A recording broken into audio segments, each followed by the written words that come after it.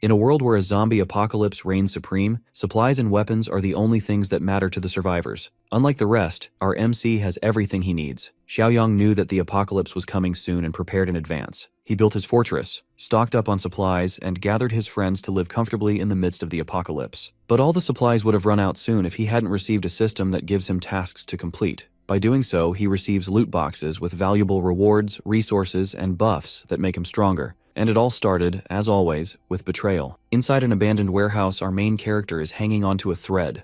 Literally.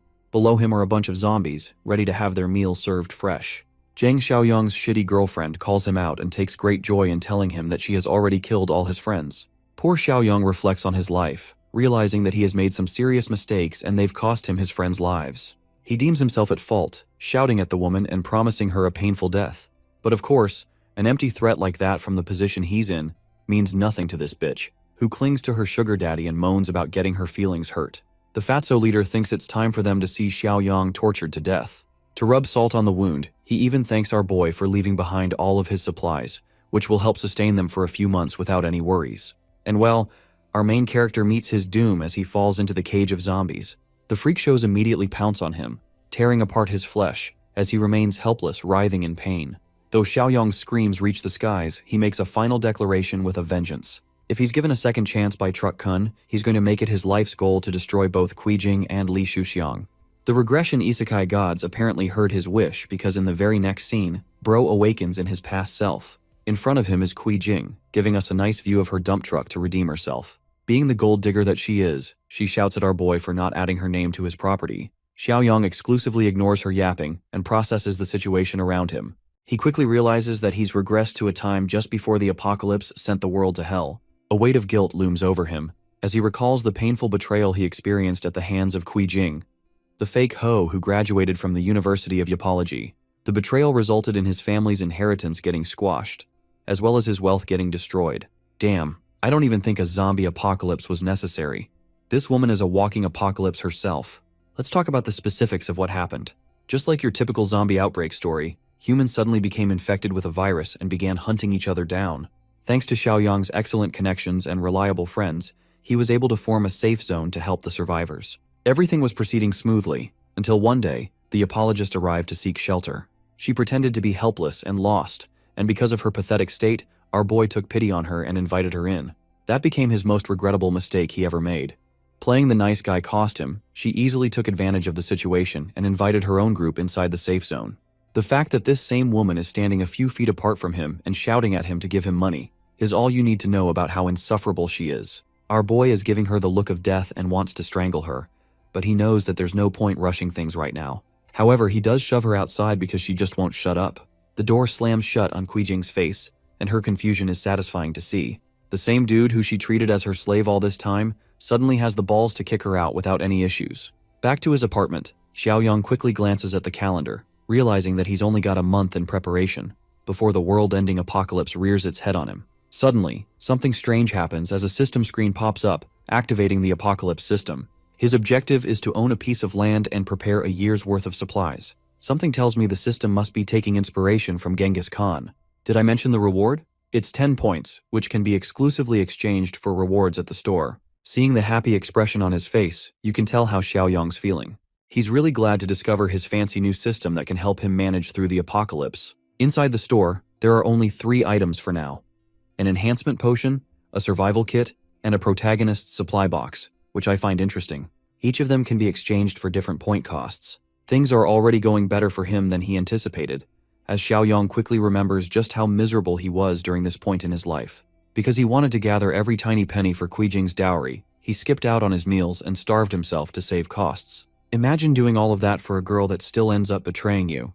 Anyway, he grabs his phone, realizing he should order some food because the zombies won't let him have any of it anyway.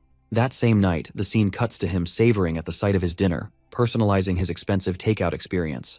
Bro is so eager to taste quality pork that the moment he takes a single bite, he gets the power of the gods and becomes shredded as hell.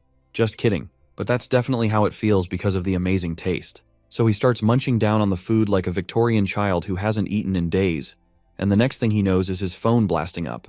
Xiaoyang checks it and realizes that it's a call from Kuijing's best friend, Wen Shuya. In typical toxic best friend fashion, she starts mouthing off at him on the phone for dismissing his girlfriend. The chick gets on his nerves so much that he hangs up on her. Instead, he focuses on his objective to acquire a piece of land. His current goal is to build a powerful fortress that can easily be defended, but also shares the facility of water and forests nearby. So the following day, our boy gets to work.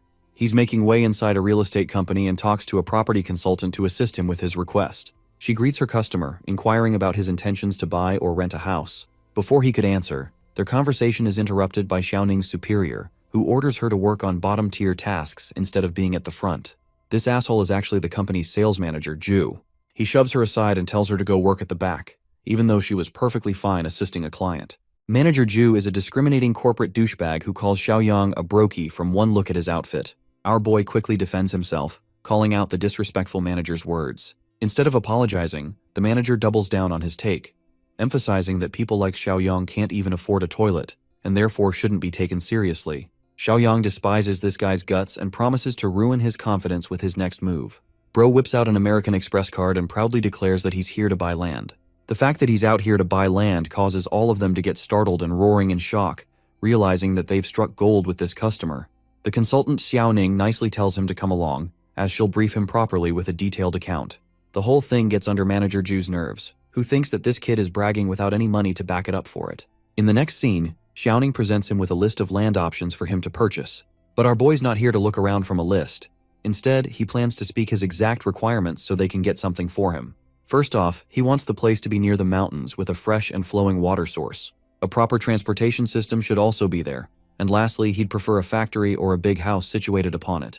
With his exact requirements in mind, Xiaoning considers her options. Manager Ju decides to swing in with a recommendation in order to humiliate our boy. It's true that there's a plot in the East District, but it's incomplete and riddled with unfinished factories and other complications. That's why Xiaoning doesn't want to recommend it. However, this arrogant lad doesn't care. He thinks that Xiaoyang is intentionally litzing ridiculous requirements because a customer like him never has any intention of buying in the first place. To that, our boy raises a question, wanting to know if the East District plot really does satisfy his requirements. Xiaoning agrees, but reminds him about the unfinished factories and the project leader exiting the project. Checking the records of the plot, Xiaoyang quickly realizes that he might actually have something going for him. This is a nice plot, easy to defend with a barbed wire enclosure and difficult to approach or attack. The fact that there are unfinished factories is a bonus for him. Right away, he agrees to purchase the plot and sign the contract. The polite consultant lowers her head in agreement, but she's totally shocked that her customer is about to buy a place with unfinished factories roaming around. Xiaoyang doesn't exactly give a damn and wants the contract to be brought up, so he can shove some shit in the manager's mouth. Hilariously, in the next scene, Manager Ju is screaming at the bill, questioning how the hell anyone could leave a giant deposit. It doesn't make sense to cover millions for a plot with a bunch of rundown factories on it. Here's the best part. Xiaoyang quickly turns up to remind him about the deal. Since he's purchased the plot, the manager has to eat a fresh load of crap. As Xiaoyang is walking away, even the other customers are ridiculing the manager, streaming his reaction and awaiting his performance. They're so ready to volunteer for the task. Let's go back to our boy. Recalling his two main missions from the Apocalypse system, he's just taken care of one by spending his bride money on purchasing land. His next concern is to stockpile a ton of resources for a year. As he's walking away, Shuxiang actually sees him and wonders what the guy is doing here. Fudgy the whale then glances at the ridiculous scene taking place in front of him. People have Manager Ju on his knees, and they're force-feeding him shit on a live stream. Damn, now that's a fate worse than death. The disgusting scene is replaced by a seductive one, presenting Kui Jing in all her curvaceous glory. The woman suddenly receives a call from Shuxiang, who quickly informs her about Xiaoyang's visit to the real estate company. And yep, that definitely gets her going because her main question is, how the hell was he able to buy land and with what money? Shuxiang reports the exact deposit details and reports that this man probably spent his bride's money on it. Kui Ping is pissed off after learning that the money she deserved is being used for his personal expenses. Instead of getting her riled up, Big Mac Attack tells her to just ask the guy himself and see what's going on. Her yapping goes on, and I'll gladly skip that part because who wants to hear that? Back to our boy, who is busy reflecting on his next idea. The big problem comes in the form of money, as he'll need a lot of it to cover for resources and work around building his base. His peaceful pondering is annihilated with a loud banging on his door. Bro probably thinks the FBI discovered something in his browser history. But no, it's just Dumb and Dumber, two of the most annoying women on the entire planet, and they're furious with the way Xiaoyang spent Kui Jing's money. Completely confused by the situation, the dude wonders what the hell is going on. Jing does not spare him a chance to say anything and straight up accuses him of using her money to buy land. Not just that, she claims ownership over the land he just bought too. As you can tell, Xiaoyang finds her accusations to be ridiculous. First, he slaps her shoulder with a pile of cash, and then he reminds her that he's never going to allow a woman like her to spend even a single cent. In fact, he even brings up his knowledge of Xiang and Jing dating each other in secret, which ultimately surprises her even more. Worst bestie of the year chimes in to cover for her friend, acting innocent and stating that it's just a misunderstanding between a couple. However, our boy isn't convinced and straight up calls her a cheater for playing him against her sugar daddy. Slamming the door on her face, he tells her to get lost. Instead of feeling guilty over her actions, the one thing that bothers Jing is how our boy was able to discover their secret relationship. That's how you know this woman is very messed up. She doesn't even care about the fact that she made a serious mistake. Her bestie is surprisingly also shocked, not knowing when the secret relationship even began. She's also disgusted that it had to be with the old bastard Xiang.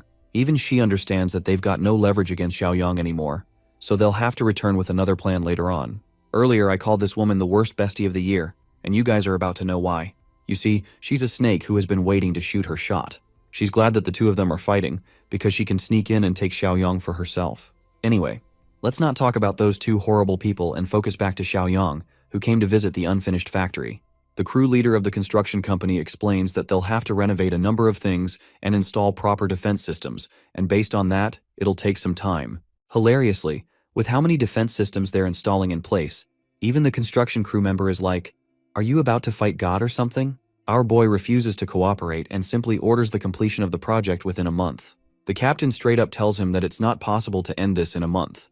Despite the numbers they have at their disposal, it won't be enough. But funnily enough, the same captain then tells him that the kid will have to pay more to finish his demands in a month. The project will be rushed, so they'll need a minimum of 20 million for the job. Without even despairing at the price, our boy simply smiles and asks to confirm it's really all they want. The leader expresses that Xiaoyang will also have to make an upfront payment of 5 million to get things started. Our boy is actually on board with the plan and explains that he'll get the money transferred in 1 week, as long as they don't waste time and begin right away. The captain is at a loss for words. He's probably wondering if Xiaoyang's the son of Chinese Elon Musk or something. Oh, and our boy emphasizes that if he skips out on the payment or crosses them in any way, he'll name the plot under their name in order to prevent the damages. The attractive deal gets sealed. But right then, the conversation is interrupted by Jing's friend, who acts all buddy-buddy with him and grabs his arm, asking what he's up to.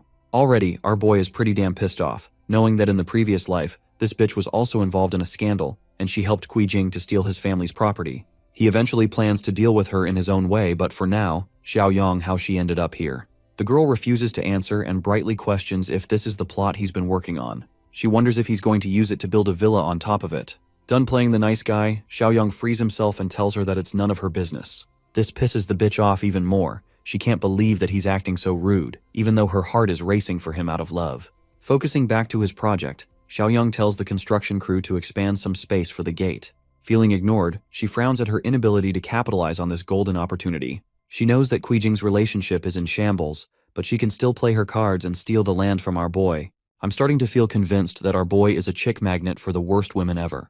Back at his apartment, Xiaoyang manages funds by using his house as a collateral. But even then, that's not enough to cover the initial payment. His biggest concern is getting a boatload of money. He even considers the idea of selling his place a few times to a few different owners, knowing that it won't matter when the apocalypse is going to come anyway. What are they going to do? Sue him in a zombie court? His peace and quiet is shattered when an annoying old man bangs on his door, shouting that Xiaoyang opens it at once. Apparently this dude is supposed to be his neighbor, Grandpa Li, who appears to have some money. The old guy is so rich that he owns the first 2 floors to his name, and now he's looking for Xiaoyang's place too. The only reason our boy didn't sell it in the original timeline is because he thought of this place as his eventual wedding house. But with how that turned out, and how this old fart is constantly shouting at him, he's starting to change his mind.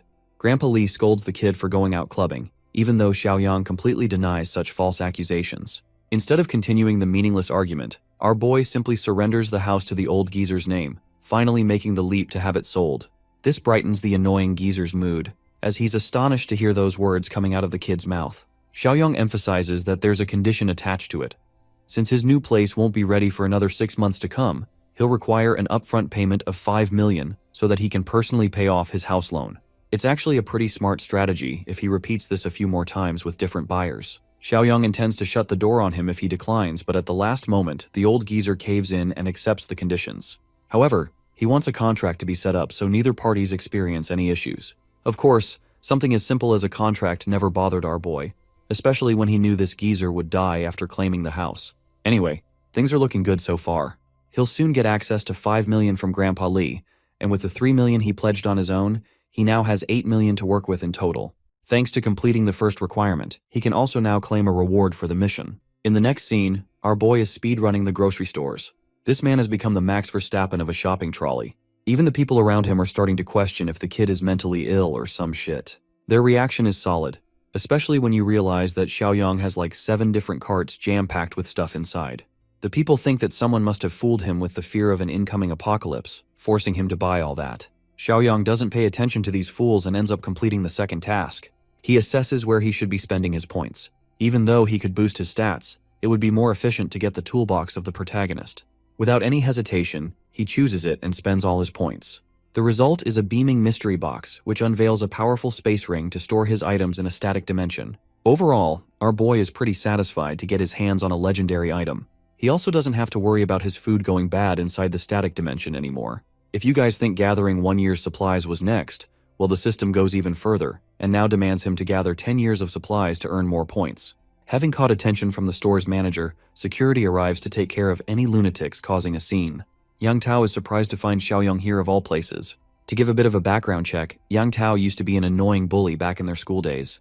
They tormented the weak, including our boy, who refused to accept their orders. Their encounters during school were already rough, and now this guy is out here screaming at Xiaoyang to return all these supplies back to where he found them, instead of causing a scene. Our boy gives him a fearless smile and points out that nothing has changed regarding Yang Tao's personality, as he's still Captain Douchebag like he was before. He promises to follow up with the purchase too, but in the eyes of the security manager, he thinks Xiaoyang is messing around, and he demands him to pay at once or suffer the consequences instead. An entire hour later, 4 receptionists finally end up concluding the checkout for all the items. It results in a total of nearly 57,000 yuan. Right away, Yang Tao forces our boy to insert his card and check out at once. Acting like he just pulled off some kind of god-tier move, Xiaoyang swipes the card with confidence. To the manager's utter shock, the transfer goes through, flooring Yang Tao's expectations. Humiliated, he takes his men and turns to leave, but our boy's not quite done as he calls him for one last thing. Xiaoyang expresses that he received unjust rudeness for his purchase, so he wants an official apology, or else he'll return these items immediately. Hearing this gets Yang Tao's blood boiling, who thinks that the kid is pushing his limits and deliberately looking for trouble. But in today's world, cameras are everywhere and people can be easily documented. That's why the other customers there are holding the rude security manager on the spot, ordering him to give an immediate apology or become famous on TikTok for his stubbornness. Things are working out great in Xiaoyang's favor, who reminds his old classmate that an apology won't hurt him. In fact, it might just give him the push to buy 10 times more. Yang Tao thinks it's an exaggeration, but our boy calmly decides to prove him wrong a second time by showing him his balance. When he swipes the card, the look on Yang Tao's face is priceless, as he's unable to comprehend how this guy has 7 million casually sitting in his account. With no other way to save his face, Xiaoyang pushes the humiliated Yang Tao to offer an apology. The bully caves in and lowers his head, apologizing for his behavior. To embarrass him even more, our boy pats his head and reminds him not to behave rudely for no reason. As he's leaving, Yang Tao curiously asks what he bought all of this stuff for. Using the best answer in the book, Xiaoyang dismisses him by stating that it's none of his damn business and that he's planning on something big. The humbled manager expresses that he'll need to find a wholesaler for even greater purchases like that. This catches our boy's attention, as he turns to ask if Yang Tao has any ties with wholesalers. The guy actually confirms the fact, reminding him of their old leader Zhang Shengjie, who currently works in the wholesale business. In fact, Yang Tao even makes a call to speak to him for a big client. The surprising part for Xiaoyang is realizing that this rude bitch is still serving under the same boss, even out of school. It makes him wonder how much money they've made together in the business. A short while later, Yang Tao takes him to his boss's place. A car quickly arrives and pulls the brakes just inches away from the two of them. Exiting the car is the arrogant bastard who thinks he runs the world, Zhang Shengjie. He wants to have a meeting with this supposed big client right away. Yang Tao even helps refresh the man's memory by reminding him that Xiaoyang used to be their classmate. But of course, since much time has passed since then, this roughneck doesn't remember anything. Inspecting our boy's face closely, he suddenly realizes Xiaoyang's identity. It's the kid who always stood his own against their group and rebelled against their orders. He tries to belittle our boy's drip by calling it fake. It doesn't also help when Xiaoyong acts like he doesn't even know the name of the brand. From his reaction, Zhang Shengzhe thinks that he's only wasted his time by coming here. The kid isn't a big client at all. He kicks Yang Tao's ass, literally, and states that he can tell how rich a person is by just looking at them. To make fun of the boss, Xiaoyong sarcastically talks about his aura being so weak that he can't intimidate a dumb boss. Provoked, Zhang Shengzhe grabs him by his clothes. But our boy doesn't back down, repeating what he said. Hilariously, Zhang Shengzhe is only infuriated about the insult illiterate. He doesn't care about the fact that Xiaoyong taunted him for acting superior to others. Anyway, Yang Tao chimes in to break the conflict between the two. But the poor dude ends up getting kicked again for interrupting. The pissed-off boss thinks that Xiaoyong has made a big mistake, thinking he'll go back in one piece if he doesn't buy a ton of goods from him. And again, yes, the one piece is real. Xiaoyong stands his ground and decides to show him his little bank account. The boss can't believe what he's seeing. The kid is ready to make a giant purchase of 1 million at the drop of a needle. To go even further, our boy states that he'll actually be purchasing 5 million worth of goods. The initial 1 million is just a deposit to get things going. Intrigued, Zhang Shengzhe inquires for the kind of goods he's looking for. The kid tells him that he wants everything that is edible or drinkable to be included as part of the goods. Despite the fact that a giant client is standing before him, this greedy boss thinks that he can easily scam our boy by handing him a batch of food that is almost expired. It's a lottery ticket for him. Inside the warehouse, Zhang Shengzhe shows him the goods and throws in a 10% discount if he buys everything here.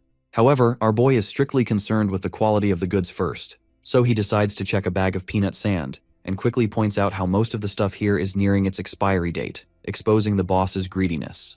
Zhang Shengzhi genuinely didn't know that Xiaoyong would be so well versed in this line of business. He decides to throw in a 50% discount if he takes everything from the pile. However, our boy quickly turns him down, stating that if he's spending 5 million for goods, they'll have to be of the best quality. However, he does have plans to use these expired goods as well. The boss doesn't get what he's plotting, but now that a discount offer is already on the table, Xiaoyong uses it to leverage his negotiation. He wants all the expired goods, but with the condition that he'll pay in a month's worth of time. Zhang Shengji doesn't mind, but he's afraid what will happen when the goods end up expiring and he backs out of the deal. To that, Xiaoyong even throws in an offer to mortgage his own house for the cost. The boss at this point is quite intrigued about the kind of business Xiaoyong is running. For him to acquire expired stuff without any problems, our boy doesn't dread his choices. In fact, he leaves a little nugget of information for the boss. In just a few days' time, even expired food will be seen as a luxury to have. This sends shivers down Zhang Shengzhe's spine, but refusing to elaborate in his typical style, Xiaoyong seals the deal and promises to send the delivery address later. Picking up his phone call, our boy realizes that an interested buyer has reached out to him for his house. He wraps things up with the warehouse and lets them take care of everything. As he's leaving, Yang Tao is left wondering if they're the ones who got spammed. Even the boss can't figure out how a normal-looking kid is out here spending millions without any concern.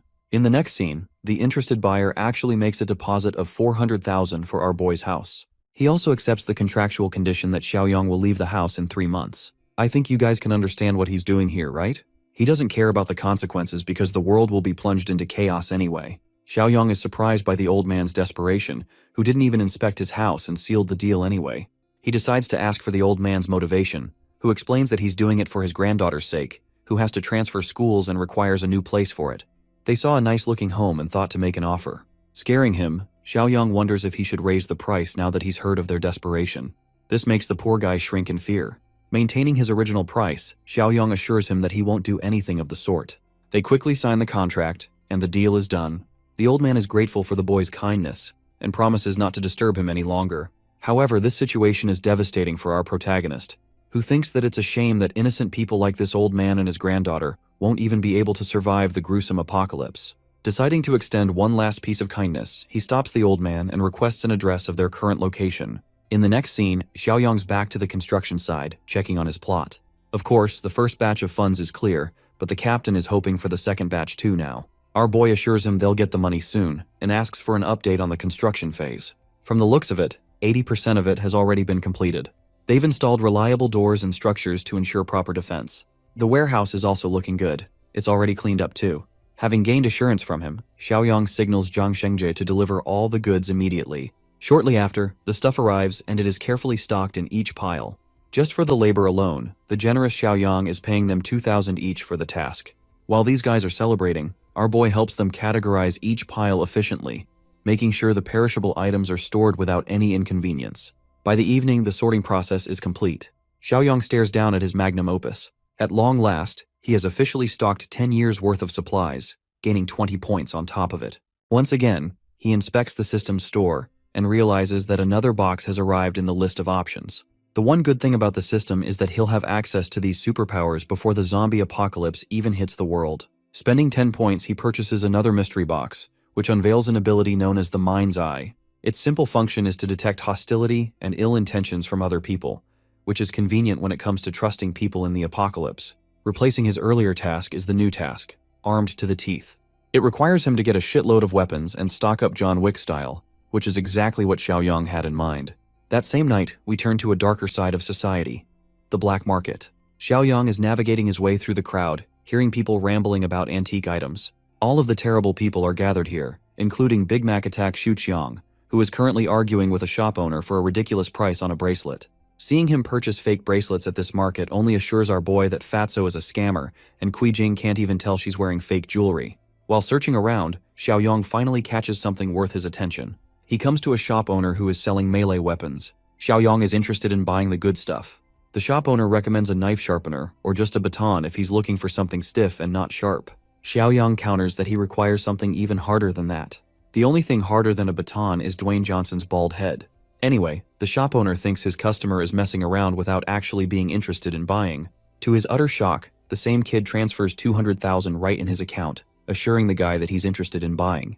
Intrigued, the seller invites Xiaoxiang to keep watching his stall while they go off to speak in private. In the following scene, they're in his storage room. The man shows him a bunch of homemade guns that can go for 2,000 yuan. But they're not powerful enough to kill someone. Of course, Xiaoyang refuses them because he's going to be facing actual zombies, not chickens in the apocalypse. The seller then invites his attention to a replica revolver, which goes for about 5,000 yuan. Once again, the kid is serious and isn't impressed at all, especially when he's paid a staggering 200,000 in advance. The mention of an advance payment makes the shop owner shocked, because Xiaoyang isn't just here for 200 grand. No, that's just 10% of the original amount he's willing to invest on weapons. In fact, he'll be spending 2 whole million on them for the job. His outrageous offer makes the seller question the kind of life this guy's living. I'm telling you all, man's about to become the John Wick of the zombie apocalypse. Without further ado, he tells the seller to get on with it. Deciding to bring out the good stuff, the guy covers his house properly, assuring no one is watching them. He also assures Xiaoyang that he's come to the right place, as he can send him to a supplier who can help complete the transaction with high-quality weapons. The real meeting will happen in a couple of days. As he's walking out of the storage house, Xiaoyang ends up bumping into Fudgy Pudgy again, who finally understands why Xiaoyang is spending a comfortable life lately. He thinks that the kid sold off a good portion of his stuff on the black market to become rich. Little does he know, Xiaoyang is uninterested in his provocations and simply wants to use this idiot to test his newest ability. Activating the Mind's Eye, he first inspects the intentions of the seller, who appear to be in his favor. But for the fatso in front of him, not so much. Xiaoyang bites back by telling Xuxiang that just like those second-hand bracelets, he also took in Jing, who is worth all the fake shit he bought. Someone's gonna need an icing for that burn. One simple remark is enough to get Xuxiang's nerves flared. The seller wonders if they know each other. To that, our boy emphasizes that it's best to consider him an enemy. Since they've become good friends already, the seller offers his support to our boy, promising to beat the crap out of the old fart for messing with them. Xiaoyang leaves satisfied while Xuxiang is at the verge of tears, seeing a bunch of ruthless men approaching him with a baton. They shove him on the ground and literally kick him down until he's full of marks. This incident only boils his hatred for Xiaoyang, and he promises to exact his revenge one day. 2 days finally passed. Our boy receives a truck full of his fancy weapons, completing the mission reward as well as gaining a bonus reward for it. The bonus reward is a physical enhancement potion to help boost his stats. It's even got a multiplier of 2, so it's even more effective than what he can purchase at the store. Wasting any time, he loads the injection and chucks it into his body. Seconds later, he realizes that he's surpassed the average male's strength, which is at 5 points. Right now, he's at 7 points, allowing a 40% increase in physical might. Next up, he checks the store, which only has a survival kit and a physical enhancement potion for him. Deciding to maximize his strength stat, he goes for the physical enhancement potion and injects it again. By the end, our boy is stacked with 8 physical points, significantly boosting his power by 60% compared to the average male. To test his ability, he looks around and grabs a hardened rod. Xiaoyang kicks it so hard that it bends and leaves a crack in the nearest wall. With his current level of strength, zombies are going to be catching these mighty hands. Next up, he decides to store all of his weapons inside the spatial ring, which sucks all the crates inside the static dimension. Assessing his situation, Xiaoyang understands that the apocalypse will break out in 2 days. He has to tie up any loose ends now, which reminds him of the situation with the old man he met. Even though people betrayed his trust in the apocalypse, deep down, Xiaoyong is a good person who wants to help others when he can. That's why he intends to send their family a bunch of supplies to survive. But from then on, it's up to the people to manage their own. In the next scene, Xiaoyong arrives at the old man's place. It was difficult to find the exact location because of how downtrodden this place appears to be. As he's climbing stairs, our boy understands that the old man must be in a really terrible place in life. As he's knocking the door, he realizes that it's best to whip out the supplies he brought first, so that he doesn't have to deal with it. His magic ring materializes the rationing supplies just outside, and finally he knocks the door. The old man worriedly comes up, apologizing for the situation of the rent. But he's shocked to discover Xiaoyong at his doorstep. And not just that, the kid has brought tons of stuff alongside him. Our boy tells him that he doesn't have time to explain, so it's best if they transfer the stuff inside quickly. In the next scene, the crates are all placed inside, and the old man is pretty impressed by Xiaoyong's stamina. Our boy inspects his surroundings and thinks that the old man's apartment is well secured. He warns the old man not to spill a word of what he's about to tell him. Xiaoyong advises them to use the supplies smartly, because the world is about to experience a change. Suddenly, he glances at a photograph of the old geezer's beautiful granddaughter. To his utter shock, it's actually Shanshan, one of his friends that he made when the apocalypse broke out. To confirm her identity, he checks with her grandfather, who is surprised that Xiaoyong knows her name, even though they never brought it up in their conversation. Concerned, Xiaoyong immediately asks for her location. Turns out that she's in her hometown studying and in the process of transferring. In the original timeline, he found her with lingering regrets about her grandfather's demise, who risked his life to save her and died in the process. As his friend, Xiaoyong refuses to let the same outcome happen again. First off, he tells her grandfather that he's not going to be able to move into his house. This causes the poor guy to panic out of fear, but Xiaoyong helps calm him down by explaining the end of the world.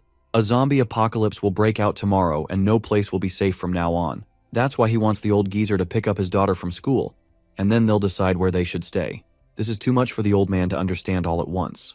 Unfortunately, Xiaoyong doesn't have a choice but to help his understanding. He describes the situation to be similar to a famine. Starvation will be the norm for their once peaceful world. Xiaoyong practically demonstrates his point by sucking in all their furniture as well as the crates back to his ring. Shanshan's grandfather is at a loss for words, until our boy explains that he has special powers and the ability to see the future. That's why he wants them to be safe, and they must head to Shanshan's school right away. In the next scene, they're inside the car rushing to the school. Arriving here, Xiaoyong quickly asks for her dormitory as the two of them quickly look around for her. Well, apparently Shanshan is out here getting bitch-slapped by a jealous woman because some random dude has a crush on her. Even though Shanshan has tried clarifying that she shares no involvement with the guy, she still gets struck for making excuses. These evil bitches torture Shanshan for acting nonchalant in front of their crush. Lucky for her, Shanshan's grandpa comes rushing to find her. The helpless old man demands the woman to let her go. But to deal with them, a bunch of high school lunatics arrive, threatening the old man for getting involved. For his granddaughter's sake, the old man rushes in blindly and faces off against the three men. One ruthless bastard is about to clock his head with a baseball bat. Before the attack even connects, Xiaoyong grabs his arm and stops it. He taunts the guy for pretending to be a gangster, when really they're just a bunch of high schoolers. The idiots try to clown on him, but Xiaoyong beautifully answers by kicking the first guy so hard that his hair turns blonde.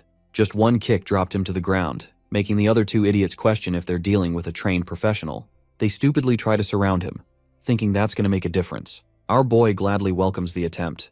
The dude with the club attempts to strike him from his blind spot, but completely misses his mark as Xiaoyong ducks with ease. Now that he's amplified his strength stat, his reflexes are on a whole different level, causing him to react faster. To return the blow with love, he grabs the guy's collar and smashes him into the ground, knocking him out immediately. As for the leader of the group, he tries sneaking up with a knife stab. Unfortunately for him, Xiaoyong maneuvers his fist to his advantage and brutally delivers a kick just below his thigh. Just so you know, getting kicked here by a real-life professional is bound to put you down with the worst kind of pain imaginable. Well, in these idiots' case, Xiaoyong has been successful in helping them take a nap. Next, he walks up to the girl who toyed with Shanshan. A bitch slap to the face reminds her that he's showing his support for feminism and exercising equal rights. Girl is literally seeing stars for a minute. Bro then grabs the other bitch and shows her how it feels when someone pulls your hair. He then puts a blade right up to her neck, drawing tears out of the fear in her eyes. And then boom, a sharp swing cuts through as the woman screams in pain. At first glance, it looks like bro just got his first body count kill. Even the reaction of Shanshan makes it seem like he really unalived someone. But no, he just gave her a little haircut. You know, how the barbers treat you when you say, just cut a little off the top. and then they end up running a fade check on you? Yeah, it's happening to her. She screams at him, promising never to forgive him for what he did. But let's be real, our boy doesn't give a damn and even acts like he did her a favor by taking off the extra weight. Hilariously, he tells her that she'll get what he's talking about in a few days' time.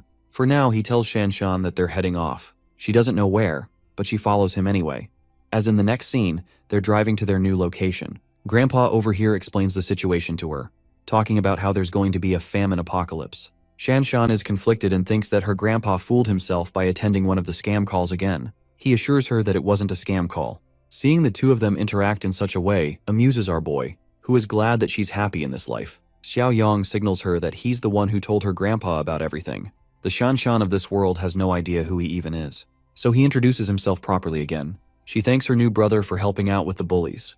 But Xiaoyang isn't too worried about them anyway, since they won't be surviving in a few days. Still, the girl is lost and doesn't get what's about to happen to the world. Xiaoyang clarifies that he only describes the situation as a famine because it's the easiest way for her grandpa to understand. This gives the poor girl some hope, making her believe that everything's gonna be fine. Bro quickly reaps her soul by replacing the word famine with an apocalypse, utterly shattering her expectations. Xiaoyang states that things should already be going south according to the news. Shanshan quickly checks her phone and sees a bunch of videos about some kind of rabies infection causing people to go mad and attack people. Her fear grows and grows when she watches even more videos, horrified to see the condition of infected people. Xiaoyang stands corrected once again. The apocalypse is about to begin. Shanshan learns that tomorrow will be the official breakout of the toxic smog, which will encompass several provinces. This dangerous smog will permanently alter the state of living beings. A good portion of the population will immediately turn into zombies, and from then on, they'll feast on those that are unaffected by the smog. Once killed, the uninfected become the undead, increasing their numbers. He's happy to know that Shanshan at least has knowledge of what zombies are supposed to be like. It's just that the situation is far too ridiculous for her to understand. But our boy thinks she'll come to find it reasonable soon, especially when the entire world will be plunged into chaos after 1 week. But right now, they're stuck with another problem: traffic. Xiaoyang is surprised to find the emergency lane also blocked. The roads are packed. Shanshan is afraid for her life, fearing that the zombies will find them while they're stuck here. Xiaoyang assures her that it's not that bad right now as the apocalypse hasn't fully broken out. Still, even though the main apocalypse is supposed to happen later, the chances of a small outbreak happening here are also pretty high. Speaking of dangerous, a driver decides to ram into the lanes by forcing his way through. He ends up slamming right into our boy's car, who is pissed off and retaliates on his own. He tries to stop the invader from entering the emergency lane. The guy stops just next to his car and starts shouting curses at Xiaoyang. Realizing that they're dealing with a snobbish rich guy driving a Mercedes, Shanshan's grandpa recommends they let it go. But our boy doesn't play around. He doesn't mind giving this guy an early death if he bothers them out of the car. In the next scene, the traffic is finally unclogged, and the situation is resolved after an hour. Shanshan warns our boy to watch out for the same driver from last time, who is quickly speeding up to cut through. Even Xiaoyang is shocked by this guy's stubbornness.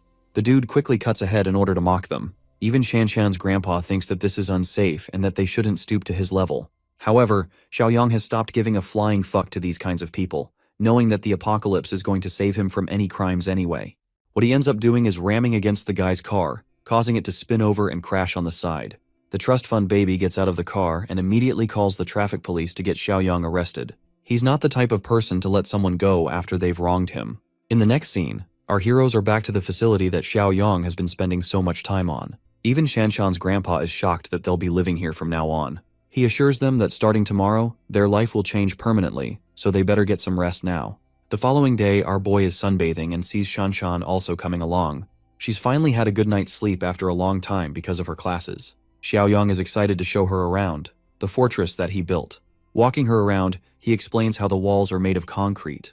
There's a remote-controlled gate, so durable that no one will be able to cut through. He installs one proper rule. Without his permission, they can't allow anyone to enter inside the fortress. This makes Shanshan worried about the survivors who eventually find their way all the way here, thinking that Xiaoyang's just gonna let them die. To answer her concerns, he takes them to another location, pointing out how people's nature truly takes a shift when it comes to any apocalypse. It's because of the dark side of humanity that they'll have to treat other people with caution. Being kind can result in their own deaths if they're not careful. To take care of any survivors, he's actually installed a buffer zone, a place of temporary shelter that can be used to help them while he's away. Once again, Xiaoyang strictly reminds them not to let anyone enter the main fortress. With that established, he takes them to the food storage facility. explaining how they're going to be handling food from now on. Navigating inside the warehouse, he turns to them for one final inspection. Activating his Eye of Insight, he's able to inspect their intentions. With both of them showing a sign of clear trust, he's happy to have found well-intentioned people. Up next, Xiaoyang materializes some of his weapons, pointing out that they'll be the key to their survival. Grandpa gets a shotgun, while Shanshan's acquired herself a powerful crossbow. Their only instruction is to make sure these weapons don't fall into the hands of other people. Okay, it's been a while since we reviewed the system's task. Xiaoyang's next task is to find his former partner Jiang Qi, who is also one of his friends from the original timeline. The worrying thing is figuring out Jiang Qi's location. But not to worry, because the system points to the exact city his friend is living in. He leaves both Shanshan and her grandpa in charge, reminding them not to violate the rules he has set. Then he heads off to recruit another member into their main fortress team to strengthen and reform it before the apocalypse begins. The scene cuts to a studio called the KTV. A bunch of homies are hanging out here and enjoying some karaoke. They decide to take a bathroom break to relieve some tension. Here, Zhangshai ends up bumping into a pretty girl and apologizes for having caused unnecessary trouble. Of course, her boyfriend doesn't give a crap about their excuses and kicks him away. Jiang Qi's sent flying back. Knocked to the ground, his friend comes up to check on his condition. Nerd Eyes over here puts up a bold stance and stands up to the meathead who punched his friend, causing the guy to get even more pissed. He quickly grabs Jiang Qi's friend, toying with him. Jiang Qi begs for mercy, hoping for the man to spare his pal without causing any harm. While this is happening, a waiter watches the whole scene go down. He's already suffering from a cold and now there's a fight breaking out. Quickly, he tries to stop the fight by intervening. The annoyed wannabe rich guy acts like he's a big deal and grabs the waiter too, who gestures to the two kids to scatter away quickly. Jiang Qi and his friend make a run for it while they still can. They go back to their karaoke room, having escaped the troublesome situation. Even the other guys are shocked why they came running like that. Captain Glasses tells them about the situation, how they bumped into a thug's bitch and ended up getting their ass beat for it. It's only thanks to the waiter that they were saved. Hearing this, the other two guys are riled up. They want to go back and beat up the dude for daring to mess with their group. Jiang Qi helps him calm down, stating that there's point looking for trouble anymore. Well, things only get worse from here on out. Remember the waiter? Poor guy has been beaten to a bloody pulp. The rich thug has brought 3 more of his friends, and they're all here to beat up Jiang Qi's group. The thug orders his men to seize them right away. Unable to put up a fight or cause trouble, Jiang Qi and Nerd Eyes quickly drop low. There's only one guy confident enough to put up a fight from their group, and when he tries to break his silence, the thug leader smashes a bottle on his head. Chen Chong, and I'm not even being racist, that's actually his name, is left with a bloody head. The scene transitions to our boy, who stops his car just outside the bar, knowing that Jiang Qi being here makes total sense. Chen Chong's down for the count, and if that's his blood on the floor, then someone needs to get this guy to the ER fast. The asshole thug leader seeks the validation of his girl, who thinks that they should punish the one who bumped into her. And that turns their attention to Jiang Qi, who is about to get his ass kicked. Shockingly, Chen Chong dashes up from the ground and attempts to strike down the thug leader. If not for the other guy stopping him, he really would have smashed his face in. The thug leader is surprised to see such bravado coming from a college kid and smashes yet another bottle on top of his head. I'm starting to feel sorry for him. Chen Chong kisses the ground a second time and his friends cry out in worry. Watching him go down like that infuriates Jiang Qi to jump into action. Unfortunately, they're quickly detained. The final member of their group is quivering like a puppy on the side. The waiter is struggling to maintain his senses, while the rest of the thugs are busy beating down Jiang Qi's group. Unfortunately, his punch is dodged, so he doesn't even take one of them down. Something happens to the waiter. This guy goes crazy with his bloodshot eyes and flings into the battle like a damn animal. He chomps down on one of the men, chewing on his shoulder and horrifying everyone else. The thugs have no idea what's going on or why this waiter has gone insane all of a sudden. They quickly try to restrain him, but his monstrous strength gets the better of them. In fact, the zombified waiter turns back to chomp down on the other guy's arm. He's become a full-fledged animal as he overpowers the thug and knocks him to the ground. To everyone's shock, the same overpowered animalistic beast of nature is easily manhandled by a random guy. This random guy is none other than our boy, of course, who shoves his face into the screen and tells everyone else to stop fucking around. The thugs are astonished. Just now they were getting destroyed by the waiter, and yet one kid has him pinned against the wall without any trouble. The thug leader questions Xiaoyang's identity, who doesn't explain a word and addresses Jiang Qi's condition, asking if he's clear of any bite marks. Luckily he is, but Jiang Qi doesn't know why he's being asked such a weird question. Our boy tells him to quickly follow him as they've got somewhere to be, but the thug leader isn't quite done messing around with them and stops them. However, one of his own henchmen starts experiencing a strange headache after receiving a bite. Immediately, our boy comes to terms with what's about to happen. The infection is getting worse and his guy is about to turn. Xiaoyang asks if his shoulder was bitten off by the same rabid waiter. The lackey confirms this as a fact but doesn't understand the connection. Our boy internalizes that this guy was actually already infected. And now that he's received a bite close to his head, it's game over for him. Xiaoyang drags the zombified waiter, tosses him into the restroom, and slams the door shut. The wild beast keeps on ramming the door, but luckily, zombies at this stage don't have the intelligence to open doors. Turning his attention back to the thugs, our boy prepares himself for a serious ass-kicking, questioning Zhang Qi which one he should take out first. The funniest thing is that Zhang Qi doesn't even know him and fails to comprehend what's going on. Pissed off by the kid's audacity, the thug leader rushes to punch his arrogance down. Humiliating him with a simple motion, Xiaoyang grabs his damn face and smashes his head into the ground. The infected lackey from before rushes to attack him as well, but he's also destroyed with a single smack to the face, knocking him down. With the dude completely knocked down, his friend comes to ask what's going on, as a simple punch shouldn't have been so effective. His body twists and turns in pain as Xiaoyang invites them for the smoke, believing that only after catching these hands will they understand not to fuck with him. Turning to Zhang Qi, he's given strict orders to head to the private room with his friends and wait outside. The guy doesn't put up a fight and just helps his friend exit the room. As for the thug leader and his fellows, they're done fighting around too, knowing they don't stand a chance. However, Xiaoyang isn't the type to just let anyone leave after they messed with him like that. He accuses the thug of being a drunk bitch who nearly killed his brother because of his carelessness. To give this guy a taste of his own medicine, he shoves the thug down and slams the door shut on him, sealing them inside. The thug leader slams the door, but he can't do shit since it's locked from the outside. The outcome is gruesome for this guy's fate. His own lackey has fully become a zombie and lunges forth to find its nearest victim. In the end, Xiaoyang gets to hear their screams as they're getting devoured alive. A staff member comes around to check what's going on. Xiaoyang instructs him to lock the door properly and to call the police, informing them of a dangerous patient with a rabid infection. The staff member is startled at first, until our boy shouts at him to just get the job done. Quickly, he locks it shut with a key. Next up, our boy helps Zhang Qi's friends navigate their way outside. The staff members are concerned about the noise coming from inside the room, wondering what the hell is going on. They received word that a rabid flu patient is inside, but no one really knows for sure. Hearing about the flu, they quickly rush to check the live cameras. But when they arrive at the surveillance room, their expression drops to disgust and horror. Every single one of them has become a man-eating monster, ripping apart each other's limbs, causing the staff members to call the police immediately. Luckily for our boy and his friends, they've escaped the dangerous karaoke bar. He helps them get inside the car and they quickly head off. Even though Zhang Qi is grateful for the stranger's help, he still doesn't get who this guy is. Xiaoyang calmly introduces himself, explaining that he was hired to protect them by a client whose identity is confidential. One of them asks about the rabid flu patient, stating that it doesn't exist according to the internet. Xiaoyang reminds them of the situation inside the room and wonders if that was also a conspiracy theory. Nerd Eyes worriedly asks about the cure for the flu. Unfortunately, from what our boy knows, there isn't a medicine for it. In fact, the situation will only get worse from here on out and the world will be plunged in chaos. Speaking of which, zombies have already begun attacking the citizens.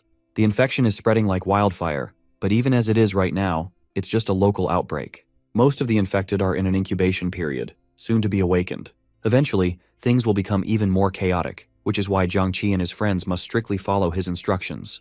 They all agree in unison to follow him, when suddenly he receives a mission completion message. With this, he gains access to new items at the store. Some of them are supplies that he could really use down the road.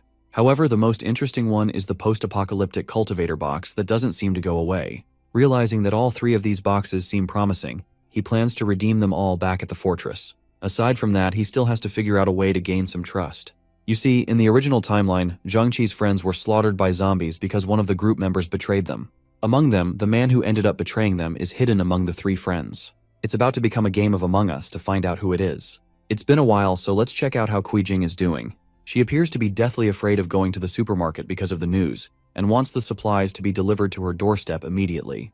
To her absolute horror, she hears someone violently knocking at her door. Kuijing doesn't know how to handle the situation and quickly hangs up the phone call with Xuxiang. She takes a peek and finds herself relieved. It's only her best friend, who scared her to death with her surprise entrance. The bestie informs her about their neighbor on the first floor, who was taken away by the police by force in an ambulance. It appears that he was also infected, and it's starting to make sense why things are chaotic in their building. She asks Kuijing about the supplies that Big Mac Attack promised her. Unfortunately, they've yet to be delivered. Adopting a different approach, she decides to take advantage of Xuxiang's ego by injecting him with lies. They plan to tell the fat ass that Xiaoyang has a stockpile of supplies on him. Jing doesn't understand how her best friend knows this information. Turns out that she's been spying on him using one of her men, and has since learned that he orders a ton of supplies every now and then. Jing can't believe that her ex knew about the apocalypse in advance. Her beastie convinces her to tell Xiong about everything, so they can loot Xiaoyang's supplies and make a fortune for themselves. Yup, these fake hoes know no morals. Arriving back to his glorious fortress, Zhang Qi is stunned by what he sees. He can't imagine someone building an actual fortress for themselves. Taking great joy, Xiaoyang explains that it's everyone's natural reaction.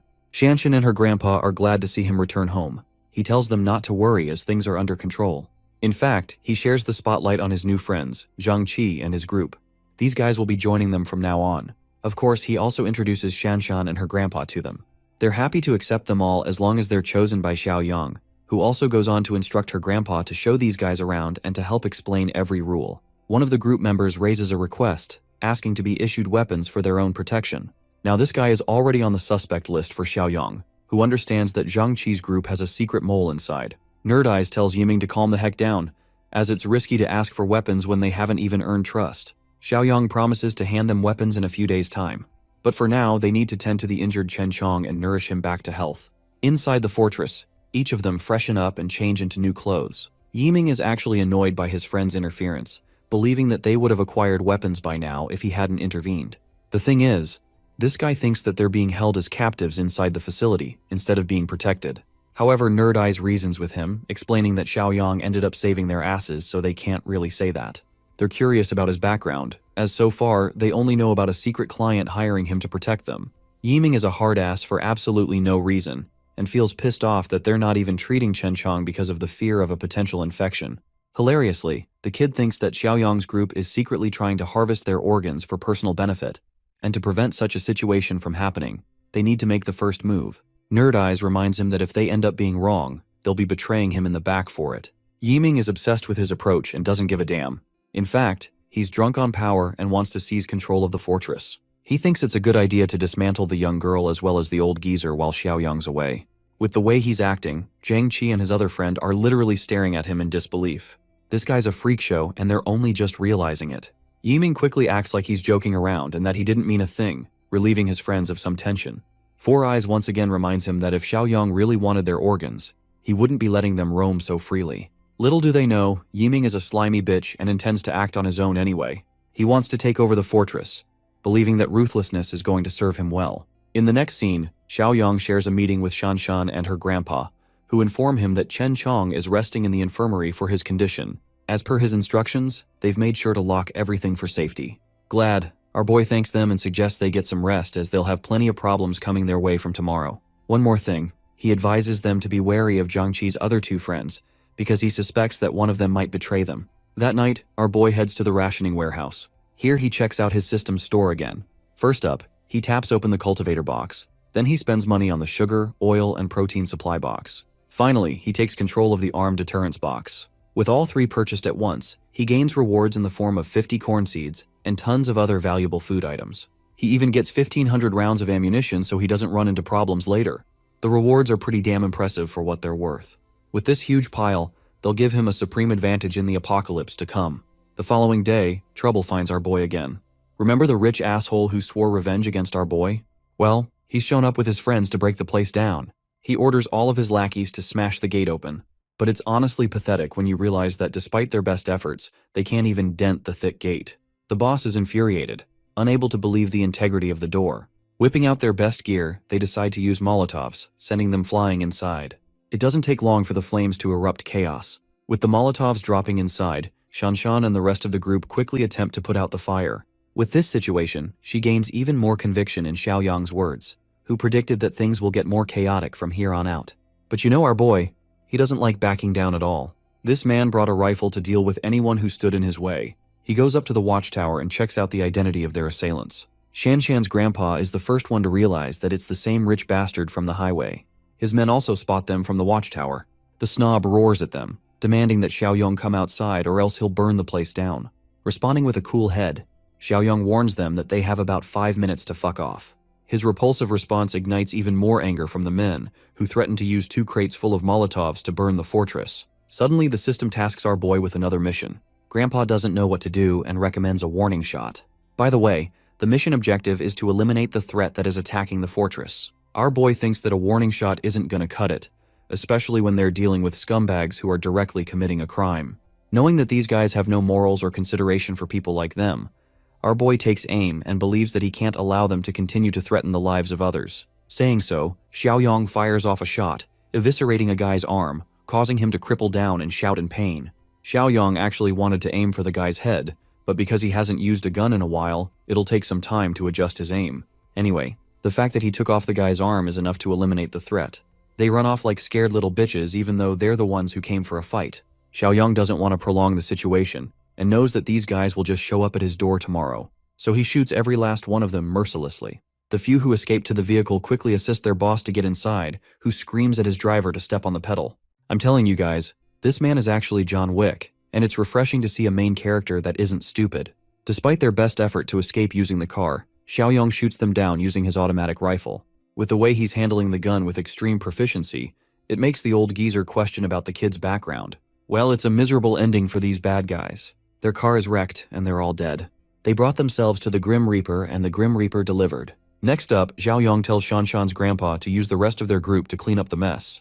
But then, a sudden thought takes over his mind. Since they're already in the early stages of the apocalypse, now would be a good time to let these guys rot out here and become training dummies when they eventually become zombies. So he stops the cleaning operation and prefers the dead men to be right where they are. What our boy doesn't know is that Shushong is actually on his way too, along with Kuijing and her bestie.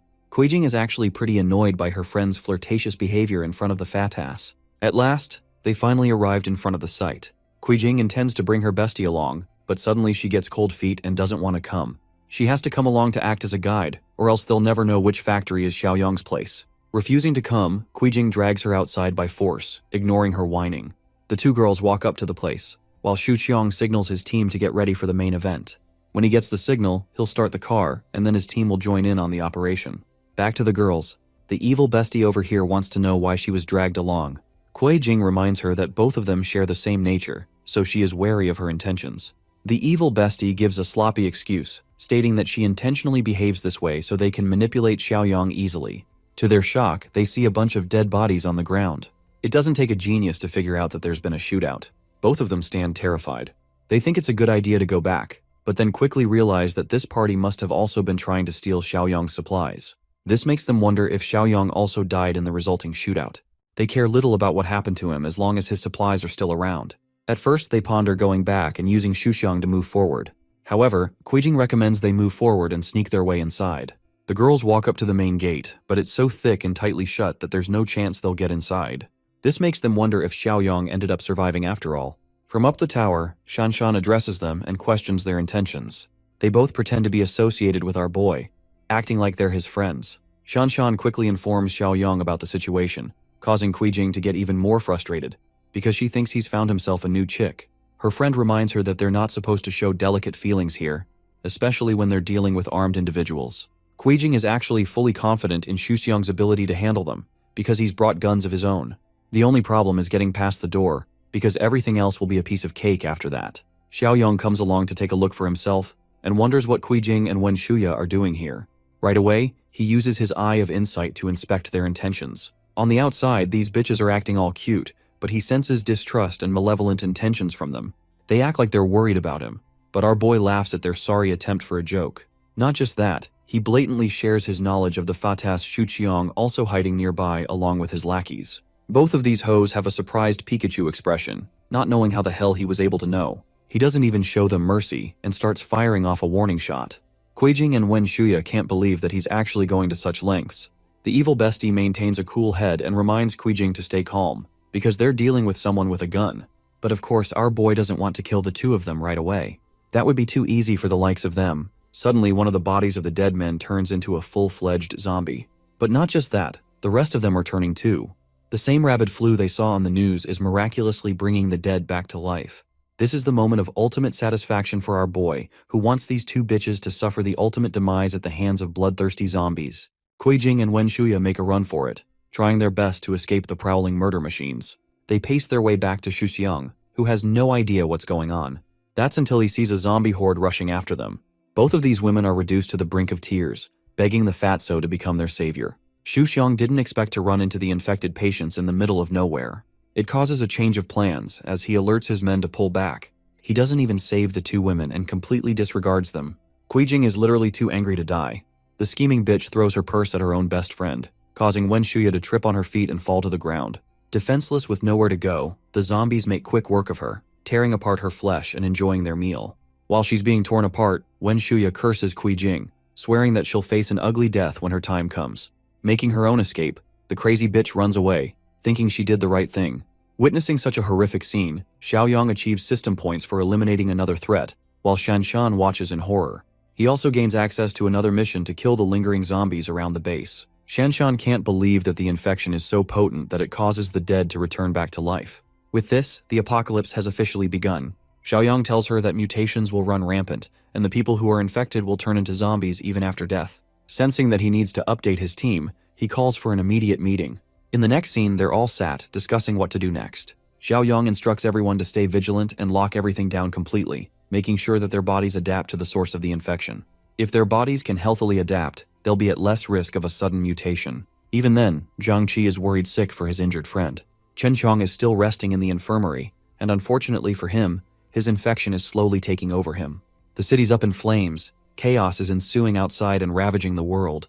We turn to Zhang Xingzhe, who orders his family to stay home while he's going to go to the warehouse and collect all the supplies he has. He also strictly tells them not to open the door for anyone, but things aren't looking so great for them as someone's already banging on the door. Gesturing his family to stay quiet, he approaches the door with a golf club in his hand, ready to knock the shit out of any infected person. He realizes it's just Yang Tao outside and lets his guard down.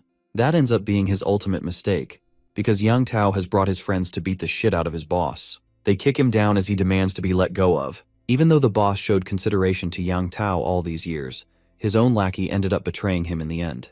Of course, Yang Tao reminds his former boss that he was disgraced and tossed around like a lapdog. It's the opposite of being treated nicely. Zhang Shengji reminds him of the down payment he paid for Yang Tao's sake so he can get a house. Instead of being grateful for that helpful gesture, Yang Tao acts like it shouldn't be a big deal since his boss has enough money to buy several houses all at once. He's here for the warehouse keys to rob the supplies. The boss doesn't comply, causing this bastard to attack his family. Yang Tao drags his wife by her hair, causing the little boy to roar at him for hurting his mother. The poor kid can only do so much. Yang Tao doesn't even spare him and smacks the kid with a heavy slap. Zhang Shengji roars at him for hurting his defenseless wife and child. Being the evil son of a bitch he is, Yang Tao promises not to hurt them as long as he cooperates along with them. In the next scene, they bring him all the way back to the warehouse. Unlocking it, they get inside, but Yang Tao is severely disappointed that there's barely anything. He doesn't secure Xiaoyang's supplies, they'll just take out their frustrations on his wife and child. It's a depressing situation for this guy. Back at the fortress, things aren't looking good for Zhang Qi's friend. He's turned into an animal without any regard for reason. The group despairs at the sight of watching their friend get reduced to such a pitiful state. Finally, Yiming suggests that they dispose of him. Once again, Xiaoyang is made suspicious by his words. Zhang Qi can't believe the words coming out of Yiming's mouth. However, this guy is actually serious, believing that there's no reason to keep an infected person alive, especially when they're already dead. He understands that if he were ever to break out of containment, he will endanger the rest of them. His words are painful but true. Xiaoyang agrees that there's no cure, so there's no way to bring their friend back to life. To test Yiming's resolve, our boy offers him a blade, just to see what he'll do with it. The guy is startled at first, but eventually realizes what's going on. Xiaoyang wants him to kill his infected friend. Yiming's body shivers at the sight of the blade, while our boy eggs him on, reminding him that he's the one who wanted a weapon from the beginning. It's finally time for him to pick it up and peacefully send off his friend. Interrupting their conversation, Zhang Qi forces the blade out of their hands. He understands the weight of the responsibility involved, and volunteers for the task instead. Our boy quickly reminds him that if he follows through with this job, he'll become a murderer. It's not something to brush off easily, but Zhang Qi is prepared to trust in Xiaoyang's words, and that's why he's ready to do the job.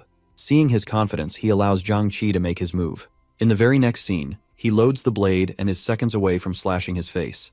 But shockingly, Xiaoyang stops him at the last second. Even though they agreed on everything, suddenly he changed his mind.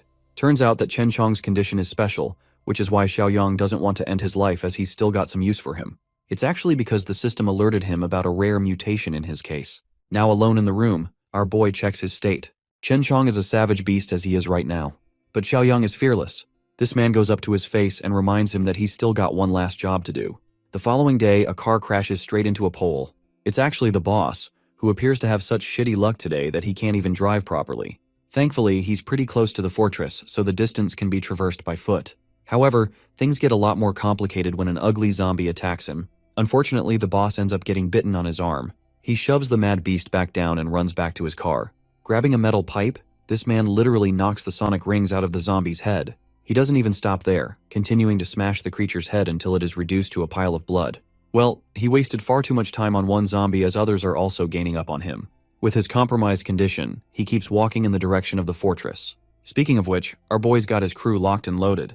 Each of them are armed with weapons to kill the zombies lingering around the base. Shanshan is struggling with the protective gear covering important parts of her body. Even though it's uncomfortable, it's necessary to wear. Xiaoyang points out that zombies are known for their explosive power, and it can get overwhelming for them when they lack combat experience. He's fine with them taking it off later on. Outside the base, they're locking down on one zombie as their main target. Xiaoyang instructs his team to get ready as they're within range to strike. Suddenly, the zombie catches sight of them and initiates its attack.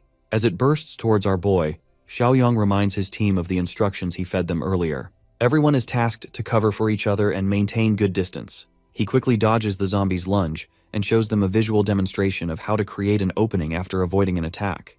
The best areas to strike are the creature's temples and nape. Think of it like Attack on Titan, the neck is their weakness. Surprisingly, Four Eyes is brave enough to smash his weapon into the zombie's face. But instead of cutting through with his blade, he only ends up hurting himself. I was glazing him and he ended up losing all of his aura in the same scene. Xiaoyang emphasizes that attacking the skull is useless. It's the least effective move they could pull off in a battle. It also gives the zombie a window to attack the dude, forcing Four Eyes to block with his blade. The creature really wants a piece of him while he's quivering in fear for backup. Xiaoyang is at least impressed with the way he handled his defense. Next up is Jiang Qi, who goes right in to target the monster's neck. The zombie is struck precisely at its weak spot, creating an opening for the rest of the team to keep on bashing it to death. Our boy highlights the importance of striking numerous times to ensure a successful kill.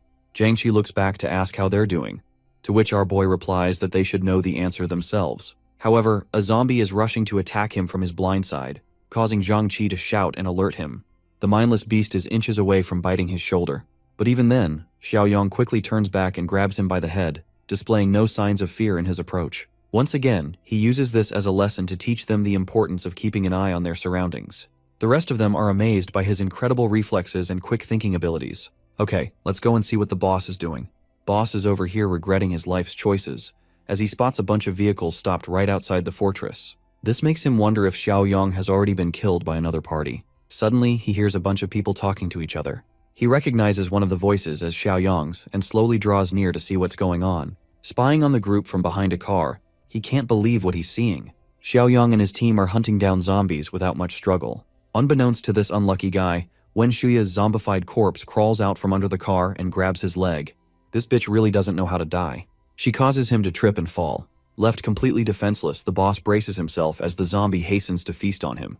Right as she's about to kill him, her head gets blown to bits. It's Xiaoyang, who came just in time to save his life. The boss shoves her headless corpse to the side, while our boy questions what he's even doing here of all places. The boss explains his situation, but before he gets to say anything, Xiaoyang unfortunately spots his infected bite mark. He puts the gun over his head, stating that he's already a lost cause. The boss begs him to at least hear him out before shooting. Even though Xiaoyang is willing to give an ear to his request, he's not going to let this guy come near him. Filled with grief, even the boss understands that he's done for. The clock is ticking down for him to become a zombie, but the last thing he wants is for his family to experience the same tragic fate. He reveals how Yang Tao terrorized his family and is currently holding them hostage in exchange for Xiaoyang's supplies. Even though Zhang Shengji has done a lot of bad things in his life, he's never done anything close to what Yang Tao is doing right now. In any case, his family is innocent, but he knows that Yang Tao won't spare their lives. That's why he's begging for help, for Xiaoyang to take mercy and save his family. The situation is conflicting for our protagonist. He understands that Zhang Shengji is a selfish man, but at the same time, he did help out with the delivery of the supplies. What's more is that even though his team is well made, the ratio between men and women is unequal. Xiaoyang thinks that improvements could be made in light of that. He gets even happier after receiving a system mission to protect the boss's family, allotting him 25 points for completion. There's also his current mission, which is to kill all the undead lurking outside his base. Anyway, Xiaoyang agrees to take responsibility for the boss family. Hearing such words, the soon-to-be infected Zhang Shengji plummets to the ground, forever grateful for his actions. But now, it's time. Even the boss knows that he'll be infected soon, and he doesn't want to die a human's death. Understanding his situation, Xiaoyang orders Shanshan to grab a bike from the storage room. She doesn't get his intentions, but she goes to grab one anyway. As for our boy, he tells the boss to isolate himself from the crowd in a place where no one can reach him. Even though he doesn't explain the reason why, he thinks it's the best strategy to use before he becomes infected. Accepting his suggestion, the boss thanks him once again.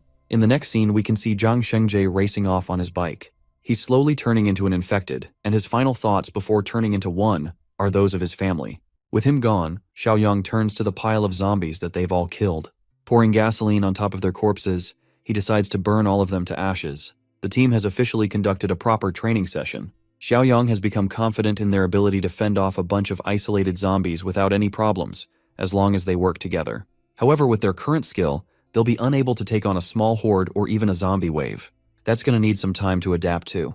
Xiaoyang tells his team to follow him, and in the next scene, they're facing yet another one of his storage rooms. Our boy uses the old geezer to watch over the weapons storage room for tonight, as he'll be heading over to the city. Of course, Shanshan's grandpa is worried that he's leaving off to a destroyed city. It doesn't make any sense for him to do that. Jiang Qi and Four Eyes volunteer to tag along for the mission too, but our boy refuses them, stating that it's a level of danger beyond their current skill. That's why he's leaving them to just protect the fortress until then. With that settled, a few minutes later, he's already in his car with his weapons prepared for the hunt. For the first time in forever, the store is empty, and even the refreshing option takes a while. This time, he decides to spend points to refresh everything. When he does, he is welcomed by a bunch of new loot boxes that he'd never seen before. Among them is the Black Tech box, a life-saving box, and an armed threat box. Also, with every manual refresh, the cost doubles, which means he'll have to be careful about how he uses the feature. Xiaoyang still thinks it's a good idea to spend all of his points on the fancy new crates. For now, he purchases only the Black Tech supply box, leaving him with 6 points left. He opens the box and discovers a physical enhancement potion, this time with a 5-point increase. It's an even bigger jump from last time. Reaching superhuman levels of strength, Xiaoyang injects himself with the potion. His body succumbs to the potion's effects, making him stronger than ever before. Our boy's destination is actually the boss's house. His wife and child are quivering in fear, hoping for Zhang Shengjie to resolve everything. After a while, Yang Tao and his goons arrive into the room, while the defenseless lady questions what they're going to do next. Forcing his way upon the weapon, this piece of filth tells her that they're going to enjoy her while her husband's away. The poor woman tries her best to fend them off, begging them to stop what they're doing. We pick up the story with these thugs tearing Xiaoli's clothes without a hint of shame, while her desperate son struggles to shove one of them away.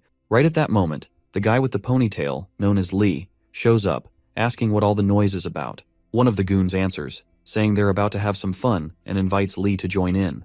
But the ponytail guy tells him that the job isn't finished yet, so there's no time for messing around. They better focus and get to work.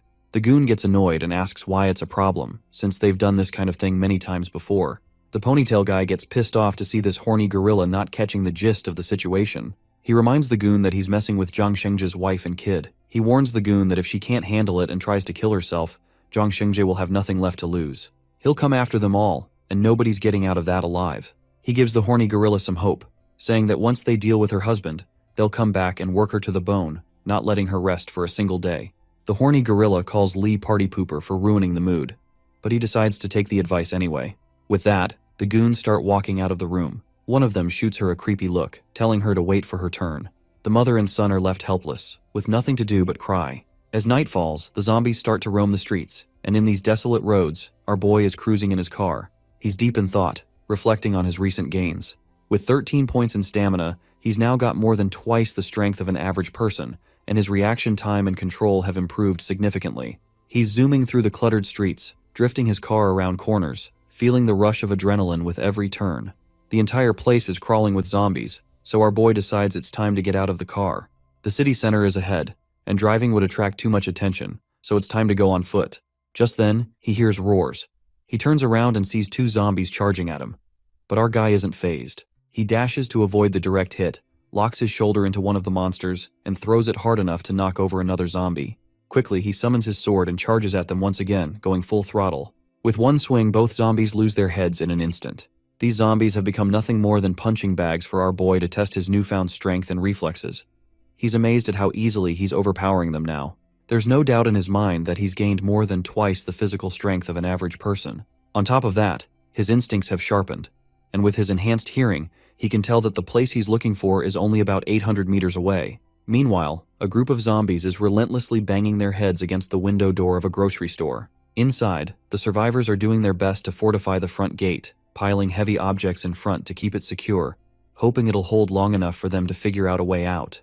The terrified brat asks his father if they're going to die here, to which the father tries to reassure him, saying that these sons of witches can't get in, and even if they do, it's still a win because they'll be reunited with his mother. Of course, the father's words don't offer much comfort, and the brat starts crying even louder.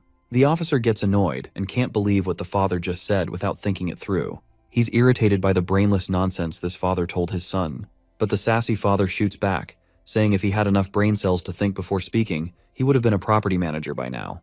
By now, even the officer starts to worry that they might actually die here. Just as the tension peaks, they hear gunshots. One of the zombies clinging to the door has its head obliterated, and the brat falls to the ground in shock, while the father is left clueless about what just happened. The officer tells them to move the heavy stuff aside to see who's outside and warns them not to make any noise. As they carefully peek through the gate, they realize that all of the nearby zombies have been dealt with, so they cautiously step out. The brat starts shouting something about a mutant. The father quickly asks what he's talking about, and the son explains that it's a stronger and faster version of a regular zombie, just like in the comics, novels, and games. The father gets annoyed by his entertainment-obsessed son and snaps back at him, wondering how he can still be talking about games and stuff even in the face of danger. He's now sure that this is why his son always had the worst grades. The officer turns to the father, telling him to stop bickering and asks how the hell grades are relevant right now. He urges them to hurry up and keep a close watch on their surroundings, since they don't want that mutant to ambush them. Don't forget that this father's name is Old Song, so we will be calling him that. As they move forward, the officer warns them once again to stay alert and keep an eye on their surroundings as they slowly head toward the base. When they reach a fork in the path, they stop. The father looks across the street and spots a boy standing there. It's none other than our boy, who's clearly busy with his system, adding points and adjusting his stats. At that moment, the brat starts shouting that it's a mutant zombie. But the officer, being the only one with enough brain cells, quickly realizes that this guy definitely looks like a survivor, not a zombie. It seems like these guys have caught our boy's attention. He chuckles at the brat for mistaking him for a mutant zombie, and tells the kid to stop letting his imagination run wild. The officer perks up with relief, realizing it's actually a survivor. Moving cautiously, he approaches our boy and tells him it's too dangerous to be out here alone. He advises him to come with them, as they need to stick together if they want to survive. He invites him to join their group. Jiang Xiaoyang asks the group about their identity, as he has no clue who they are or why only a few of them are stuck here. While scanning the area, the officer explains that they're out looking for supplies, and that there are still quite a few civilians gathered at Rongxiang Garden. The mention of Rongxiang Garden triggers a memory for Jiang Xiaoyang, and he recalls that there's a Junyu mansion nearby, not far from where they are now. Old Song agrees, saying it's just across the street. He then tells Jiang to come with them, stressing that there's strength in numbers. Officer Lee has a gun, and with their experience dealing with mad zombies, they're confident they can protect him. Seems like they just don't know about our boy's background. And even our boy does not try to boast his title and just humbly agrees to this. Later, they move forward cautiously. Old Song asks Jiang Xiaoyang why he wants to go to Junyu Mansion, wondering if there's someone important he's trying to find. Jiang Xiaoyang replies with a simple yes, and Old Song follows up with another question, asking if it's a relative or a girlfriend. Old Song reminds him that it's the end of the world, so whoever he's looking for is probably already dead, and he better prepare himself mentally for that. The officer grits his teeth and agrees, saying that even if they weren't killed by the Ravagers, they could have encountered those beasts. The mention of beasts catches Jiang's attention, and he asks for clarification. Officer Lee reveals that a group of thugs is holed up in the Buyu Mountain Villa area in the east of the city. To survive, they don't hesitate to harm other survivors, and they ran into them once, losing many of their companions at their hands. The man decides not to talk about it any further, reminding everyone that they must stay vigilant when encountering other survivors. Suddenly, the brat shouts for the officer to be careful. As the officer spins around, he notices a zombie lunging at him. The officer quickly takes it down with a few well-placed shots. Officer Lee pants heavily after the close encounter, his heart racing as he'd thought he was done for. However, it seems the gunshots have attracted the attention of nearby zombies, and the officer quickly falls into panic mode. But right at that moment, he spots an abandoned bus. Everyone rushes toward the bus. Jiang Xiaoyang grins as he thinks ahead of them. In his mind, running recklessly could attract even more zombies, but the bus, as a closed shelter, is perfect for defense. The only downside is that if it falls, there's nowhere to retreat. After weighing the pros and cons of the decision, Jiang decides to give this emergency plan a score of 70, Everyone has already made it into the bus when Officer Lee tells him to hurry and keep up. At that moment, Jiang Xiaoyang jumps into the bus, and Officer Lee quickly slams the door shut behind him. The officer warns everyone to be cautious and check each seat for any hidden ravagers, but the brat quickly shouts that the zombies are not giving up. They're still gathering outside. Officer Lee grits his teeth in frustration, realizing that despite their fast escape, the zombies are still hot on their trail. The zombies begin banging on the bus, trying to break in. With each passing second, the number of zombies increases, and the officer does his best to keep the gate closed, but it looks like this is just too much for the poor officer. That's when Jiang extends his hand and slams the door with such force that the zombies are pushed back, and the door is completely sealed. Officer Lee is left stunned, his jaw hanging in disbelief at such incredible strength. Jiang Xiaoyang then comes up with a plan, and states that he's blocking the door to keep it shut, and suggests that they should smash the windows and fight back. Surprisingly, the officer agrees and decides to place some faith in Jiang Xiaoyang. At that moment, they shatter the bus windows, and zombies trying to cling to the bus are struck on the head by Old Song. The others assist Old Song, making sure he doesn't topple off while hanging out the window. Officer Lee, however, is holding back on using his bullets, as he doesn't have many left and wants to reserve them for when things get dire. That's when Jiang Xiaoyang pulls out a crossbow and tells Officer Lee to use it. The officer is bewildered, not understanding how this guy seemingly pulled the bow out of nowhere. Jiang casually explains that he just picked it up earlier. With that, Old Song and Officer Lee join in, using the crossbow and their own strength to clear out the zombies. After a while, they manage to defeat all of the zombies, and finally, they make it out of the bus they had been using as shelter. The brat, feeling absolutely confident and full of himself, believes they've just turned a dangerous situation into a safe one.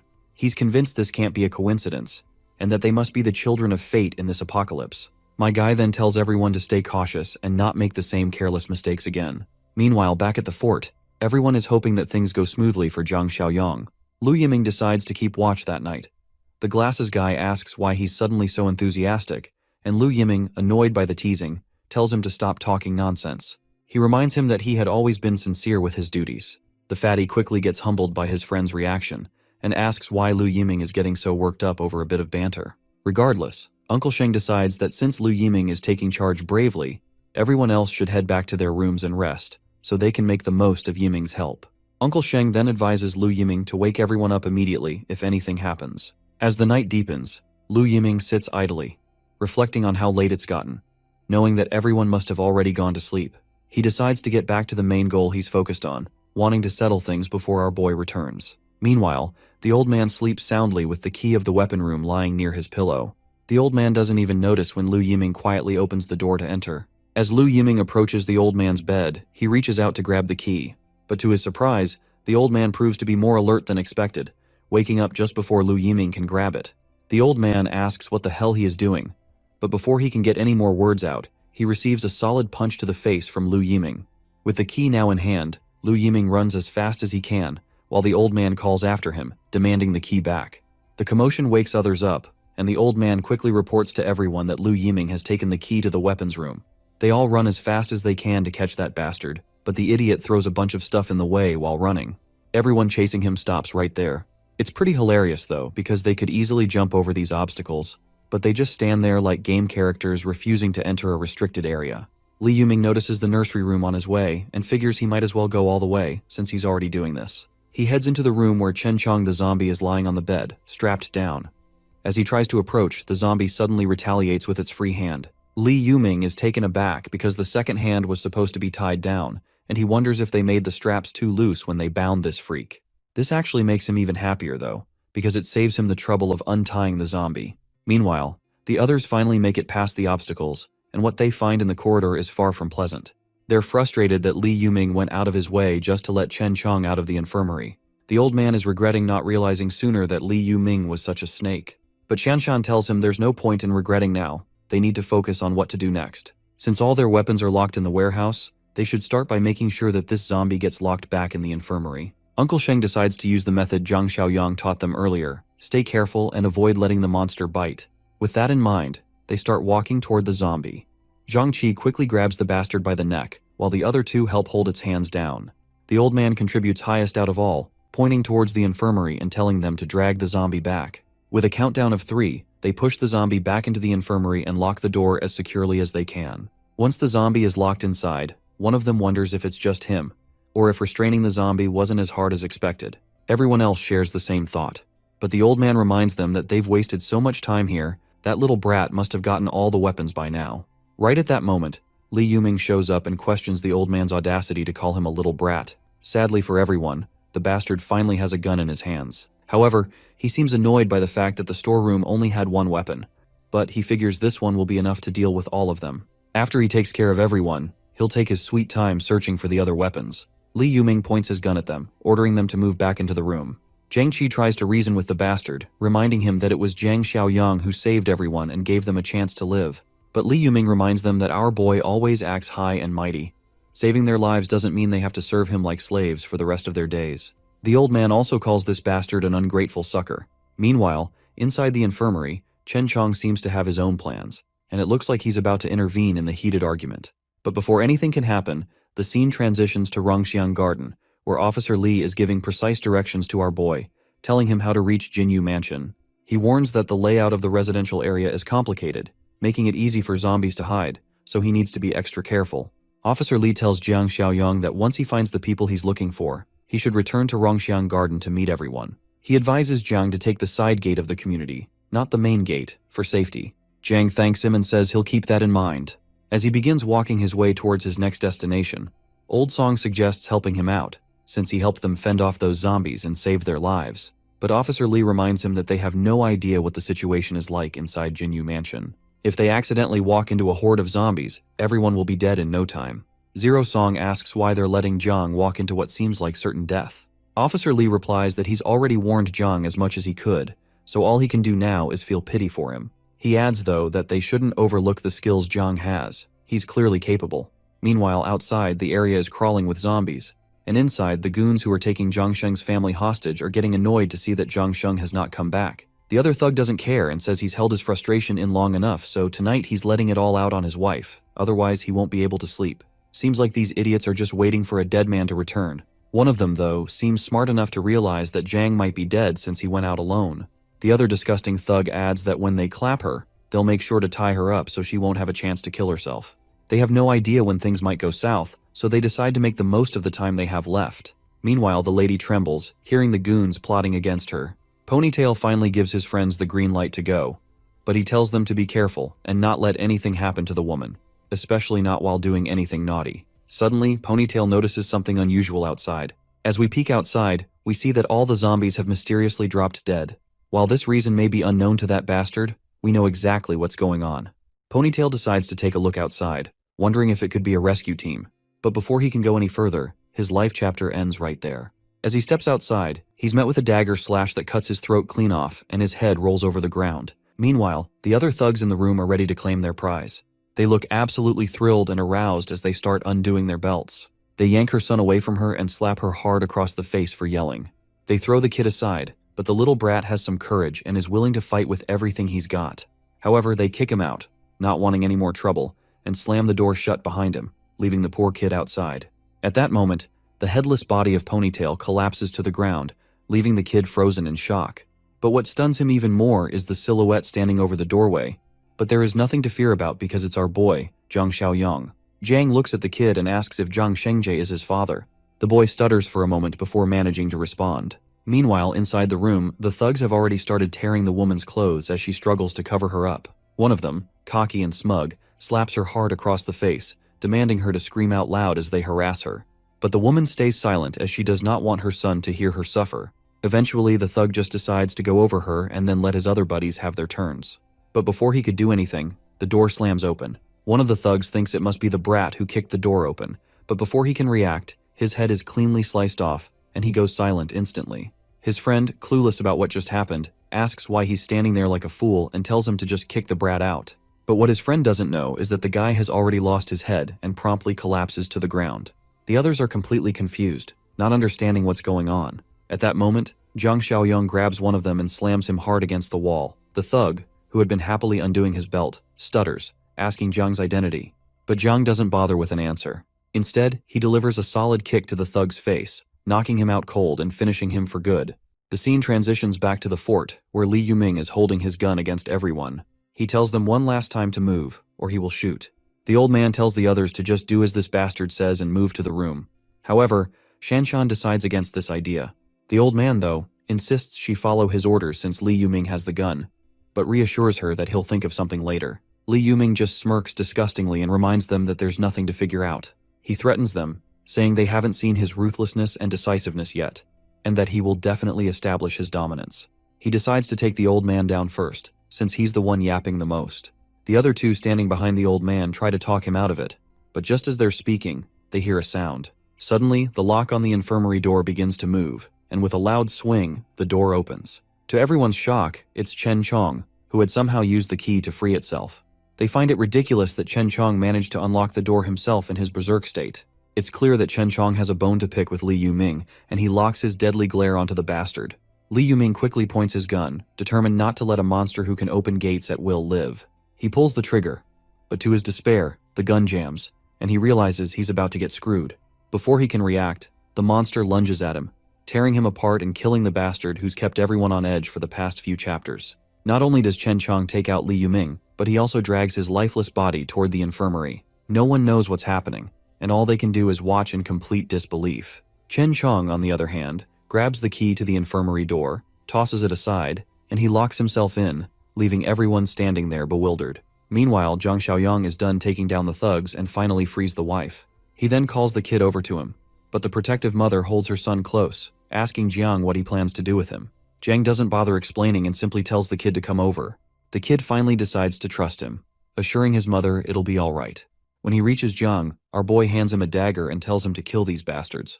The thugs quickly realize what is coming for them next, so they start begging for their lives. Even the mother tries to protest, saying he's just a child. But Jiang states that he's no longer just a kid, and that everything changes from this moment. He tells the kid that, from now on, he's the one responsible for protecting his mother, so he needs to gather his courage and eliminate the monsters who hurt her. The disgusting smirks of those thugs flash in the boy's mind. Fueled by all his anger and courage, he charges at the bastards, and in the end, he takes them down, finally avenging his mother's suffering. The mother looks horrified as she watches her son, while the kid himself is consumed with anger. He knows that even after killing these bastards, his father isn't coming back. In a moment of grief and frustration, he asks Jiang if his father is pushing up daisies now. Sadly, Jiang responds with a somber yes. The boy, unable to handle the weight of it all, throws the bloodied knife to the ground.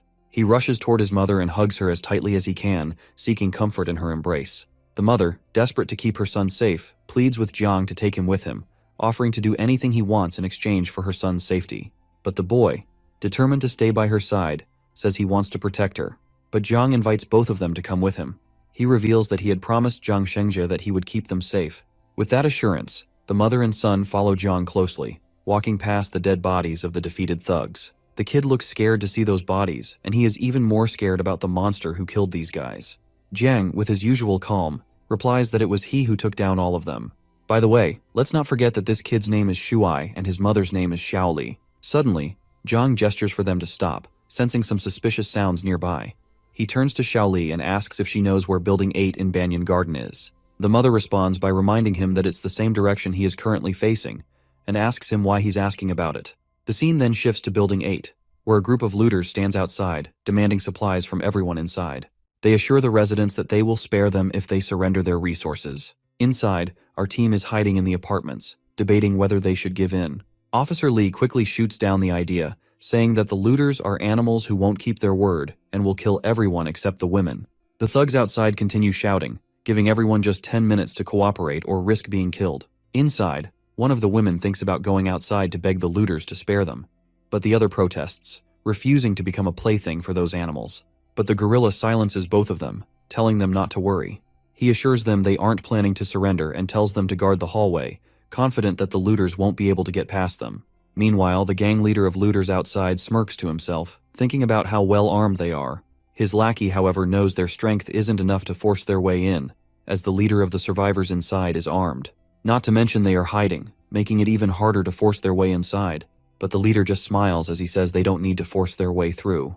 Instead, he orders his men to cut off the water supply to the first-floor apartments and waits to see how long they'll hold out. While these thugs plot their tactics, Zhang Xiaoyang stands nearby, watching these guys sneakily. Shuai innocently asks if these are bad people, to which Zhang responds positively. It's both humorous and ironic that Shuai is asking such an innocent question, especially considering he's the one who just killed 3 grown men with a dagger. One might expect some solid character development from the kid, but he still seems to have his childish charm.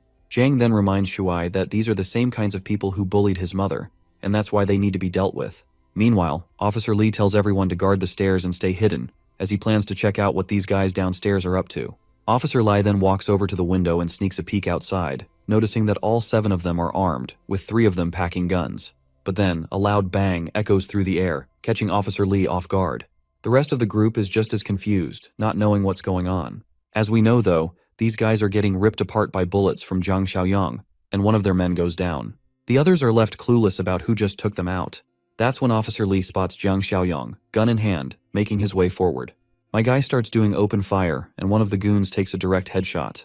When they spot him standing in the middle of their ring, they start shooting back with their pistols. But Zhang just keeps walking forward, unfazed, as not a single bullet even comes close to grazing him. This only makes him smirk at the sight of these amateurs. He raises his gun, aiming at the boss of the lackeys hiding behind the concrete block. But his bullets hit the block instead. The frustrated boss shouts at his lackeys, telling them to start firing while our boy is busy shooting him. The lackey eventually stands up straight, fully determined to take Jiang down himself. But Jiang quickly shifts his aim, pointing the barrel of his gun directly at the guy, and with one or few bullets, he blows the bastard's head off. The leader of the squad sneers from behind the concrete block, feeling smug as he thinks Jiang must be out of bullets by now. Confident, he decides to make his move, aiming his gun at Jiang. But Zhang Xiaoyang meets his gaze with a cold, unwavering stare, standing tall right in front of the guy. As soon as the thug pulls the trigger, Jiang moves his head with lightning speed, avoiding the shot. He grabs the thug's arm, the one holding the gun, and in a fluid motion, aims the same gun right under the bastard's neck. Without hesitation, Jiang pulls the trigger, sending a bullet through the guy's head. And just like that, the entire squad of criminals has been taken care of. Jiang then rummages through the leader's dead body, searching for anything useful. After that, he makes his way into the building, only to find that there are still some goons left from the squad. The remaining thugs launch themselves at him without a second, desperate to take him down. But Jiang doesn't even flinch. He stays rooted in place, unfazed. And all that breaks the silence are 3 quick gunshots, each perfectly placed, dropping the thugs on the spot. Watching all of this, Shuai is over the moon with excitement, clearly impressed with how our boy handled the fight. He can't help but admire him even more. Right then, a system task appears in front of our boy, revealing his next objective, which is to recruit survivors from Rongxiang. Completing this task promises a reward. Zhang Xiaoyang asks about these people, and Officer Lee responds, explaining that they're from the Biquishan villas, located to the south of the city. Officer Lee then quickly calls over the 2 yellow-jacketed men, Liu Chao and Chen Ji, telling them to brief Brother Yang about Biquishan since they ran over from the south. The 2 yellow-jacketed guys reveal that the people there are a gang, armed, well-resourced, and holed up in Biquishan villas, taking in nearly all the survivors from the south. This makes Zhang Xiaoyang pause, thinking back to his previous life. He wonders if Biquishan could be where Li Shuxian and Quijing's settlements were, and whether it could be them who took over. He asks the yellow-coated guys if they're implying that Biquishan is the only settlement left in the south now.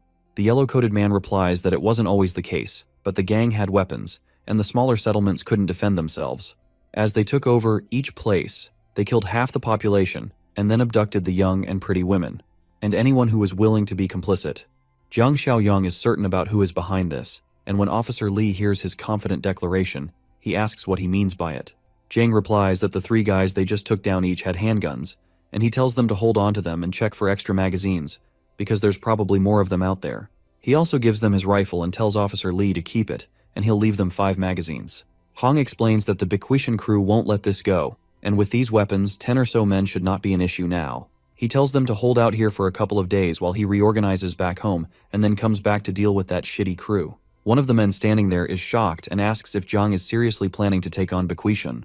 He points out that they're probably dozens strong, if not more, and it's no small task to go up against them. Officer Lee tries to convince Zhang that it's not worth the risk for them. He suggests that they just find another place.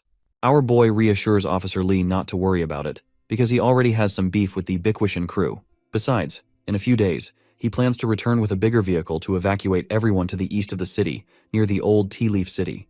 He's building a stronghold there and will need people to help. With that, Zhang turns and walks away, offering a casual goodbye and telling them to take care of themselves. He also takes Xiaoli and Shuai with him. The scene transitions to a darker, more ominous setting. Dead bodies lie scattered around, and outside, a lone guard is on duty. The place he's guarding is none other than Biquishan, Inside the mansion, we see the people running this gang. Wenge, with his orange hair, is the boss of this place, and he asks why they haven't dealt with the supplies at the Jinyu Entertainment Center yet. Xiaoli, the overweight man, responds during a meeting, saying he's already sent people over, so they should be back by now. But little do they know, those people have already been wiped. The other guy, known as Kai Gay, addresses the fatty and reminds him that there are quite a few high-end affiliates living over at Jinyu Mansion. They can't just take the supplies from the entertainment center without consequences. Xiaoli assures him that his people are already instructed to bring back anyone alive. The boss looks furious and openly expresses his disappointment with Xiaoli, frustrated that he still hasn't completed a single task assigned to him. Feeling the weight of Wen's anger, Xiaoli humbly promises that this time, everything will be handled perfectly, while Kaige smirks in the background, pleased to see Xiaoli sweating under the pressure. Once Xiaoli steps outside for some air, one of his lackeys notices his sour mood and asks why he looks so defeated. Xiaoli snaps back, asking if the 7 men he sent have returned. The lackey informs him that he sent people an hour ago to check, and they reported back that the whole squad has been wiped out. The news leaves Xiaoli stunned and terrified. He can't believe that regular civilians from Rongxiang Gardens could take down 3 armed men. In a panic, he commands his lackey, Taozi, to gather everyone who can handle weapons. This time, he's determined not to let the mission fail. Meanwhile, Zhang Xiaoyong finally makes his way back to the base. As soon as Shanshan hears the sound of the car, she quickly realizes that it must be Brother Yang returning. When Jiang enters the boundary of his fort, the mission window pops up, notifying him that the mission has been completed successfully. Shanshan greets him, happy to see him back, but Jiang quickly notices that Lu Yiming is missing from the crowd. My guy feels absolutely glad to see that his hunch about that snake was spot on. Everyone is shocked when they realize that Jiang knew about Lu Yiming all along. Jiang then points to Xiaoli and Shuai, asking the others to show them to their rooms and then meet him in the infirmary. Once he's alone with his party, Jiang explains that he had known from the start that Lu Yiming had ill intentions. While he admits that he wasn't entirely sure it was him, he was certain that one of Jiang Qi's friends was a scumbag. Zhang Xiaoyong then throws a big gun towards Jiang Qi. As Bleachhead catches it and examines the bullets, he quickly realizes they're rubber bullets. The old man's mind clicks and quickly asks about the kid Chen Chong, who's inside the infirmary. Jiang strides confidently toward the infirmary, casually mentioning that Chen Chong isn't an ordinary zombie. Instead, he's a rare mutant, a fact my guy had already confirmed some time ago. He had asked the zombie to blink 3 times, and to his surprise, the zombie complied. Jiang explains that after the apocalypse, those infected by otherworldly sources have a slim chance of becoming rare mutants. These mutants usually possess far greater intelligence and potential than regular zombies. They may even retain fragments of their past memories, and Chen Chong is exceptionally rare among the rare. Jiang then opens the door, and the first thing they see is Chen Chong standing over the head of the man who had been causing trouble. The zombie quickly waves his hand upon seeing Jiang. Jiang orders him to stop holding back, saying there's no need to restrain himself and he should get rid of this bastard now. As the mutated guy begins dragging that snake out, his bleached head friend asks him if he remembers him, and the zombie's feet falter as he stops and looks at Jiang Qi. No one can figure out what's going on in the zombie's mind. Abruptly, he swings his hand at the bleachhead, who barely dodges it in time. It seems that Chen Chong is just messing with his old friend, which explains to Jiang Qi how even as a zombie, he still can't keep his hands to himself. Later, Zhang Xiaoyong is staring at his system screen. Zhang Chai unlocks a hidden achievement titled Mutual Companion, and the achievement is completed, adding system points to Zhang's total. Jiang is surprised to see that he's unlocked a hidden achievement, a nice little bonus. Curious, he decides to check if the shop has anything new. Upon looking, he notices a level 2 box labeled High-Tech Supply Box, something he's never seen before. However, it's expensive, and Zhang hesitates to spend his hard-earned 50 points on it. Instead, he opts to open the remaining 2 boxes first, figuring they won't take up space anymore. As he opens both of them, he receives 2 unexpected items. The Lifesaver Supply Box grants him an interdimensional infection blocker, which offers a chance to block otherworldly infections, but can't reverse mutations that are already complete. The Armed Deterrent Supply Box surprises him even more as it contains a Barrett M82, a powerful sniper rifle, along with a bundle of bullets. Zhang is amazed at his crazy luck. Not only does he receive a game-changing weapon from a level 1 box, but the infection blocker is a real deal breaker. The idea that it could potentially stop someone from fully turning into a zombie excites him. This stroke of fortune fills him with confidence, making him even more eager to open the level 2 box. He can barely contain his excitement, but he knows he has a mission to focus on first. His current task is to recruit survivors from Rongxiang Garden, and he's looking forward to completing it tomorrow. Outside, Chen Chong tosses the snake out of their fort's vicinity, since there's no place for traitors like him. As morning arrives, everyone gathers in the training grounds. From the old to the young, each person is armed and ready. Zhang announces that starting today, everyone must spend at least an hour practicing their shooting daily. They begin firing at target bottles, and each hit creates a flash of light. It's impressive to see the cans visibly hit, but not exploding from the shots. Zhang turns to Uncle Sheng, instructing him to have Zhangqi gather everyone and clear a few more rooms, as he plans to bring back survivors from Rongxiang Garden today. The old man promptly agrees, ready to carry out Zhang's orders. Zhang also orders Chen Chong to accompany him on the escort mission, knowing the mutant zombies' strength and abilities will come in handy. Later, they finally find an abandoned bus, currently overrun by mindless zombies. But Zhang clears the zombies with ease, and Chen Chong helps by throwing the creatures out of the bus as well. Once the bus is cleared, Zhang hands Chen Chong the bus keys, telling him that he can take off his mask if he wants to now, as there's no need to restrain himself. However, he adds that once they reach Rongxiang Garden, he should make sure to put the mask back on so he doesn't scare anyone. The mutant guy acknowledges the order with a growl. Meanwhile at Bikuishan, Xiaoli is gearing up to depart for Rongxiang Garden, accompanied by a group of lackeys. This time, Xiaoli is personally leading the charge, determined to take down Rongxiang Garden once and for all. He refuses to believe that he's going to lose, not with the numbers and weaponry he has at his disposal. Their truck roars to life and speeds out of the compound, headed for Rongxiang Garden. After cleaning up and hijacking a random bus filled with zombies, Zhang Xiaoyang hopped on the driver's seat and quickly got to work. He saw a few more zombies clogging the highway and did not even think of stepping on the brakes for a single second. Our boy mowed through those mindless monsters like the gigachad that he is. With his enhanced reaction speed, he used the bus to drift and swerve through the plethora of abandoned cars blocking his personal freeway. Back in Rongxiang Garden, the high-rise building seemed peaceful from the outside. Inside, the group of survivors led by the reliable cop, Big Bro Lee, are currently munching on their rations, careful not to burn through their limited supplies all at once. Their mealtime was interrupted by the loud sound of a car engine coming from outside. The kid reckoned that Brother Xiaoyang must have come back to rescue them. Thankfully, Big Bro Lee has a good head between his shoulders. He grabbed his AK-47 and signaled everyone else to be silent while he checked out the situation first. With utmost caution, he slowly peeked his head above one of the windows with a clear line of sight outside. What he saw was not their savior but a group of thugs hungry for revenge. They are checking their weapons and looking for building number 8. Upon confirmation, the thugs took arms, and upon confirming their target location, Li Shuxiang ordered his men to move out. Big Bro Li was stressed out. Just when he thought they could leave their hiding spot to join Brother Yang's fortress, the bastards from Bichui Mountain showed up.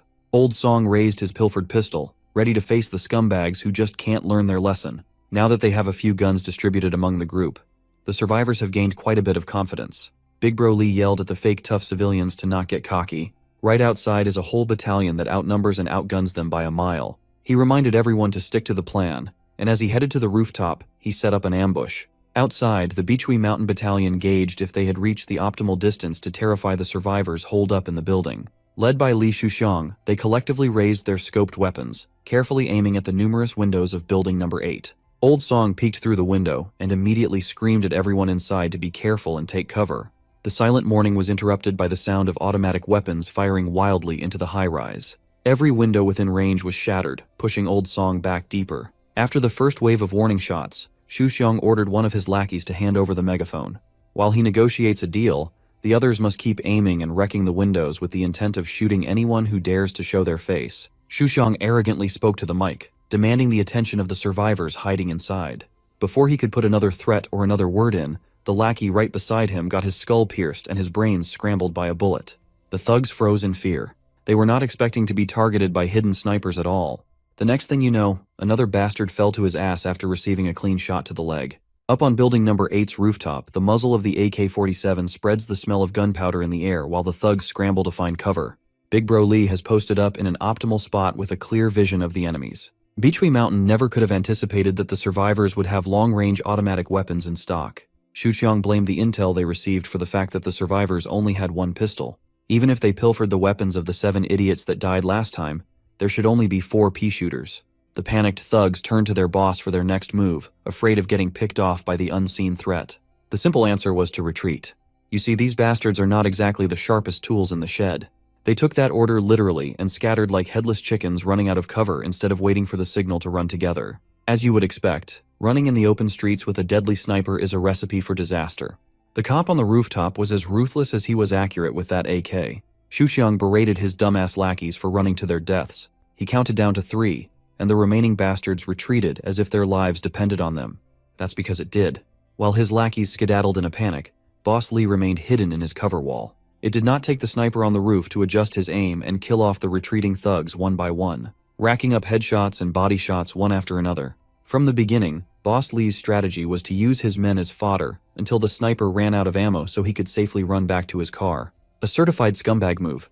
As he expected, the sniper had run out of ammo and had to reload with a fresh clip for a bit. Xu Xiang's fat ass managed to reach the car safely. From a whole battalion, they are down to just 4 people. And unfortunately for the last one that lagged a few seconds behind, Li Shuxiang is in the driver's seat, and he could not be bothered to risk getting domed while waiting for another expendable unit. Catboy got his brain pierced by the high-caliber bullet and it was lights out. The other 2 that were fortunate enough to hop into the cargo bed lowered themselves, afraid to suffer the same fate that everyone else in their group went through. Back on the main road, Jiang Xiaoyang's magic school bus is still blazing through the clogged freeway like he was playing Mario Kart. Our boy was as cool as a cucumber while he navigated his way back to rescue the survivors. Given that the roads are pretty much abandoned at this point, seeing another car speeding up in the opposite direction was quite a surprise. Even though he could have, Xiaoyang chose not to meddle or chase. He is focused on the mission at hand. Currently, obtaining points is of paramount importance to him. After a few minutes of smooth cruise control, he arrived at the front of building number 8. Chen Chong, the friendly zombie, and Xiaoyang got out of the bus and immediately saw the aftermath of the shootout. The young man was impressed to see that the rifle he left behind came in handy. He also connected the dots that the car he just saw must have belonged to the fleeing raiders. Chen Chong looked at the fresh and bullet hole-ridden human corpses scattered on the ground and started salivating while growling like an animal. Xiaoyang smiled and asked his zombie pal if he was hungry. He gave Chen Chong the green light to go crazy on the fresh carcasses. It's better that he gets the human meat feast instead of leaving it for the mindless zombies around the area. As soon as he heard that he was free to stuff his jaws with sustenance, Chen Chong smiled like a fucked-up-looking kid in a candy store.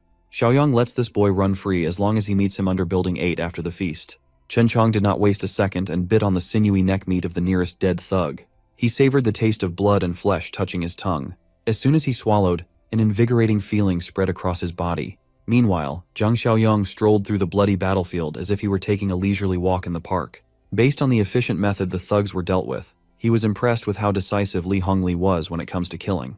The kid poked his head above the broken windows upon hearing footsteps, and he immediately lit up upon seeing Xiaoyang. Upon confirmation that it was their savior, the rest of the survivors showed themselves and enthusiastically beckoned him to come closer. With the super cop in the front, the survivors packed up and met the young man downstairs. Big Bro Lee formally thanked Xiaoyang for lending him the counter-strike weapon that saved everyone's asses. As it turns out, before this dude retired, he was an expert marksman. Their happy reunion was interrupted by a loud guttural roar reverberating from afar. It was followed by the sound of steady footsteps. The survivors were frozen in terror as soon as they saw what was inching closer to them. It's our favorite badass zombie, Chen Chong, limping over with a strained look on his face. Big Bro Lee was the fastest one to react. He grabbed the trusty AK-47 and quickly aimed at the approaching zombie. Xiaoyang calmly held down the rifle and told the survivors to relax since this guy was one of them. He says the beast is one of them, but everyone is having a hard time believing in such a ridiculous statement. Can you blame them? Xiaoyang directed Chen Chong's attention to the rest of the dead thugs nearby, telling him to fill up on some more free grub. Big Bro Lee was amazed and terrified. He asked if Xiaoyang has the ability to talk to zombies or anything of the sort. The young man asserted that Chen Chong was not an ordinary zombie. It's a complicated matter, so he urged everyone to get on the bus first and promised to explain everything to them on the way. As they walked to the bus, Xiaoyang reminded his zombie buddy to eat quickly and come back to the bus as soon as he was done. Chen Chong gave the okay gesture as if he couldn't be bothered to stop his gory chomping. After putting every dead Beachway Mountain thug into his stomach, Chen Chong fished out his muzzle and put it back on. The survivors could not take their eyes off the bizarre scene ahead. The kid could not even fathom how one of these mindless berserkers would even have the lucidity to put a muzzle over their mouths on their own. Xiaoyang warned the kid not to let Chen Chong hear him call the specialized mask a muzzle if he didn't want to get hit. Low-key, the kid is starting to find the mutated zombie cool. After his one-man feast, Chen Chong stepped into the bus like a normal chill dude. Upon eating so many people in one go, his mass increased a lot, and the bus noticeably tilted to the side as soon as he got in. This time, Chen Chong had even managed to speak slurred words while he handed the key of the muzzle back to his bro. Even Xiaoyang wasn't expecting that Chen Chong would gain the ability to speak so soon, even if it was just a single word. He ate a total of 6 corpses, and must have started evolving further. Right now, Xiaoyang's primary concern is getting everyone back to his home turn to convert his points and strengthen the settlement. He sat in the driver's seat and warned everyone to hold tight as he drove from 0 to 100 real quick. Back in Beachui Mountain's headquarters, Li Shuxiang had to report his failure back to his superiors. He was berated for being an idiot who couldn't accomplish anything. He tried to plead his case to Boss Lin. He tried to wash his hands of any fault as he received inaccurate intel going into the raid. He wasn't informed that the survivors had automatic rifles at all. Boss Lin refused to believe his excuse. Logically speaking, it's hard to believe that a small-town cop would be in possession of an automatic rifle in this country. The big boss was offended, thinking that Shuxiang would cook up such a stupid lie. But he stood his ground and asked if they could send someone to check the battlefield to see if he was lying or not. The right-hand man of the boss had enough of his bullshit and kicked the bastard down to the ground. That's Li Shuxiang's cue to get the hell out of the room. Mr. Right Hand has been starting to get sick of Shuxiang's idiocy and uselessness for a while now. Since the fool cost them heavy losses in manpower, they could always just nip the problem directly from the source and kill the bastard.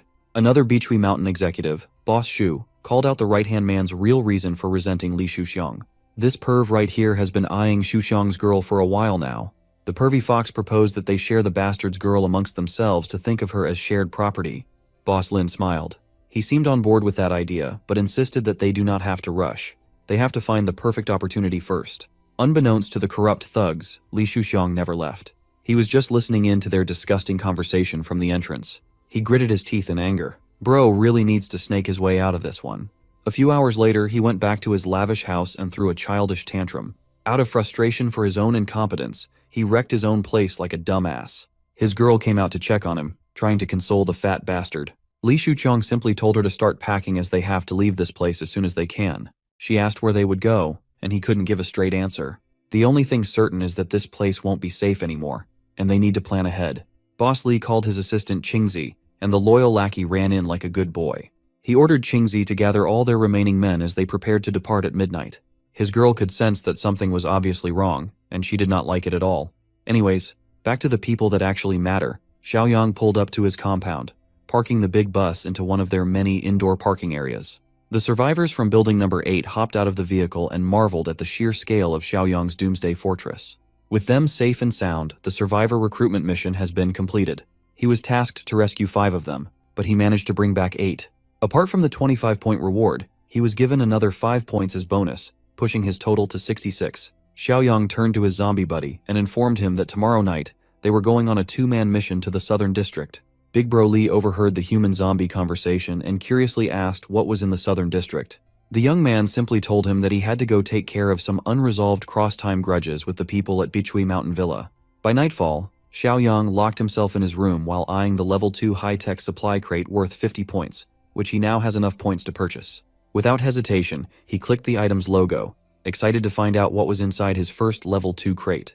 Upon redeeming it successfully, his current points plummeted down to 16. A bright light swirled around his body as Zhang Xiaoyang prayed not to be let down after spending a fortune. Thankfully, the level 2 high-tech supply box did not disappoint at all. The gacha god smiled upon Zhang Xiaoyang and gifted him a physical enhancement serum.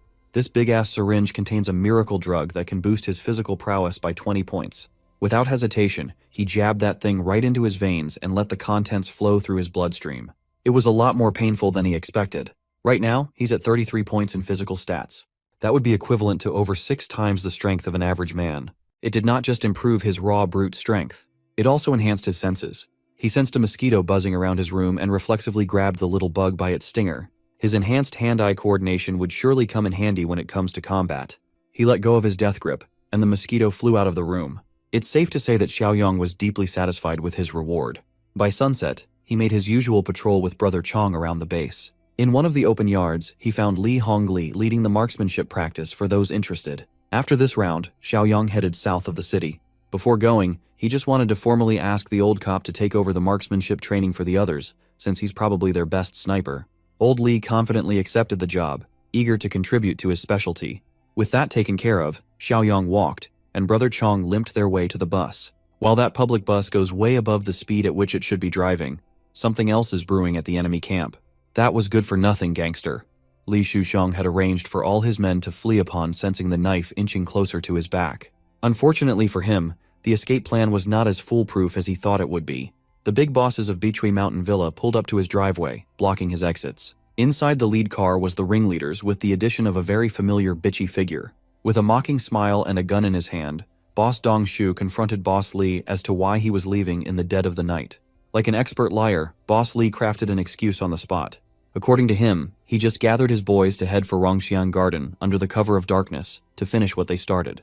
No matter how good he is at crafting lies off the dome, it won't work this time. One of his boys had already been caught and sucked dry of valuable inside information. Everyone on Boss Lee's faction immediately recognized Qingzi's limp body. Still thinking that he could wash his hands of any faults, Boss Lee tried to pretend that he had never seen the corpse lying on the floor in his life. Li Shuqiang awkwardly scratched his head, secretly hoping that his dumb act would fly. Tired of listening to his bullshit, Boss Shu gave the kill order to his men and showered the pig's faction with bullets. Boss Lee stood there, shivering in fear as his boys fell one by one. Up until the end, he tried his hardest to play dumb. Luckily, Boss Shu knows just what would break that act. He asked Li Shuqiang to take a good look at the person sitting in their car's passenger seat. The wannabe gangster caught a glimpse of karma, beating his head with an obvious conclusion. Kui Jing, the witch who always finds a way to attach herself to a bigger fish, had betrayed her way to the top once more. Boss Kai could not help himself. That pig kept on trying to act dumb when Kui Jing had already snitched the entirety of their escape plan. He really should have seen this one coming.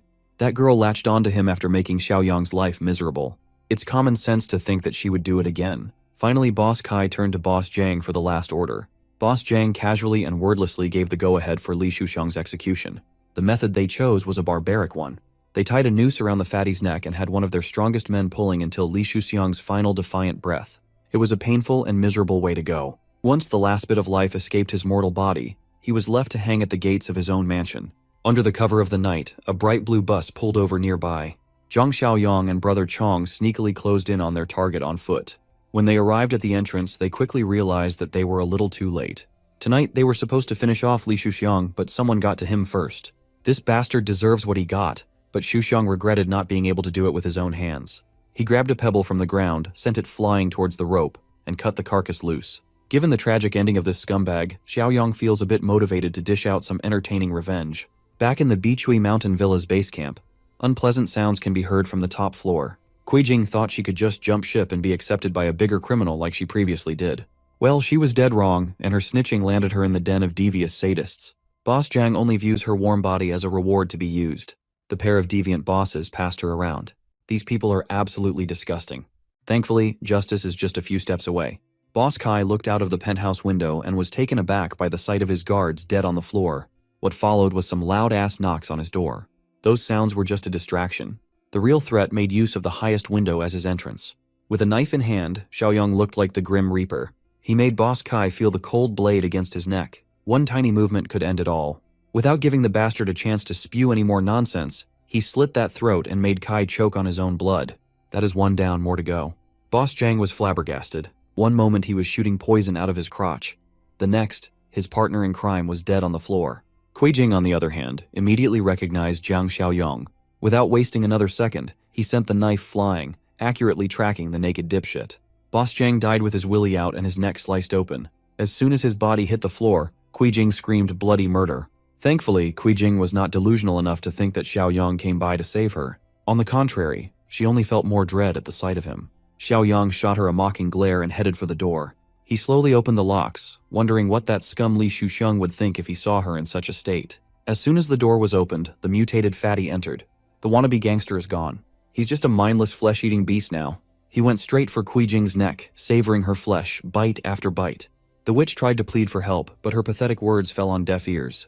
With that taken care of and his revenge fulfilled, Zhang Xiaoyang closed the door on the pair who betrayed and killed him in his past life. Outside, he coordinated with Brother Chong regarding safe corpse disposal. These fallen guards would be a nice succulent meal for his mutant buddy. However, Brother Chong's belly is still full because of their previous excursion.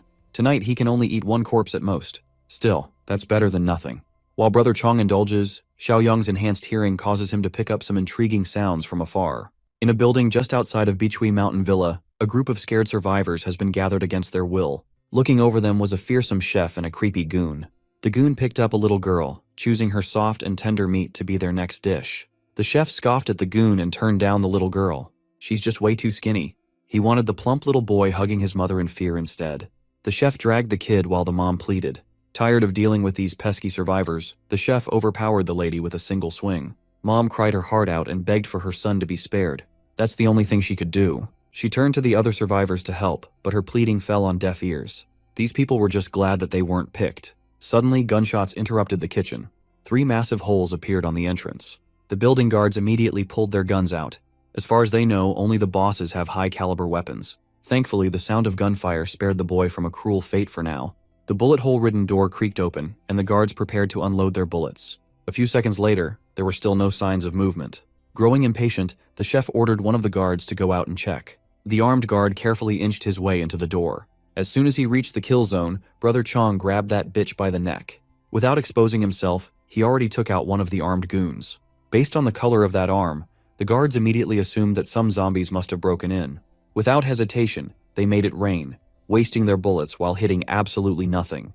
Brother Chong continued baiting them out by running around the room in circles, outrunning their lousy aim at every junction. When the gunshots finally subsided, Brother Chong broke through one of the boarded windows, breaking the wood panels without much effort. He locked in on the chef in the middle of the guard formation. Without pausing his momentum, Brother Chong expertly broke the chef's neck in midair. He landed and used the momentum to springboard his way into the next target. Within a couple of seconds, the untrained goons were massacred one by one. When Brother Chong was done with his deadly rampage, the captive survivors cowered in fear and confusion. The zombie stormed into the room to kill all the goons, but he didn't touch any of the other survivors. Once the commotion died down, Xiaoyong casually entered the room and praised Brother Chong for such an impressive takedown even when he had his mask on. The mutated badass hoarsely replied that his mask makes his moves look even cooler, and he's not wrong at all. Brother Chong for president. Hearing the zombie speak only served to perplex and scare the survivors even further.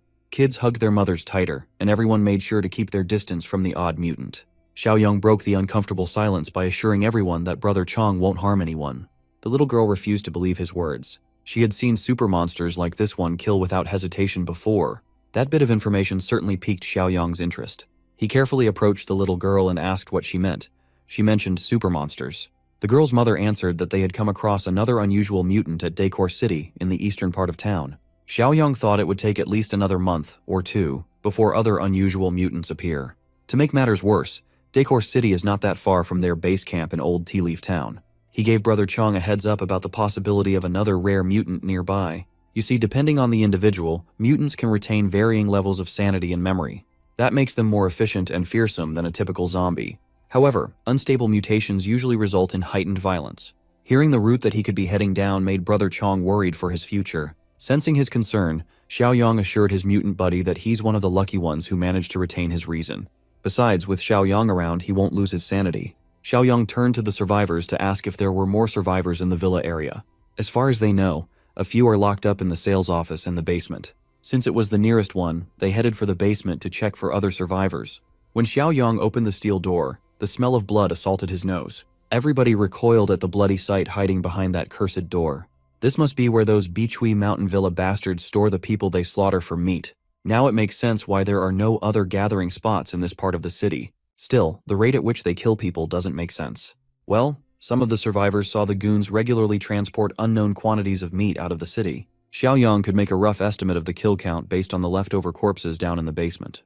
With such large quantities of meat, they could be engaged in some shadier stuff. Seeing as the basement is not a place to live, the only place left to inspect is the sales office. It's about 1 kilometer from their spot near the south gate. When survivors flock into the villa, they are first locked up in that area. Those deemed useless are sent to the slaughterhouse. Suddenly, Xiaoyong was prompted by a series of missions called Subpar Utopia. He must expand and improve the community score as much as possible. The goons stationed at the sales office are still clueless about the fact that the kingdom has fallen. They only heard some gunshots and thought that the bosses were probably using live people for target practice again. Under the guise of darkness, Brother Chong easily dispatched the lousy security. Currently trapped in the sales office, there were a few unfortunate ladies. Based on the lack of clothing in this room, one can assume the worst. They heard the commotion outside. Some of them have accepted their fate, and some of them still have a little fight inside. When the door opened, instead of some sleazy goon from the villa, a young man with a sharp and determined gaze walked in. Xiaoyong invited the ladies out, adding them to the mass of survivors he rescued tonight. They walked out of the office sales building, the ground littered with blood and corpses of the morally bankrupt goons. The young man promised everyone a safe place to stay, a real home instead of this hell on earth. His only condition was that everyone must work and contribute to the betterment of the community. These survivors have already experienced the tyranny and depravity of the villa. Anything would be better than their current living condition. With that settled, Xiaoyang led everyone to his ride. Everyone boarded the bus. Thankfully, he brought a big enough vehicle for everyone this time around. Not long after the rescue, they reached the base camp. Shenshan and Zhang Qi were waiting for the boss to come back. Seeing as he didn't drive the bus directly in, Zhang Qi stood by to see what the boss wanted to do first. Xiaoyang introduced everyone to his fortress. Right now, he can't just let everyone in without a proper vetting process. Thankfully, the survivors understand that it would be wise to be careful in these harsh times. For now, they will be based on temporary prefab houses protected by iron fences. It's not as secure as the main fortress, but compared to everywhere else in the city, it is heavenly. There are many unfinished buildings and open spaces in this old tea-leaf town. Over time, constructions will continue, and conditions will keep improving. Hearing his sincerity, the survivors extended their gratitude to their savior. The night wrapped up, and the next day came. A fleet of cars and trucks pulled up to Beachui Mountain Villa's driveway. The lady boss of the fleet had already grown impatient. That bastard Zhang Qingwen or any of the dipshits she put in charge were not responding to her calls at all. She can tell that something must be up. The lady boss exited the vehicle and checked the buildings herself. As expected, she was greeted by the sight of gore, blood, and rotten death. Those who died the night before had finished reanimating into full, mindless undead. One of the zombies lurking in the building was Li Shuxiang. He roared and attacked the living by instinct. The lady boss did not even spare these critters a glance. She easily disposed of them with her bare hands. She then pulled out a knife and dismembered the drooling zombies, tearing them limb from limb. With the building overrun by the undead, the bosses they installed have died too. Their human meat supply chain will suffer from this mishap. They need to clean up that mess. But first of all, they need to take care of whoever is responsible for the fall of Beachui Mountain Villa. Blood will inevitably spill. After a thorough check on the villa, they concluded that not a single living person is left and reported back to Lady Boss Rui. The good news is that there's still meat left for today's shipment. All they have to do is bring the truck over and load that bad boy. While her men loaded the truck with trash bags filled with human meat, Boss Rui pondered her next move. Upon surveying the area, she found some tire prints heading out of the villa. With this, they could track down the man who crippled their operation. Back in the fortress, Xiaoyang is mulling over his current mission to expand the community. Despite adding a lot of people to his fold, his community score remained at just 2 points. Population size should be a key factor, right? Thankfully, he has plenty of land to work with. That snobbish guy who sold him the title did him a big favor. Aside from his expansion mission, there's another matter that needs to be addressed. The rare mutant that appeared in a nearby town. Along with Shanshan and Zhang Qi, the boss went to the prefab area and was greeted with reverence. After settling into the temporary housing with complete amenities, some of the survivors even knelt at him in gratitude. Xiaoyang just came by to extract some more info about the super monster that the mom and daughter mentioned. Mom expounded that they encountered the anomaly at the Horenfa market in Decor City. Back then, their group was trying to scavenge some supplies but encountered the beast instead. Several people were killed while she grabbed her little girl and escaped in the midst of chaos as everyone got separated. They ran non-stop until they reached Beachui Mountain Villa. They thought they were saved, only to fall into the grasp of worse monsters. Now that he knows the precise location, Xiaoyang headed for his wheels. Shanshan and Zhangqi tried to discourage him from taking such a massive risk. They have plenty of supplies on deck after all. Well, he's not heading out to get some loot. Decor City is less than 2 kilometers away from its base. He can't let such a massive threat in close proximity continue to exist. Hearing his declaration, the survivor who encountered the super monster herself also tried to stop the young man from going. Xiaoyang assured everybody that he knew what he was doing. He only needs Brother Chong by his side so they can pay that thing a proper visit. Currently, a group of competent-looking stragglers is roaming Horenfa in search of supplies. They found a big supermarket and were excited at the prospect of looting a bunch of stuff. It would be wise to rein in their expectations. The supermarket might already be cleared out. And so, the stragglers entered the supermarket, confident in their group's capability to move freely in the apocalypse. As soon as they sneaked inside, they were met with complete and utter darkness. Once their eyes adjusted to the dark, it became clear that the supermarket had been looted, but far from completely. To account for other survivors or hidden zombies, the group stuck close together and made some noise. Afterwards, they kept their ears and senses open for any movements. A few seconds later, a few loose zombies emerged, and the stragglers kept their cool. They dealt with the undead expertly. Engaging with utmost care, they dispatched the monsters in a coordinated assault. Most of them were glad to see just a few zombies. It's fair to assume that the main horde must have been drawn away by the last group who tried to loot the place. Still, this group was experienced enough to not let their guard down as they proceeded to scavenge. Unbeknownst to them, a much more intelligent beast is hiding in the shadows, biding his time like a hunter circling his fresh prey. As the stragglers head deeper into the supermarket, they thank their lucky stars for giving them enough supplies to last for years. While everyone else was foaming at the mouth at the sight of foodstuffs, their leader was drawn to the bed display. She finally let her guard down and excitedly hopped on the soft mattress. Some of them joked about settling down in the supermarket since it has everything they could possibly hope for. While the group tours the abandoned supermarket, 2 of the chief members go out for a smoke. They reckoned that no matter how badly they wanted to settle down in this mall, it was just not ideal. The place has too many entrances, making it hard to defend. With so many supplies, it would also be a hotspot for other raiders. Thankfully, there's a 2-story building nearby that seems pretty suitable for settling down. Unfortunately for these stragglers, settling down requires being alive. The hunter had finally stepped out of the shadow, beginning his hunt for the tender flesh of the living. One of the stragglers managed to yell for help, attracting everyone else's attention. He ran back inside as fast as he could, but it was impossible to outrun a super mutant. The beast dug its sharp claws from its back through its chest. With one swift and brutal motion, the mutant tore the poor guy like he was made of paper. The stragglers were stunned in terror. Someone yelled retreat, but everyone felt their legs weaken. The group fought through the terror and moved their legs. Their pathetic attempt at escaping was a tragedy. They fell one by one, starting from the slowest runners in the back. They channeled their will to live in their every step, hoping that it would be enough to escape the apex predator gnawing at their collective heels. A few seconds later, and a few meters had elapsed, everyone else had been slaughtered aside from the girl boss over here. She ran without looking back and eventually got close enough to the exit so that she could see the light coming from the outdoors. Girl boss pushed with every bit of strength she had left. Unfortunately for her, running in heels is not the most ideal way to cheat death. At this point, that's just your fault. The super mutant shadowed over her. The entity that feasted on her comrades savored her fear. She cried and raised her arms in a futile attempt to defend herself. But when she raised her head, she saw a different super mutant. This one has a cool-ass mask. Instead of clawing her down to bits and eating her innards, this guy just walked past her. Following the masked mutant was a young man who told her to not be afraid. That's right, Jiang Xiaoyong and the gang arrived just in time to save the final girl. Much to her surprise, she actually recognized this dude as the kid who bought a massive plot of land from her agency before everything went to shit. Xiaoyong also recognized her as that polite real estate saleswoman from a while ago. If he's not mistaken, her name is Ning Wanwan or something. Their fateful reunion was interrupted by the guttural sounds of tearing flesh. Wanwan warned the young man of the monster wreaking havoc in the mall, but he simply assured her that the monster is being taken care of at the moment. She turned her attention behind and saw 2 anomalous life forms in a standoff. The mall mutant sees Brother Chong as competition, but our friendly mutant simply sees this opponent as an obstacle to being toppled. This is the first time meeting someone of the same kind for either of them.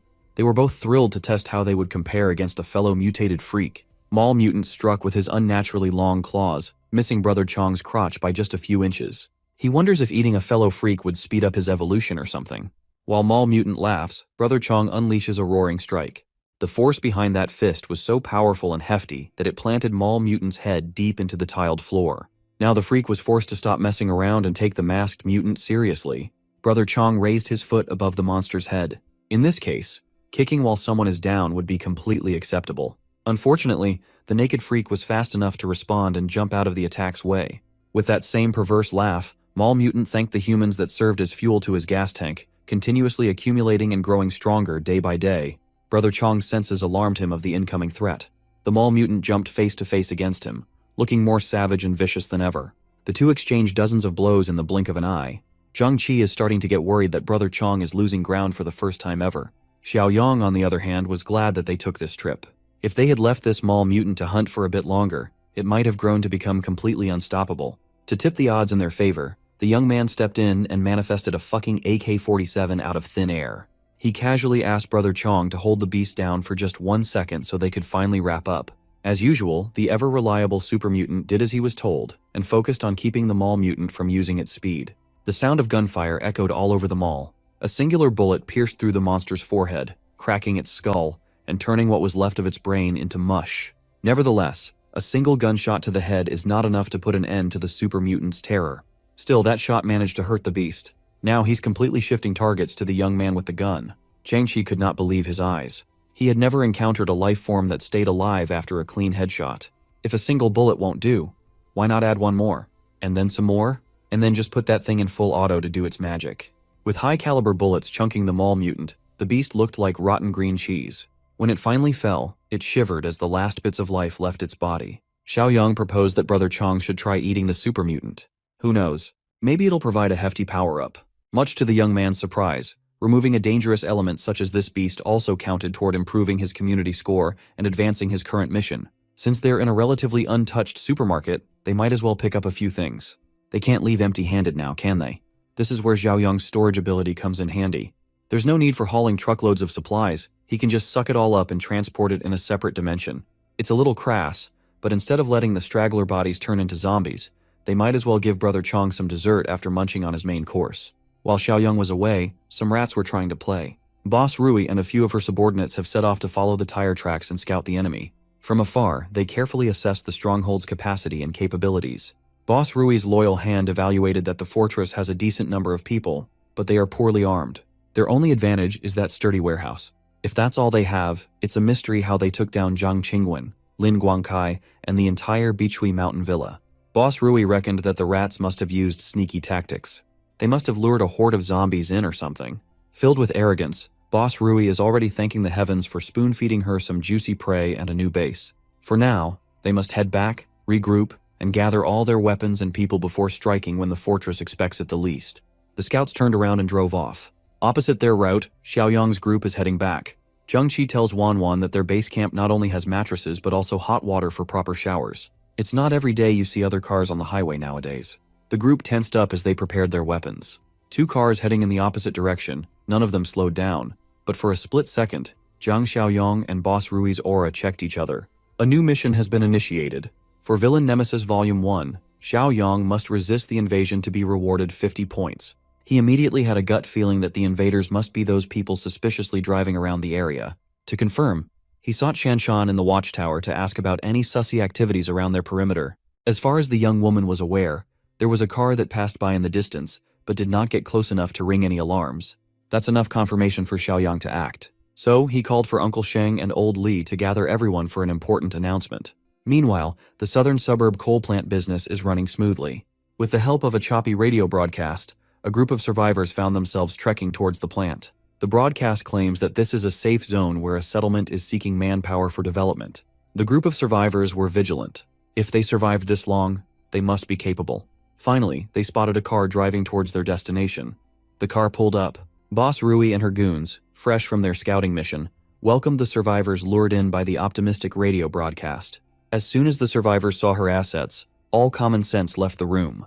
They just wanted to be a part of whatever she was running. Boss Rui also knows how to flaunt and use her womanly charms to drop any sort of resistance. With a smile, she invited the group into her base camp.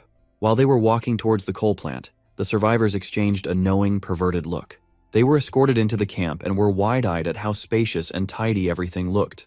They finally have a place they can call home. One of the survivors excused himself, claiming that he had to use the restroom. Boss Rui offered to take him to their indoor bathroom, and the poor bastard immediately folded. She did not just lead him to the urinals.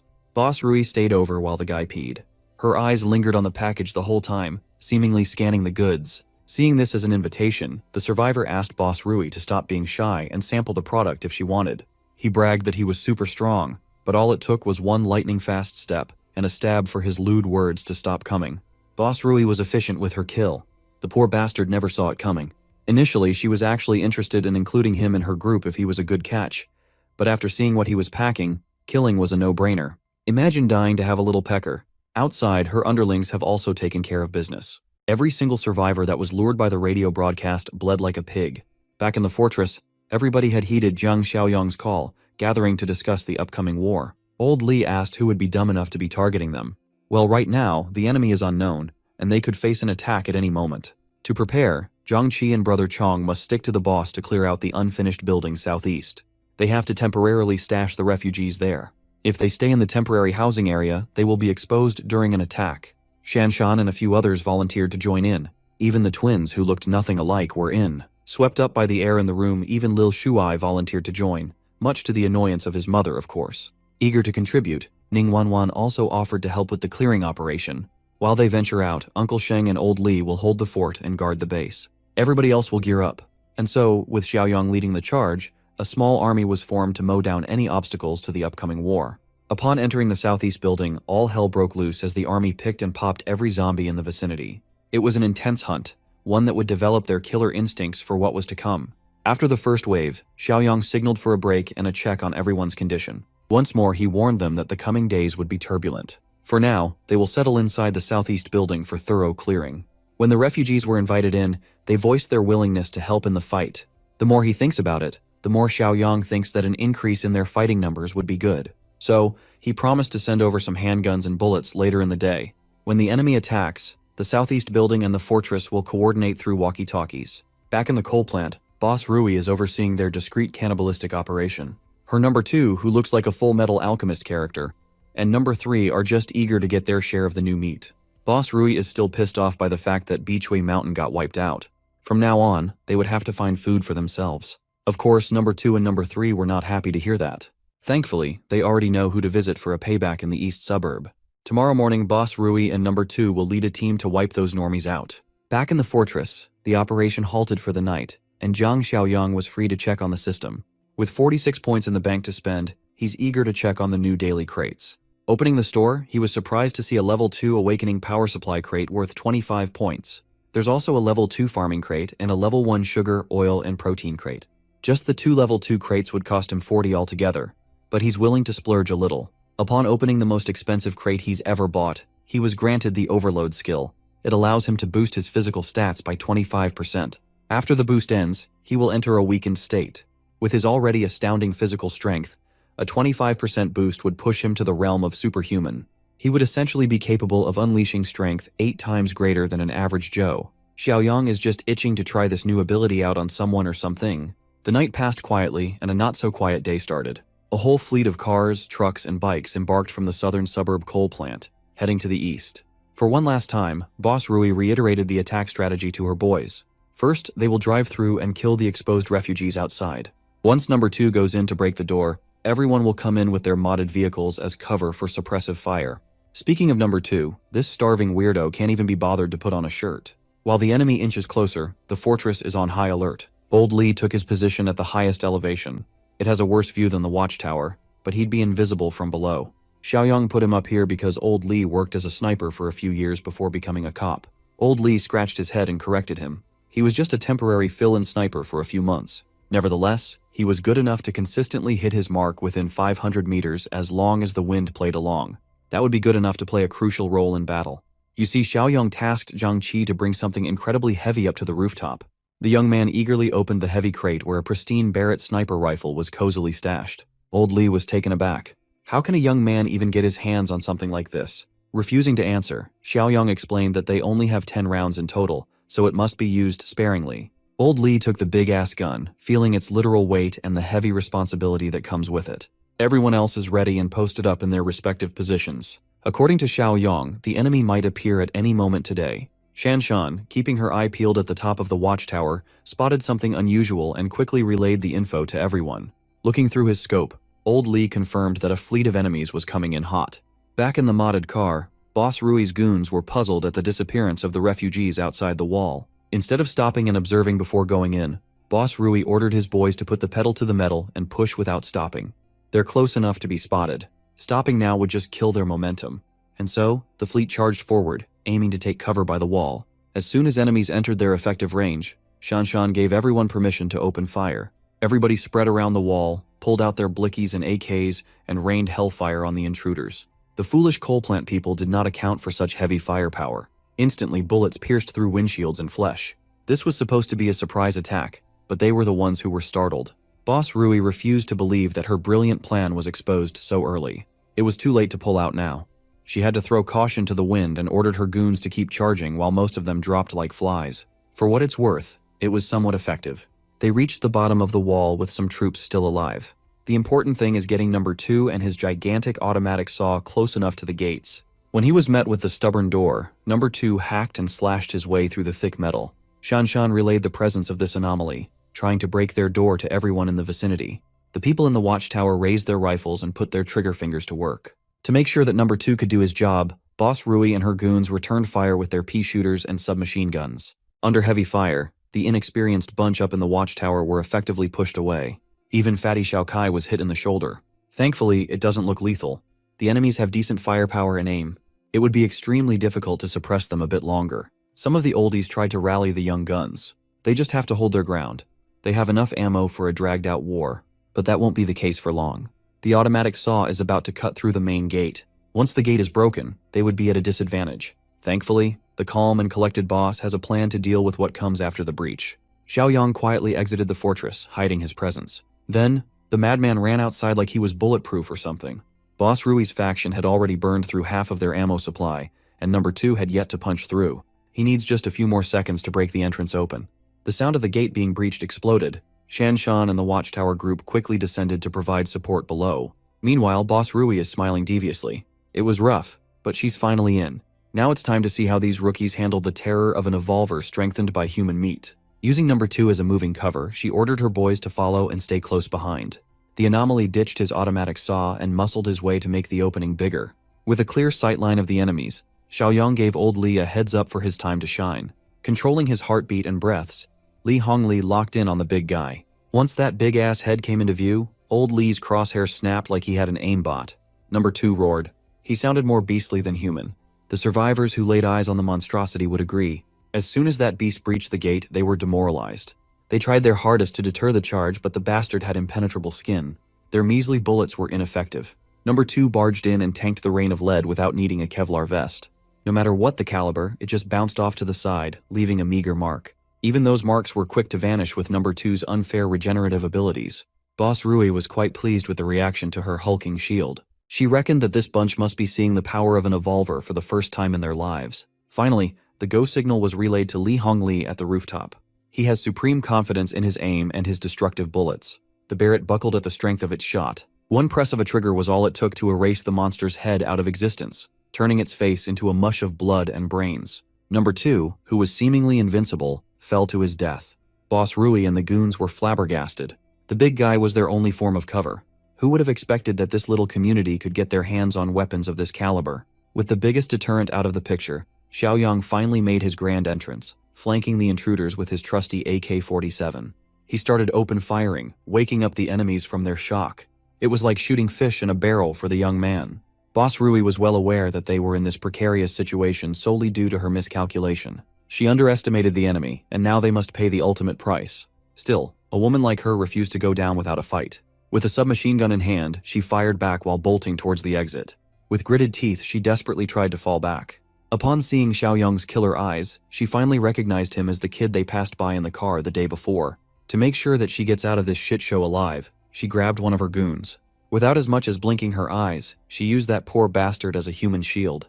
Xiaoyang noted that with this woman's inhuman reaction speed, she must be an evolver too. After making one of his boys eat a bunch of bullets, she hurled the poor bastard on the gunner, blocking the exit. Xiaoyang had to dodge to the side and was forced to stop firing. That few seconds was all Boss Rui needed to make a run towards her car. Of course, Old Li refused to let a straggler go after these intruders disrupted their peaceful way of living. He locked in with the scout and announced that throughout heaven and earth, his Barrett was the only honored one. This dude thinks he's Gojo. Instead of hitting a clean headshot, he had to settle by taking her incredibly fast legs. The sudden loss of one of her limbs tripped Boss Rui up inches from her getaway vehicle. Li Hongli felt ashamed that he missed a kill shot. While he was readying another round, Boss Rui's underling helped her to get into the car. Unfortunately, these two seemed well versed in escaping deadly situations and were able to swerve away with their tails tucked between their legs. Xiaoyang ordered everyone to stop firing. He doesn't really mind if these dumbasses come back for round 2. He's just pleased that his system mission has been cleared. He was rewarded with 50 points, which significantly boosted morale. In addition, the second volume of the Nemesis mission has been unlocked. Now it's his turn to go on the offensive and attack the cannibals' base for another easy 50. Everybody in the fortress celebrated their massive W. As for casualties, they have a few people injured by gunfire, but no one died. Those injured were sent to the medical room for swift disinfection, while enemy corpses were moved to the cold storage for Brother Chong's dinner. Since the base is back to a relatively safe level, the refugees will be allowed back to their housing. As soon as he had some alone time, Xiaoyang checked the points he had amassed in just a single mission, and he was excited to splurge again tonight. Back in the southern suburb coal plant, the remaining survivors of the war retreated with only 3 people and 1 less leg on Boss Rui. Number 3 welcomed them with confusion and worry. Obviously ashamed, Boss Rui admitted that she was careless. They never expected to be under heavy weapon fire. She snapped at her goons and demanded human meat so she could refuel and heal. Hearing her bark orders like it was business as usual, a cruel and sly grin crept up to Number 3's mouth. She continued mouthing them off, calling them useless fools who can't even follow simple orders, and claiming that everyone here is not even worth Number 2's toes. Number 3 finally had enough of her bullshit. The boss had fallen to such a vulnerable level, and she still dares to belittle them. Boss Rui made a gigantic mistake yet again. She did not expect a rebellion at all. Panicking, she tried to order her men to take number 3 down, but no one moved a muscle. Even the 2 survivors who dragged her to safety pretended not to hear her. With Boss Rui missing a leg and number 2's death, number 3 can easily usurp power for himself as the strongest. Besides, he's already planted the seed of rebellion on everyone. The brothers of the coal mine had long since been dissatisfied with the way she ran things. Now they have the perfect opportunity to change leadership. Even now, Boss Rui still thought she could make the boys stand down. But as they crowd around her with malicious intent, her bossy attitude quickly crumbled. With number 3's lead, the coal plant bastards unleashed their frustrations on their cruel boss. They laughed and cheered as they bashed Boss Rui's entire body with their metal pipes.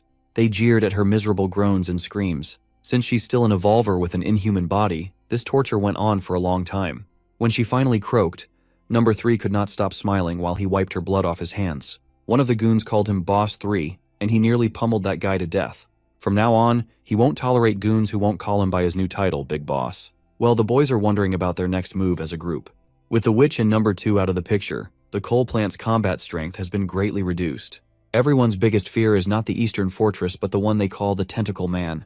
Big Boss decided that they would just abandon the plant and seek refuge with the West Steel Group, a merger of sorts. A day later, Zhang Xiaoyang and a few select members of his battalion sneaked off behind enemy lines. Just as he expected, those pests are camped in the coal plant. He warned Zhang Qi and Old Li to lower their volume and stay close to him while they sneak inside the premises. After surveying the area for a while, they noticed that there was no human activity inside the camp. All they found was that hateful woman leading the charge yesterday. It was evident that she was killed by her own people. While the other 2 were appalled, Xiaoyang already expected as much. Curious, Zhang Qi asked about the big guy who had broken the door. That beast was obviously different from Chen Chong, yet he had absurd powers. Xiaoyang had broached the topic of evolvers with his people before. Even Old Li was quite curious as to how one becomes a so-called evolver. Without mincing his words, Xiaoyang shared that one can evolve by eating humans. This tidbit of shocking information would make anyone shudder. Xiaoyang elaborated that to gain an ability like a mutant, the most direct and simplistic method is cannibalism. Since he also has inhuman abilities, Zhang Qi asked if he had also gone down that awful route. Going forward, do they have to cast away their humanity and eat other people too? Xiaoyang stopped his buddies from jumping to any more absurd conclusions. While cannibalism is the most direct method, it's not the only way. Fishing something out of his pocket, the young man showed them some sort of glowing red rock. Ultimately, evolvers and zombies are all mutated life forms, and mutants only need to absorb exotic energy to grow stronger. Ordinary people have innate exotic energy within them, but it is scarce and dispersed in their flesh and blood. Evolvers and rare mutants, on the other hand, condense their exotic energy into cores. As the apocalypse progresses, even normal zombies will start forming exotic cores. Even if that's the case, eating zombie meat sounds like a surefire way to turn into one. Well, ordinary people can't outrightly eat zombie meat. Only mutants like Brother Chong can do that to grow more powerful. While they were talking, Volume 2 of Xiaoyang's Nemesis of Villains mission was automatically cleared. It looks like those coal boys no longer pose a threat to his community. While Xiaoyang was distracted and busy looking at his system window, a zombie almost got his ass. Thankfully, he has superhuman reflexes to jump out of harm's way. He calmly disposed of the zombie with a drawing of the knife. Funnily enough, the zombie he slashed open can serve as a perfect demonstration of his point. He fished out the zombie's core out of its body. Since the zombie population has been growing, hunting season is about to start. With 2 cores in his hands, he offered Zhang Qi and Li Hongli to get a jump start on their evolution. Zhang Qi still felt a bit ambivalent about eating something that came out of a zombie's body, so he let Old Li take both cores. After much deliberation, Li Hongli's desire to become stronger overcame his fear and uncertainties. He munched on 2 cores at once like a fat kid in a buffet. Old Li immediately felt the changes in his body as the cores did their magic. He felt more incredible than he ever felt in his life. Xiaoyang had to remind him that being an evolver didn't mean he'd be invincible in this apocalyptic world. Taking that advice to heart, Old Li assured the young man that he wouldn't get reckless. With the crisis averted, it's about time to head back to camp. While the good guys are on the way back home, the bastards are just pulling up to the West Steel Mill. As they entered the perimeter, one of the watchdogs stopped them from going any further. Big Boss number 3 casually introduced himself as the representative of the coal plant. Still wary of the group, the watchdog told them to wait while he reported to West Steel Mill's leader. After much deliberation, the coal plant boys were allowed inside the neighboring faction. Of course, the big bosses of the steel mill immediately asked what was up and where Jing Rui and number 2 were. Number 3 made up a story about being attacked and losing Boss Rui and the big boy. Hearing that bit of information piqued the interest of the bald steel mill boss. He ordered his men to take the coal plant brothers and their third boss to one of the safe houses. Meanwhile, Baldy convened with his partner and quietly devised something devious.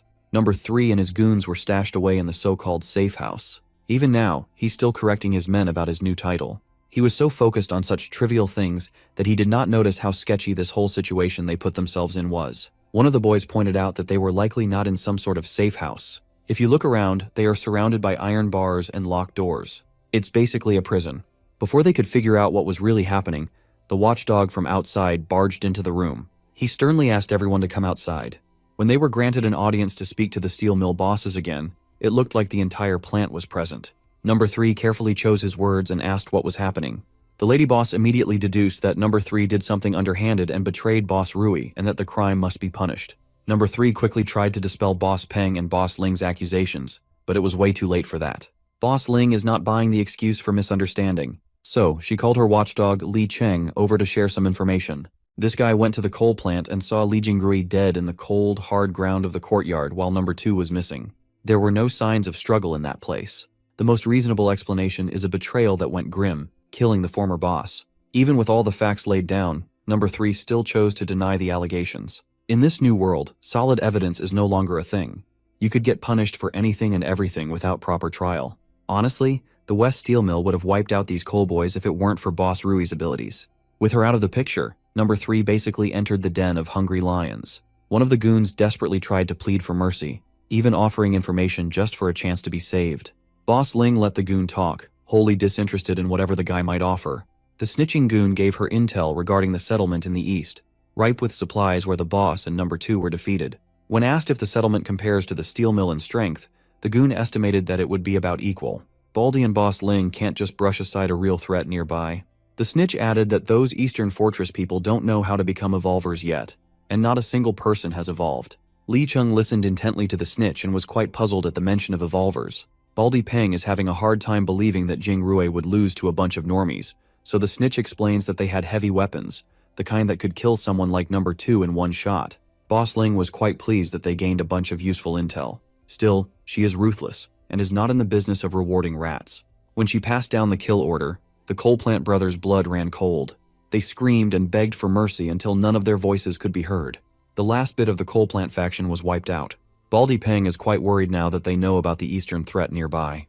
Boss Ling thinks it's prudent not to attack right away because of those heavy weapons. It would be wise if they could evolve further to ensure success. First, they will send scouts to confirm if those people really are noobs that have not evolved yet. Meanwhile, Zhang Xiaoyang is just chilling in his room, fiddling with his system window and browsing what he can get with his 126 points. Much to his surprise, there was a level 2 black tech supply box ready to be purchased for 50. Without hesitation, he bought everything in the shop, leaving him with 71 points left. The sugar, oil, and protein supply crate gave him 500 kilograms of premium lotus root powder, some cocoa butter, and cooking oils.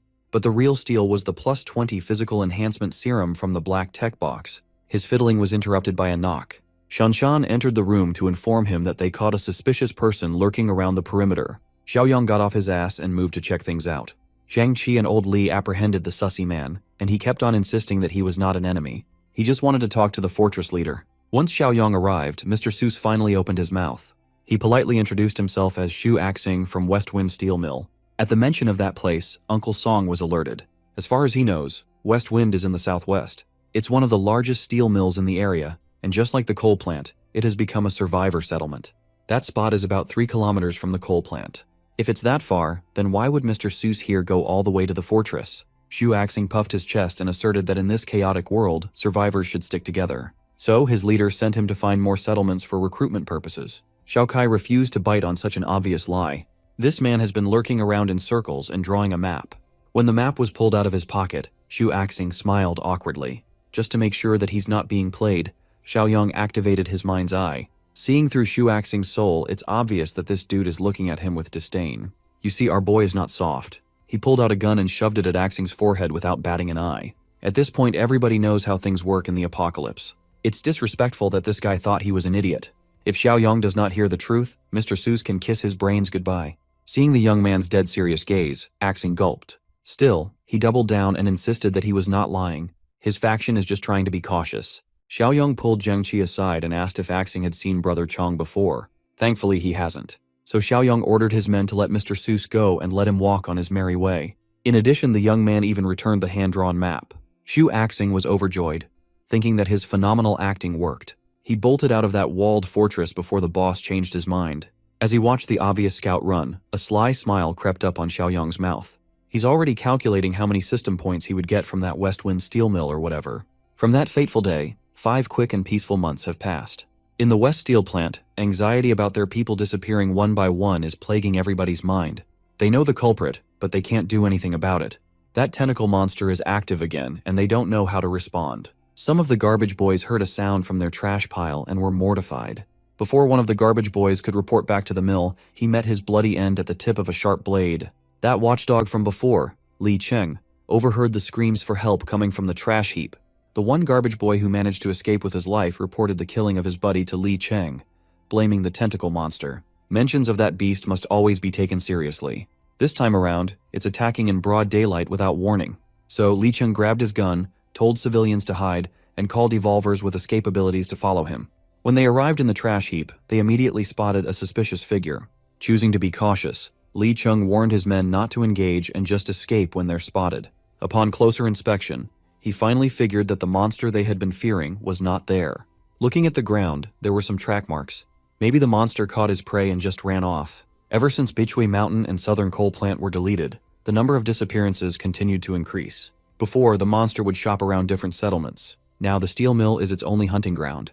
But Li Cheng could feel in his gut that the tentacle man had nothing to do with this particular incident. Back in the fortress, the advancements in the past 5 months are clearly visible. Zhang Xiaoyong had already survived longer than his last run. If this continues, rebuilding civilization might no longer be a pipe dream. Currently, his community score has soared to 38. It has been months now, but the system mission to take care of the West Steel Mill still hasn't appeared.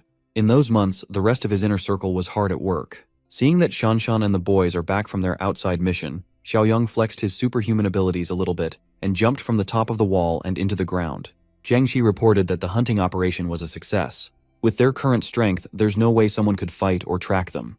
Little Shuai had also started joining in hunts with the grown-ups. Wan Wan has been looking after him in the field, and he's growing up to be a formidable fighter. Today, he even took down a zombie on his own. As a part of Villain Nemesis Volume 3, the Fortress Battalion has been going out hunting zombies to eliminate threats and help potential allies while taking every mutant core they come across. Until now, Xiaoyong has been confused by the potential allies part. Maybe it's referring to the West Steel Mill. Since the system is not giving him the go, Xiaoyong decided to take the initiative and infiltrate the mill by himself. Of course, old Li was against the idea. Uncle Song has been dealing with multiple scouts snooping around their territory for months now. It is highly likely that they have bad intentions. Xiaoyong assured the oldies that with his strength, even someone as powerful as Brother Chong would never be able to hurt him.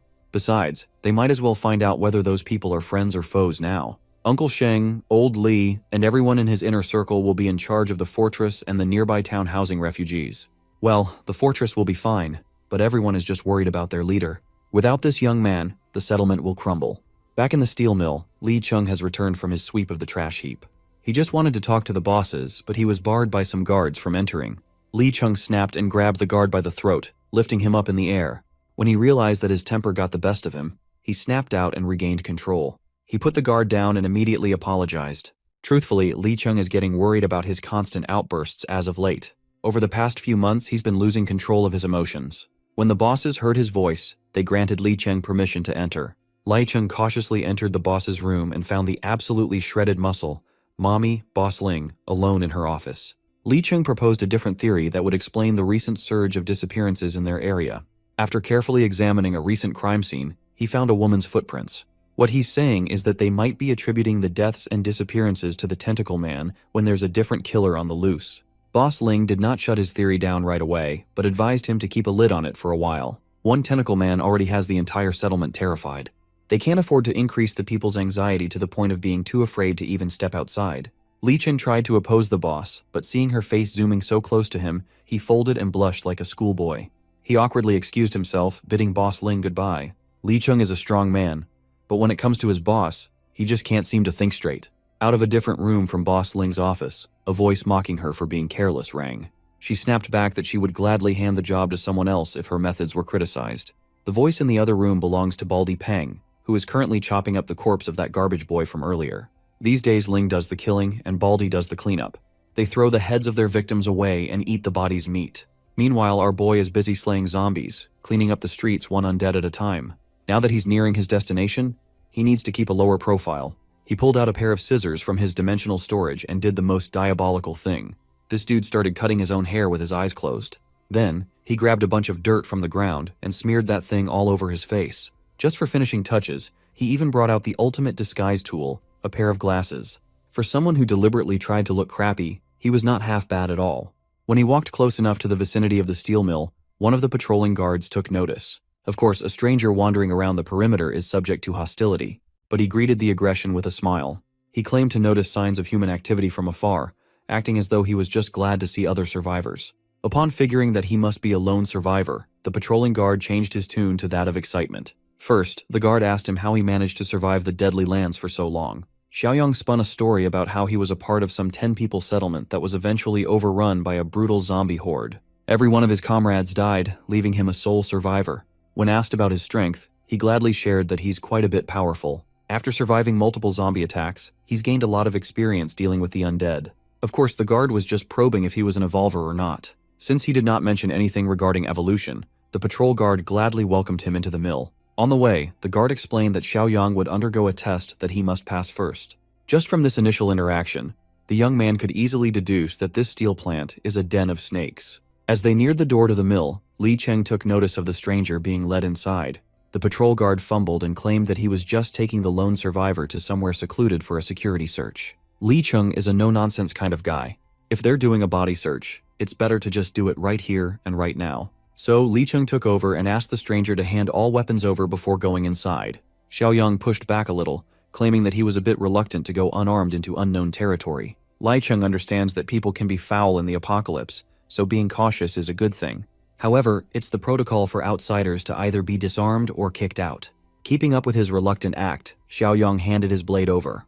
Don't worry, he has about 1,000,000 of these inside his pocket. Afterward, Li Cheng gave him a thorough body check to make sure there weren't any concealed weapons. Xiaoyang was a bit surprised to see someone with a bit of moral backbone in this rotten place. It's certainly a bit different than the savages at Bichui and the coal plant. Seeing as this stranger survived the outside world with only a dagger in his person, Li Cheng curiously asked if he was an evolver. Xiaoyang played dumbly and cited that he felt a lot stronger as days went by. Just to make sure, Li Cheng escorted him towards the boss first. For now, Xiaoyang has to wait in the so-called reception room. Honestly, it looks more like a holding cell. He could tell that the doors were reinforced, fitting for a prison cell.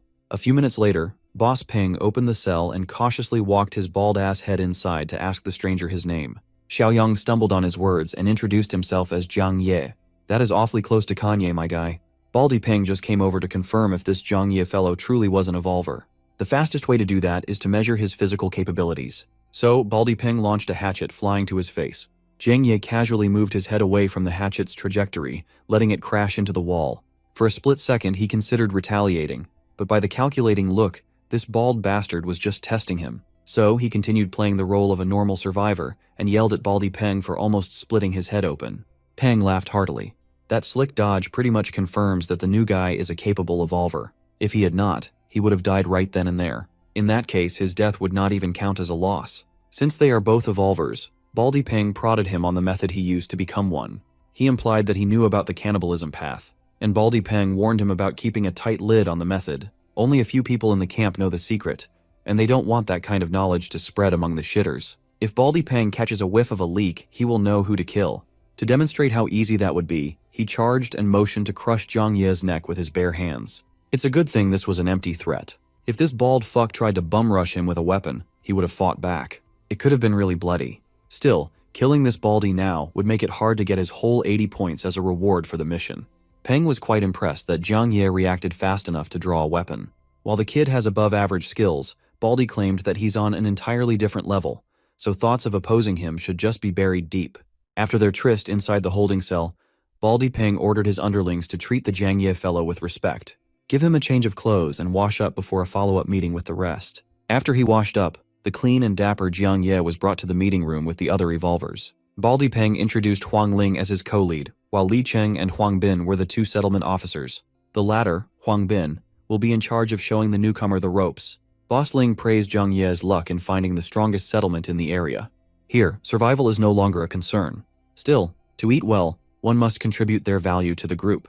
Zhang Ye solemnly swore that he would do his best and follow orders. Everything is going smoothly. He arrived at just the perfect time for Huang Bin's patrol. After picking out Aqiang and Axing for the patrol, the party rolled.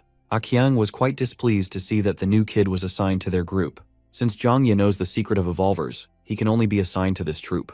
While they were patrolling, old Axing could not take his eyes off the new kid. He cannot shake off the feeling of familiarity. Huang Bin was actually being fair to the new guy. He even explained what their settlement was like. You see, in the steel mill, the only people who know about the consumption of human flesh are Baldi Peng, Boss Ling, and their current troop of 4. Axing is Baldi's cousin, and Aqiang is Boss Ling's nephew. They are bound by blood, so if the secret leaks, it can only come from the mouth of an outsider. At this point, Zhang Ye has become quite uncomfortable with Axing's discerning gaze. This was the old man that Zhang Qi and the group caught lurking around the fortress a few months ago. Casting that aside, that other dude, Li Cheng, is also an officer. He is very talented and powerful, but he has no idea about the method of evolution. If there's anyone who must not find out about the active practice of cannibalism, it's him. If Li Cheng finds out, there will be 2 corpses displayed in the mill. This conversation gave Zhang Ye quite a lot of info. The bosses must suppress Li Cheng deliberately for fear of his monstrous talent, which surpasses everyone else. Upon arriving on the outskirts of the mill, Huang Bin ordered everybody to halt. They have arrived near a small settlement that has 7 members. Huang Bin's crew had been scouting these survivors for 4 days now, and there were no signs of evolution among them. When asked if they were hunting, Huang Bin laughed at such a barbaric notion. Instead of hunting, he prefers the term raising. Since Zhang Ye is an enlightened evolver like them, they want him to change his mindset instead of being a rigid fool blinded by morals. As evolvers, these fools see themselves as no longer the same species as ordinary people. They hail themselves as apex predators at the top of the food chain. So the plan is simple. Subdue this small settlement, raise them like cattle, then slaughter them later. In truth, they don't even need the entirety of the settlement. Bring back a fix, or 6 should be fine. The rest will be dealt with on the spot. For now, the new kid should just watch and learn while Huang Bin and the crew do their magic. The small settlement has enjoyed months of peaceful life. They work day in and day out to improve the group's living conditions. While in the middle of renovating their camp, nightmarish figures swiftly came into view. A horde of zombies somehow found their way into such a secluded area. Each one is hungry for fresh flesh. The group grabbed all their weapons and prepared to fend off the immediate threat. Unfortunately for them, having guns but choking the trigger pull is a surefire way to lose your life these days. While his comrades fell one by one, the builder trembled in fear of being the next victim.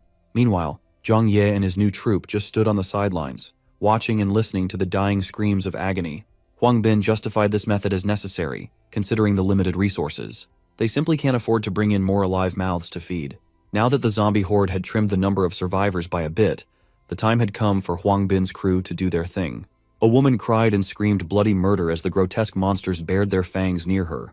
With a single swift slash, those pesky flesh-eating beasts were dispatched and beheaded in a split second. The woman was stunned. She thought she was done for. Yet now he's looking at her savior, offering a helping hand. Huang Bin's weapon of choice was the hammer, and Axing wielded dual daggers. They were efficient and lethal. After wiping out the horde, Huang Bin led the introduction as the Evolvers of Westwind Steel Plant. The survivors had no idea what an Evolver was, but they were just happy to be saved. A single fight was enough for Zhang Ye to gather valuable data. According to his estimation, Huang Bin's crew is roughly on par with Zhang Qi's subgroup. Suddenly, his hair stood on end as a voracious presence made itself known. Zhang Ye turned around and saw an open room in a nearby building. Seeing as there was nobody up there, he chalked it up to his overactive imagination. Huang Bin snapped him out of his thoughts with a directive to help with the cleanup. Still, he could not take his mind off that presence up in that abandoned building. Little did Zhang Ye know he was right to feel a foreboding sense of anxiety. An abomination is hiding in that place. The clueless survivors willingly shared some vital information. There are still some supplies in their warehouse. Zhang Ye was left to supervise the supply collection, while Huang Bin's boys arranged for a small truck to be transported later. Aside from the supplies, he also has to pile up the bodies of the freshly killed survivors. While those who were lucky or unlucky enough to keep their lives followed Huang Bin like he was the Messiah, this setup actually works quite well for Zhang Ye. It's perfect timing to do his own thing. While walking towards the steel mill, the survivors kept singing Huang Bin's praises and expressing their gratitude. One of the clueless girls turned to Aqiang to ask if they had a bath in camp. The creep swiftly grabbed onto her and bragged that the mill had hot water and body wash for deep cleaning. Suddenly, the mood turned for the worse when Axing's spidey senses started tingling. Huang Bin took notice of the old man's reaction and raised his guard. He yelled at everyone to stay alert, hoping to get ahead of whatever was about to come. Akyang continued sticking to the poor girl even though she was clearly feeling creeped out. Axing might have a sharper intuition, but he can't pinpoint where the danger is coming from. Akyang chided that the old man was just feeling paranoid for nothing. But Axing trusts his instincts. Something is definitely out there. As if it was a self-fulfilling prophecy, Axing was the first one to fall from the threat's sneak attack. Something sharp pierced through his neck. The poor guy didn't even know how he died. Huangbin freaked out. He could recognize that killing method anywhere. The tentacle monster is upon them. The tentacle retreated, leaving a tense atmosphere in its wake. The next thing you know, the grotesque beast had already invaded Huangbin's effective combat range. While the group was being absolutely demolished by a hentai monster, our boy was peacefully harvesting mutant cores from dead zombies. Among the battalion that they wiped, 2 of the zombies actually dropped cores. That is not a bad harvest at all. He would have continued playing his role and pocketing some for himself if he had not heard the cries for help from a distance. Huangbin is cooked. The monster got his grubby tentacles all over his body. I bet you've seen something like this before. To end his suffering, the tentacled beast tightened its grip until he leaked blood from every orifice and snapped one of his legs until the bones cracked. The survivors were beside themselves. Even Akyang, who was acting like a hotshot just a while ago, looks like he's about to cry for his mama. As if sensing that he was the only remaining threat, the monster's aggro shifted to the only evolver left. Akyang slowly backed up, terror paralyzing his whole body. To save himself from a grim and agonizing fate, he grabbed the wrist of the girl he was trying to rizz up and chucked her into the tentacles to keep the beast busy. Well, the monster is not one to reject easy prey. Now, I know you've definitely seen something like this. Only this time it wasn't squishy sounds and moans. It ended in painful and crushing suffocation. But this is not the end of the line for Miss Survivor. Her real savior just made a flashy entrance, slicing the tentacles and smothering her to bits. Perhaps Zhang Ye and his trusty knife would stand a chance against the monster that everybody is so afraid of. Zhang looked at the tentacle man from head to toe, and he wasn't really impressed or petrified. Well, that's because this is just one of the tentacle monster's sons. At least, that's what the steel mill people call them. You see, the tentacle monster can often be heard muttering the word son, and it has the uncanny ability to transform normal zombies into tentacled atrocities. Even Boss Baldy Peng and Boss Ling would struggle against a tentacle son alone. Akyang was sure of that, so he's just trying to find the perfect chance to run. He yelled at Zhang Ye to hold off the beast while he called for reinforcement and booked it out of that place with all his power. Following his lead, the frightened survivors also made a mad dash away from the monstrous threat ahead. Zhang Ye could practically taste the betrayal in Akyang's words. That coward really just tried to sell him out. The tentacle's son finally recovered, and he is pissed at Zhang Ye for those deep cuts. The newly regenerated tentacles wrapped around Zhang Ye's body, and he just let it happen, without resisting.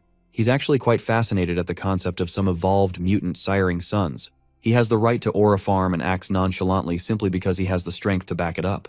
He wants to test this interesting but disgusting specimen in front of him. The two played a game of tug-of-war using tentacles as the rope.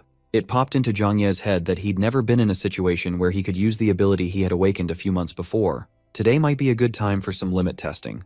He dug his heels down to the ground, his stability unparalleled. Finally, he activated physical overload, pushing his stats to a terrifying degree in one go. The boost from overload was busted as hell. Before, he was barely maintaining a stalemate in a contest of raw strength. Now he's practically dragging that ugly-ass tentacle son across the pavement. When it got close enough, he stopped the brutal dragging with a tap of a foot. The beast was incapable of making intelligible sounds, but its roars had turned subservient, no longer domineering. The only survivor who did not run away watched the scene unfold. Her eyes were wide in disbelief. A seemingly normal young man eviscerated the beast that took out a bunch of competent fighters with his bare hands. By the time Zhang Ye was done with this ugly thing, its limbs, head, and body were torn to pieces, separated, and trashed. Zhang Ye approached the woman to ask if she was okay after almost getting crushed to death. Seeing all the monster's blood covering his face, the woman screamed in terror. Knowing what he's capable of, she realizes that he's the real beast. Zhang Ye wiped the blood off his face, smiled, and assured the lady that he was not a monster. Meanwhile, led by Akyang, the rats that scurried all the way to the mill finally arrived at the gates. At the entrance, they were met by Baldy Peng, Boss Ling, and Li Cheng. They were puzzled as to why Akyang looked so haggard and where the rest of the crew was. Akyang urgently relayed what happened and how Huangbin and Axing were snuffed out by the tentacle son. Li Cheng was the only one who asked about the new guy. Akyang counted Zhang Ye out, thinking that there was no way a noob would survive. Hearing that his cousin died like a dog, Baldy Peng was reasonably upset. He did not know where to place all his rage and blamed the incident on the survivors. Baldy massacred the entire group right then and there, letting his hatchet taste blood. They cannot afford to act irrationally at this point. Thankfully, Baldy got the anger out of his system after slaughtering a few randoms. Interrupting the commotion, a bundle of tentacles hit the ground, stealing everyone's attention. They looked up to see the familiar face of the newest addition to their mill. Zheng Ye and the lady he saved arrived not long after Baldy's outburst. Li Cheng was equally pleased and impressed that the rookie came back alive. Not only that, he pulled up with the biggest flex, a girl, and a bundle of tentacles as proof of kill. He explained how he killed that meager tentacle son and avenged the boss's relatives. After pulling off something this big, the co-leads are beginning to reevaluate the new guy. Breaking the silence, Zhang Ye requested some vehicles and some men to come with him to clean up and retrieve the spoils. While he was doing his assigned job, the bosses were grilling a Qiang about what really happened. This time, this damn roach still refused to believe that Zhang Ye solo killed a monster strong enough to one-shot the rest of the Evolver crew. As far as a Qiang knows, even a team-up between Baldy and Boss Ling would still result in a drawn-out bloodbath against that thing. Baldy is just going off of his initial evaluation of the young man. Someone who didn't even get into a proper fighting stance in the test should not be this strong. So, Boss Ling rationalized that the tentacle son must have only gotten the kill because it relied on an ambush. Either way, they can't let someone as strong as the new guy stick around, especially with how close he's been getting to Li Cheng. Boss Ling heard a very distinct footstep and shushed everyone. Li Cheng knocked and entered the meeting room with some ideas for the bosses. First, he extended his condolences for Axing and Huang Bin's passing. At this point, sudden deaths have become a normal part of living. Well, Li Cheng just came over to propose that they make Zhang Ye an officer for his impeccable strength. Baldy Peng immediately opposed the idea. They don't even know that kid's background. Boss Ling stopped the bald fool from talking any more nonsense. She believes that when it comes to strength, Zhang Ye really is officer material. But the kid would have to prove his worth to convince the entire steel mill. Li Cheng countered that killing a tentacle son should already be enough proof. Well, since they're on the topic, they could just try to give the young man a crack at the real thing. If Zhang Ye could kill the tentacle monster itself, they would be killing two birds with one stone. Li Cheng heatedly argued how unfair that would be. Even the two bosses combined can't accomplish something so difficult. Boss Ling assured Li Cheng that this was not a suicide mission. The entire steel mill will mobilize and take action. It's time for them to eliminate the problem once and for all. As soon as he returned from hauling supplies and dead bodies, the bosses gave Zhang Ye the rundown of what was going down. He was quite surprised that these people were willing to devise a plan with him at the center when he'd been here for such a short time. Boss Ling tried to appeal to his pride, telling the young man that he might be the strongest fighter in the settlement. Baldy Peng added that if the mission succeeds, they are going to give Zhang Ye here the third leadership seat. He then sarcastically asked Li Cheng if it was okay for the new kid to surpass his rank. Li Cheng gritted his teeth and gave his approval. With everything settled, the plan is set to proceed in 2 days. Zhang Ye was quite impressed with their acting skills. He might have fallen for their sincere proposal if he did not have the ability to read their dirty souls through mind's eye. We've spent enough time in the steel mill. Back in the Eastern Fortress, everyone was freaking out. Their boss, who's undercover behind enemy lines, is giving them a call. Old Li and the rest of the gang picked up the walkie-talkie and listened intently. This dude, Xiaoyang, posted up on top of heavy machinery for maximum aura while relaying the plan to take down the mill. In 2 days' time, they will convene at the South Suburban Park. It is finally time to wipe out the remaining threat in the area once and for all. Old Li took charge of the finer planning. Everyone agreed that Uncle Sheng should stay out of the risky mission on account of his age. Furthermore, he is essential in holding down the fort. This upcoming mission has higher stakes than the ones they have done before. The premier fighters must bring their A-game.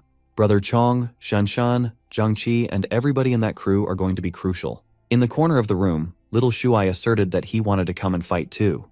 His mom immediately shut him down. War is for grown-ups. A kid has no business getting involved in such a desolate business. But she had never seen her son in the field when the crew did their hunting runs. Little Shuai is no slouch. Even among the core team, the kid is not weakling. Old Li needs every capable hand he can get. Besides, in this day and age, it's better for little Shuai to gain experience early. 2 days passed quickly, and the day of the hunt has arrived. Baldy Peng and Boss Li led everyone to the last known location of the tentacle monster. The disguised Zhang Ye asked what they should do to lure the beast out, and Baldy urged him not to rush, for they had a solid plan. Right away, Zhang Ye scanned the entire perimeter without being noticed. He turned his attention to a nearby building and saw the signal he and the fortress crew agreed on. Up on the rooftop, the crew is armed to the teeth and is keeping a close eye on the situation from the skyline. They can't afford to get any closer as the boss specifically ordered them not to get too close to the park before acting. For now, all they can do is set the ropes up. Once the action starts, they will strike from the sidelines. Downstairs, Boss Ling called one of the malnourished porters who was carrying supplies. The kid looked up to the muscle mommy and asked what she needed. With a cruel smile, she simply ordered the poor child to go inside the park. The porters were brought here to carry supplies and loot. Li Cheng cannot just stand aside while the boss is obviously trying to do something vicious. In Boss Ling's eyes, there's no better bait than a young boy. The creature is always muttering about a son. They might as well give it one. Then, she promised that she'd rescue the kid from danger once the big fish showed up. The malnourished porter was terrified. No one wants to be monster bait. Do you want a monster bait? Baldy Peng had to step in.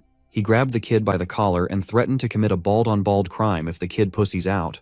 With his evolver strength, he threw that poor boy deep into the middle of the dark park. The throw was so forceful that it must have injured the kid quite a bit. Up in the building, old Lee stood alert as things were starting to move.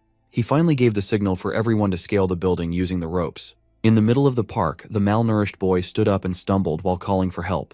His pleas fell on deaf ears. Then, a roaring voice muttering "Son" boomed all over the area. Finally, the final boss monster had made his appearance. The tentacle monster looked like the one Zhang Ye skewered, but this one looked more human-like. His eyes glowed with defiance and killer instincts. Li Cheng yelled at the bosses to stop twiddling their thumbs and rescue the boy now that their target had shown up. Seeing as no one was making a move, he motioned to run in himself, only to get stopped by a firm hold. Boss Ling refused to let Li Cheng go under the excuse that Zhang Ye must make the first move. Any attempt to attack now would be considered credit stealing. Zhang Ye smiled at the absurdity of that idea. The masks of the heroes and villains are finally melting off. Before the tentacles could reach the bald-ass head of the kid, Zhang Ye was already zooming in with superhuman acceleration. Thankfully, he outpaced the tentacles, grabbed the boy by the shirt, and tossed that bald bugger out to safety. Li Cheng caught the alley-oop. He must have thought that bald head was a basketball. The beast was enraged at Zhang Ye's actions. Well, with his disguise glasses off, Zhang Xiaoyong is finally back. The tentacle monster gripped his body and pulled him in. Now that he's getting a closer look, Xiaoyong realized something odd. Once the kid was out of danger, Li Cheng was amped to jump into the fray. But before he could lend the young man a hand, he was apprehended by the horrible bosses. If they don't act now, Zhang Ye will die. Li Cheng still can't understand that this is precisely the point of this mission. Boss Ling finds his stupidity a little funny. She thought the young man would at least drag out the fight with the tentacle monster to a draw. Seeing as how he's trapped and squeezed to stillness, his previous kill might just be a fluke. Li Cheng's dumbass never saw this scheme coming at all. Again, he's a dumbass. Instead of letting the devils explain, Zhang Xiaoyong took the floor instead. Without mincing his words, he divulges the cannibalistic practices of the steel mill bosses. Once again, Li Cheng has no clue what he's talking about. He's a dumbass. As if on cue, the Eastern Fortress crew went trigger-happy and opened fire on the opposing evolvers. Their automatic rifles and handguns lit up the park as they hit the steel mill people from the side. They split up into two groups. One held back the evolvers while the other assisted Xiaoyong against the tentacle monster. Little Shuai led the charge of the latter group with a Molotov cocktail in hand. This kid is a menace. He threw that thing with all his might, and the monster reflexively swatted it with his tentacles. That action spilled the oil, drenching the beast and spreading flames. Instead of flinching in pain, the tentacle monster just stood there, looking at the little boy who threw the burning bottle. It was as if a significant portion of his humanity rushed back into his brain at the sight of little Shuai. His attention completely left the human he was holding with his tentacles. Meanwhile, the kid is cursing the beast for tanking his flammable bomb. Hearing little Shuai curse enraged the tentacle monster more than anything. Since he can articulate words clearly, the crew is definitely up against some evolved mutant. Thankfully, they have someone like that on their side as well. Brother Chong sprang into action. His legs were fast. They were fast enough to make the tentacles miss and hit nothing but pavement. Meanwhile, the steel mill villains have now been forced to retreat and take cover behind trees. They watched in disbelief while a different mutant went toe-to-toe against the one they all feared. The concept of a mutant fighting alongside mutants is utterly ridiculous to them. Brother Chong was doing a good job at dodging, but he was not getting close enough to dish out attacks either. For a second, he was cornered and forced into a tentacle prison. With his brute strength, he easily broke free by tearing those phony tentacles to bits. However, all those suppressive maneuvers were just a distraction. The real attack was coming from behind. If it wasn't for his comrade's warning, the main tentacle would have made a large gaping hole in the back of his skull. After an intense exchange, the mutants reset to catch their breaths. Seeing Brother Chong have a tough time, the captured Xiaoyong laughed and teased his mutant buddy. Baldy Peng's mind was boggled. The brat they picked up a few days ago is joking with a dreadful mutant. As if to absolutely break common sense, Xiaoyong proceeded to tear the tentacles holding him like they were made of paper. Qiang made himself useful by pointing out the fact that one of the ambushers referred to Zhang Ye as Xiaoyong. Old Axing mentioned before that the party leader of the Eastern Fortress had that exact name. Now everything had clicked. The young man played them like fools, and this hunt was a counter setup. That means the steel mill crew is being hunted by the main combat force of a powerful stronghold. Boss Ling scanned the enemy's lineup and stressed over how to get past this trap. She estimated that the strongest individual amongst the fortress crew was only on par with Li Cheng in strength. But when it comes to firepower, they are unbeatable. Furthermore, the biggest obstacle is Jiang Xiaoyong himself. The cherry on top of that fucked up cake is that masked mutant who's roughly equal in strength to the tentacle monster. Boss Ling calculated that victory was virtually impossible. Even if they try to fight back, heavy losses would be unavoidable. But she has one idea that might work. For now, Baldy Peng has to hold the fortress crew off. These two have a lot of experience working together. Covering for each other is what they are good at. Baldy threw his hatchet with superhuman force, causing it to heat up like a meteor. When it landed on the fortress crew's side, it made a massive explosion that kicked up a hefty amount of dust and debris, limiting their vision. Baldy Peng did not stop there. He continued randomly firing off heavy-duty attacks while the normies provided cover fire. This sort of chaos was very effective in neutralizing Old Li's group, forcing them to cover their asses. While everyone was focused on their targets, Boss Ling had her eyes on someone else. The youngest member of the fortress. That kid on the front lines.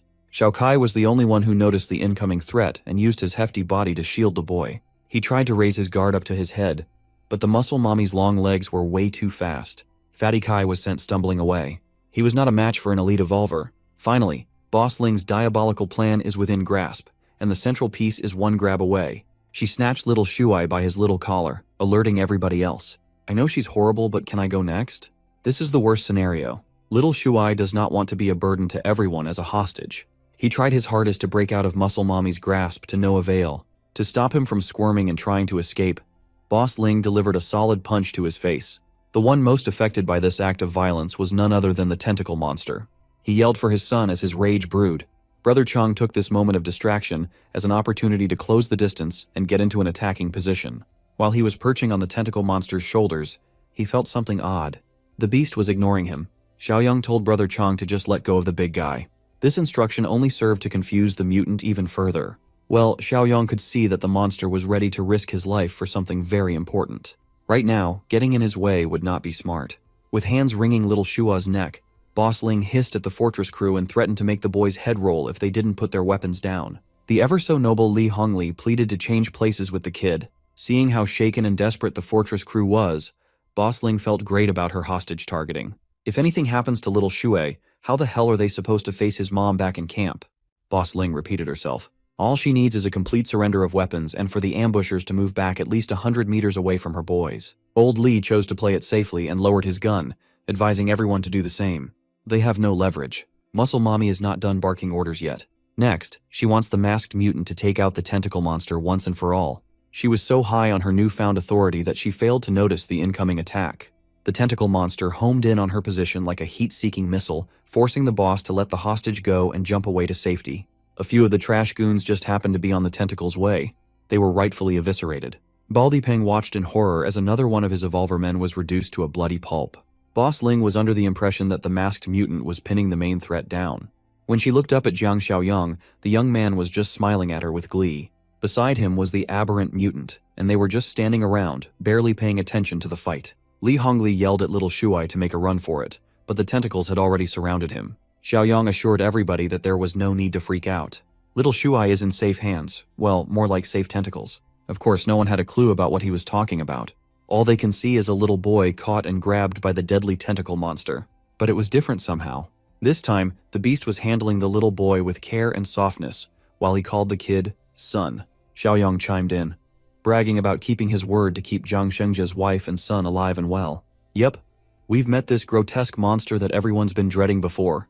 Zhang Shengji must have the same type of mutation as Brother Chong. Upon recognizing the features of his dad that still remained in the monster's image, little Shuai's tears flowed. Baldy Peng watched from the sidelines and called bullshit on such a K-drama plot. They need to get the hell out. So he issued a retreat order. Unfortunately for his bald head and the rest of the steel mill people, they made an enemy out of something out of this world. While holding his boy with utmost tenderness, Shengji's tentacles extended for blood-soaked revenge. Baldy Peng was the first one to get caught and constricted.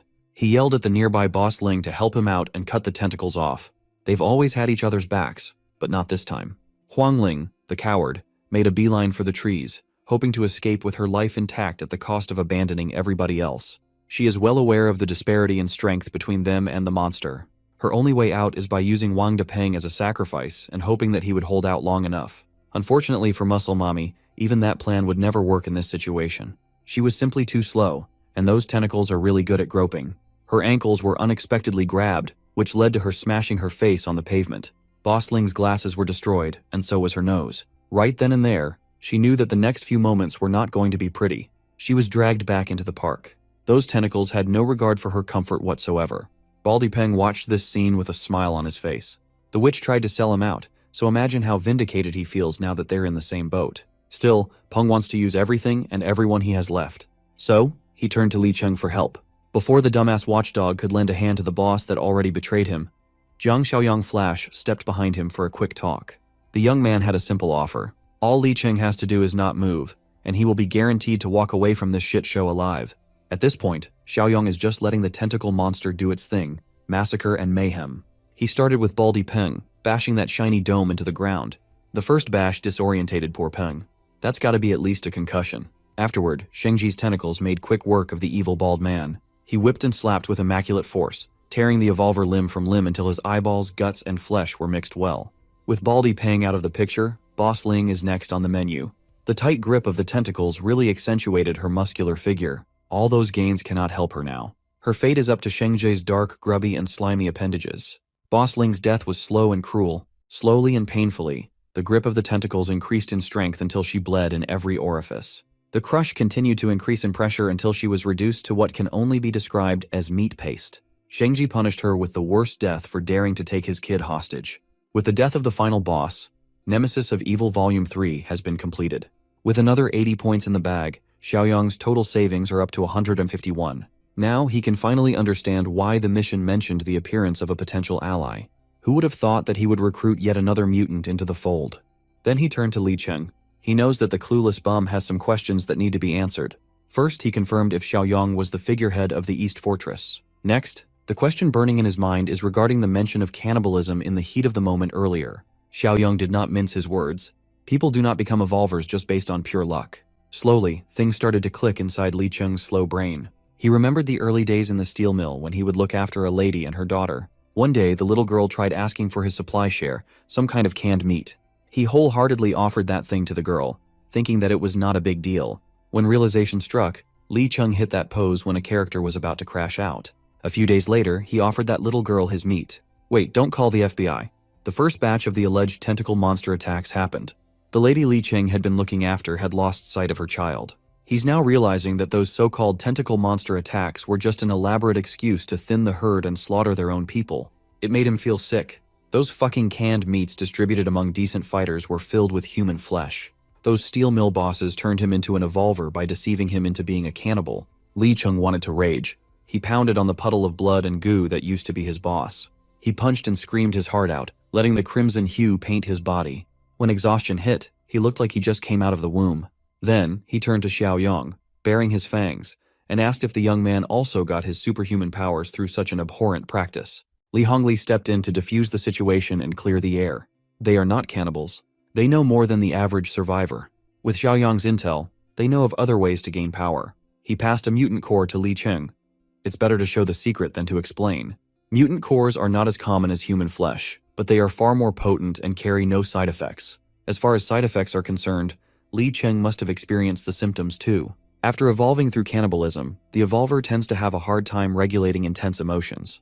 They become more prone to outbursts and committing violence. Unfortunately for Li Cheng, there is no going back to his old life. All he can do now is stop munching on human flesh so the twisted urges won't worsen. As for Shengji, Xiaoyang is just glad that the father and son have been reunited. When asked if he could speak clearly, Shengji replied with a string of gibberish that was hard to decipher. All he can do is throw vague words together, but Xiaoyang seemingly understands him well enough. Like Brother Chong, even though the mutation damaged the speech center, Shengji's mind is still reasonably intact.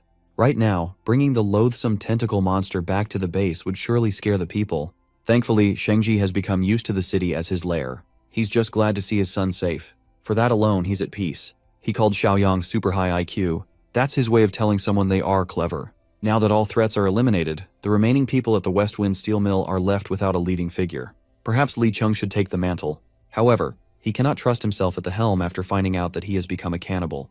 To compromise, Xiaoyong assigned Li Hongli to take over the supervision of the steel mill, and the cop gladly accepted. As for Li Cheng, the young man swore to keep watch over the demon in his heart as long as he joined the fortress. While the bloody business in the park was wrapping up, something intense is happening in the nearby border of City S. A group of survivors are under attack. They are being chased by a bunch of bizarre creatures under a green haze blanketing the city. They had to make a bunch of tough decisions. They had to abandon those that were beyond saving. When the wiry plant bastards are upon you, running is the only option. And so, that's what they did. They ran and never looked back. Those who were left behind were subjected to an agonizing end. As the thick green smog bellows, the plants continued to take over. When they were done with their victims, the poor survivor was unrecognizable. After a few moments, a corpse taken over by seemingly sentient plant monsters rose. City S really needs a gardener. The number of survivors thinned as they ran away from the plant mutants. But the remaining lady's lungs had given up. Her man tried to force her to continue running or be torn apart. Suddenly, eerie sounds echoed from nearby. Upon paying closer attention, they determined that it was the sound of wind. That means they are close to the forest edge. Well, the exit is ahead, but the mutants are hot in their heels. They cannot afford to dawdle and waste any more time. The couple in the back tried to hype each other up. Victory and safety are in sight after all. After a few more minutes of running, the light from the forest edge was finally visible. Due to no fault of her own, the lady was caught by a loose vine moving on its own like it had eyes. The vine wrapped around her neck and lifted her up in the air, blocking airflow. That green appendage belonged to a giant Venus flytrap mutant, hungry for bigger prey. Everything happened so fast. Her upper and lower body were separated like Aaron Yeager's mom. Her lower body dropped to the ground. At least she wouldn't need shirts anymore. Her man crashed out like a crazy person, calling Xiaotong her virgin girl and whatnot. The dude is a weirdo. The group has no time to grieve. The plant mutants are close enough that their gurgling sounds have become audible. The leader of the troop had to slap the dog shit out of the crash-out dude to bring him back to Earth. Xiaotong is dead. They can't do anything about that. Now, it's up to him if he wants to join his girl in the afterlife. In the end, the group made it out of there, entering a different city. The plant mutants continued chasing, moving as slow as proper horror villains. What they lack in speed, they make up for in numbers. They look like the Last of Us zombies low-key. The survivor leader continued running in circles until he found a place he recognized. He's positive that they've just entered M-City Wilderness Park. What's strange was the lack of any and all signs of activity. It's like the park had been neatly abandoned, undisturbed by humans or zombies. With what happened in their last settlement in S-City, it's no surprise that the neighbors have evacuated too. On a random street and a random street pole, the group found someone hiding and not doing a good job at it. Since the figure did not attack, they assumed it was human. So, they politely asked where the evacuation point was. Well, the guy they're asking for directions is the farthest thing from a human. It was Jiang Shengzhe, the tentacle monster. When he showed his tinted skin, dark eyes, and wriggling tentacles, the survivors realized that they were idiots. They thought Shengji was like those mindless plant mutants that had been haunting their dreams. The bums continued another round of running until they were certain that the beast was away. They deliberated on the possibility that the areas outside the forest have also fallen. Then, the hunters that have locked onto their scents have shown up once more. The gods must hate these dudes. They are sprinting marathons left and right. This time, they are surrounded on all sides. Every angle had been blocked by a coordinated encirclement. Hopeless, the survivors started breaking mentally. If they just stayed in the forest, they could have pulled through and lived for a few months. Maybe Xiaotong would still be alive. As the plant mutants close in on their doomed position, the boys are presented with a tough choice. It looks like their leader is choosing to take matters into his own hands. Instead of being torn apart by alien creatures, he might as well do it himself. Thankfully, there is no need to do all that. Shengji's tentacles zoomed across the streets, handily deleting the heads of those frail plant mutants. This is his territory, and he won't allow foreign encroachment on the park. Back in the eastern fortress, Zhang Xiaoyong is emptily staring at his kingdom under the bright moonlight. His utopian mission has progressed quite well. Right now, his community score has grown to 62, and store points are up to 231. At this point, he can be considered rich. When you have points to burn, checking the daily shop is a treat. Right now, he can buy a level 2 armed deterrence box for 20, a level 2 black tech box for 50, or a level 3 superpower awakening supply box for 100. Xiaoyong is rarely ever surprised, but that last choice knocked his socks off. Without hesitation, he spent his points like a madman and cleaned out the shop. Armed deterrence contained an armored jeep. Black Tech gave him another physical enhancement serum. Finally, the Superpower Awakening box contained a level 1 enslavement mark. The skill allows him to enslave one life form. He doesn't see the need to use it right now. Brother Chong, Brother Shengzhe, and Li Cheng are still stable. After all that spending, a chance to earn points presented itself. The mission. Weed Control Volume 1 has officially begun. He thought the mission was a literal gardening job. But things became clearer when Brother Shengji relayed updates about that encroaching army of plant mutants. Later that night, the people of the fortress gathered outside the wall to cautiously look at the tentacle monster. Shengji escorted the party he just saved to the east to meet the big boss. He's dragging a plant mutant corpse for examination. From the crowd, Shengji's wife and son ran up to him with glee. While he has no problem saying the words son, the word wife must have been wiped from his vocabulary. He called her marry me. To this day, Xiaoyang is the only one who has no trouble translating his broken speech pattern. The reunion of the family was bizarre and sweet.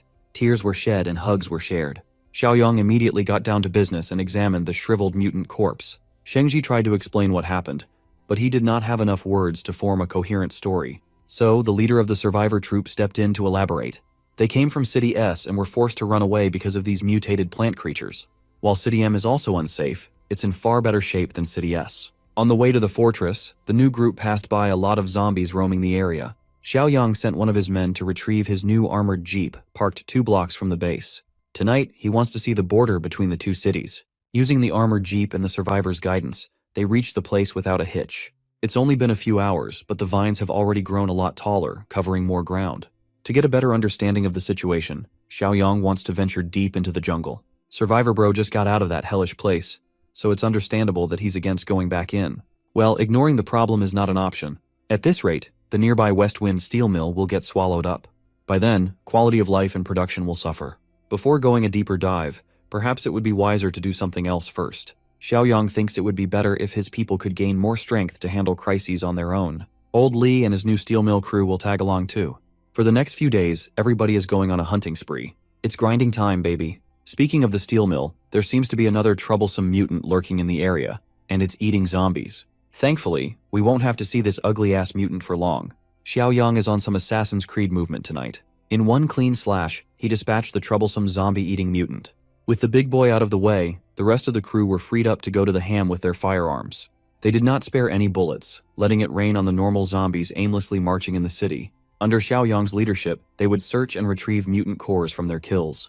They repeated this process over and over, steadily increasing their supplies. Unbeknownst to them, an overfed evolver had been going around the city, looking for fresh human meat. Normal zombies cannot even pose a threat to this guy.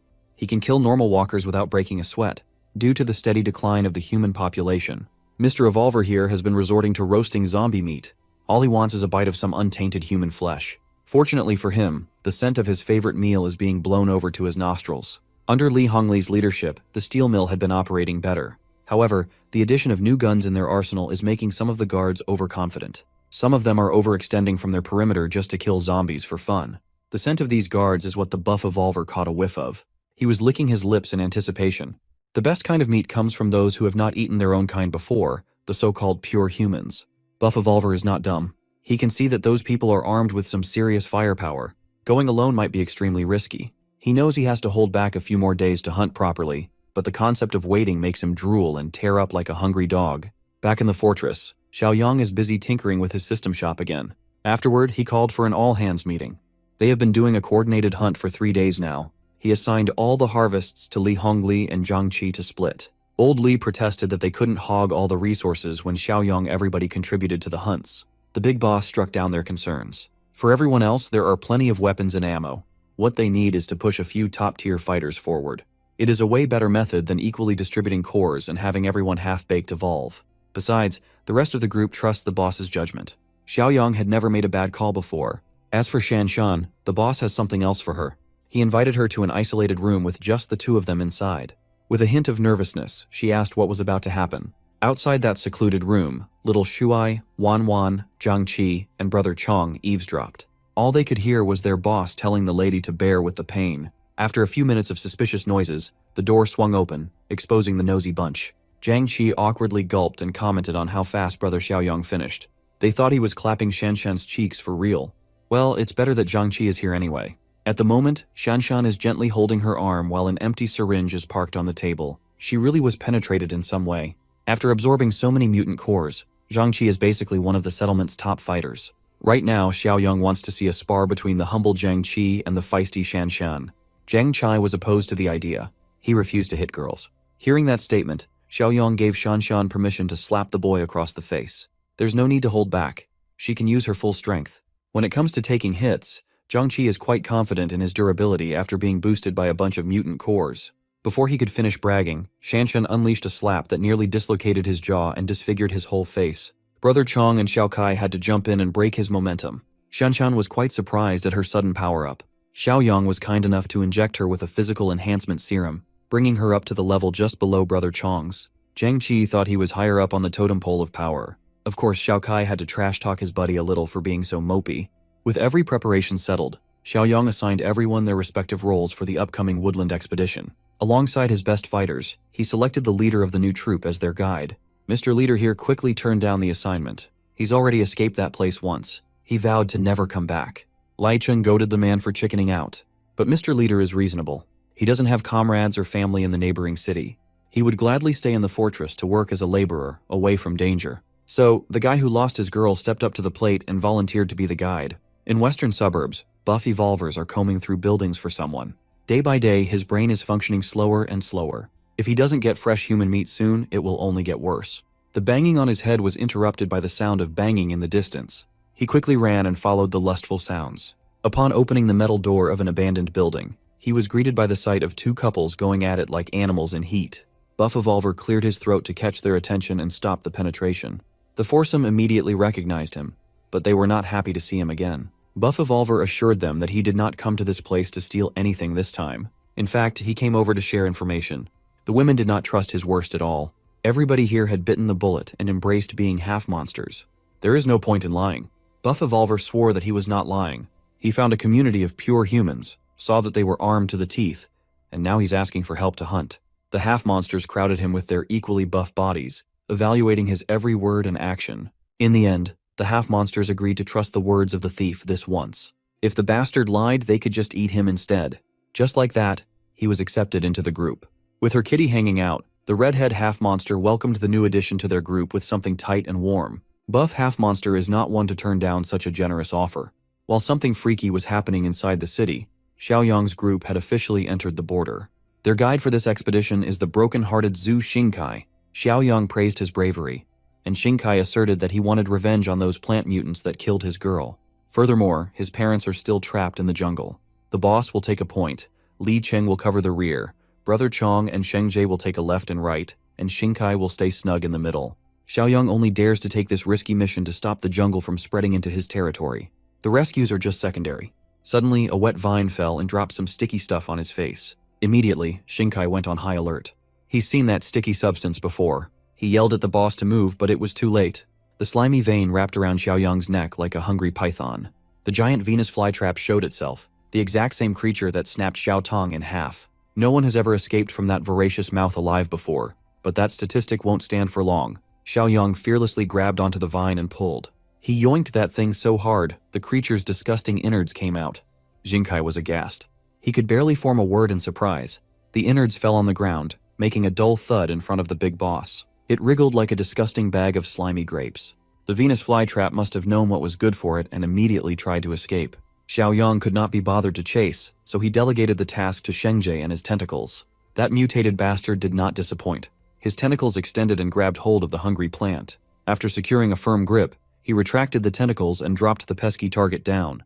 Much to everybody's surprise, the flytrap activated its defense mechanism and released some green noxious fumes into the air. For some reason, the fumes did not arouse any apprehension. In fact, it smelled good. Xiaoyang was alerted. Inhaling smoke with a strangely alluring fragrance cannot be a good thing. As he was about to warn everyone to cover their noses, all sources of light around him seemed to vanish. Everyone else was experiencing a variety of the same bizarre experiences. Xingkai was struck with a strange feeling pounding in his skull. He looked around and saw the crew standing still like statues. Then, his attention was wrestled by a rustling in a nearby bush. A feminine figure emerged from the tall grass, calling to him. Upon close look, it was his girl, Xiao Tong. The image of her death is still fresh in his mind. Seeing her in the flesh once more overloaded his common sense. He walked towards her, a feeling of relief and disbelief mixing in his mind. Xiao Tong beckoned him to move a little bit closer, telling him that the rest of the survivors were nearby. Absolutely entranced by the sight of his girl, Xingkai willingly followed her voice. While that was happening, the raid on the steel mill was also underway. The half-monsters have reached the target, a whole factory filled with pure human meat. One of the boys drooled upon getting a whiff of their prey. There's nothing like pure, clean human meat to whet the appetite. The others tried to get him to calm down. but his vision had already turned crimson from insatiable hunger. Before they could restrain the dumbass, he darted forward. Unable to resist any longer, dumbass charged in, ready to devour without a plan of action. The guards immediately spotted him as soon as he got close, but these scrubs could not react in time. Before they could raise their rifles, one of their comrades had already been devoured. When the gunshots exploded, Li Hongli was alerted. The guards have never encountered a half-monster before. They could take care of mindless zombies, but this is above their pay grade. The bullets of their AK-47s were useless. Every clean hit was instantly nullified and healed. Paying no mind to the barrage of lead, the hunter did what he did best. He could have wiped out the outer guard if old Li did not show up in time to kick him in the stomach. A single attack sent the hunter spinning like a ballerina.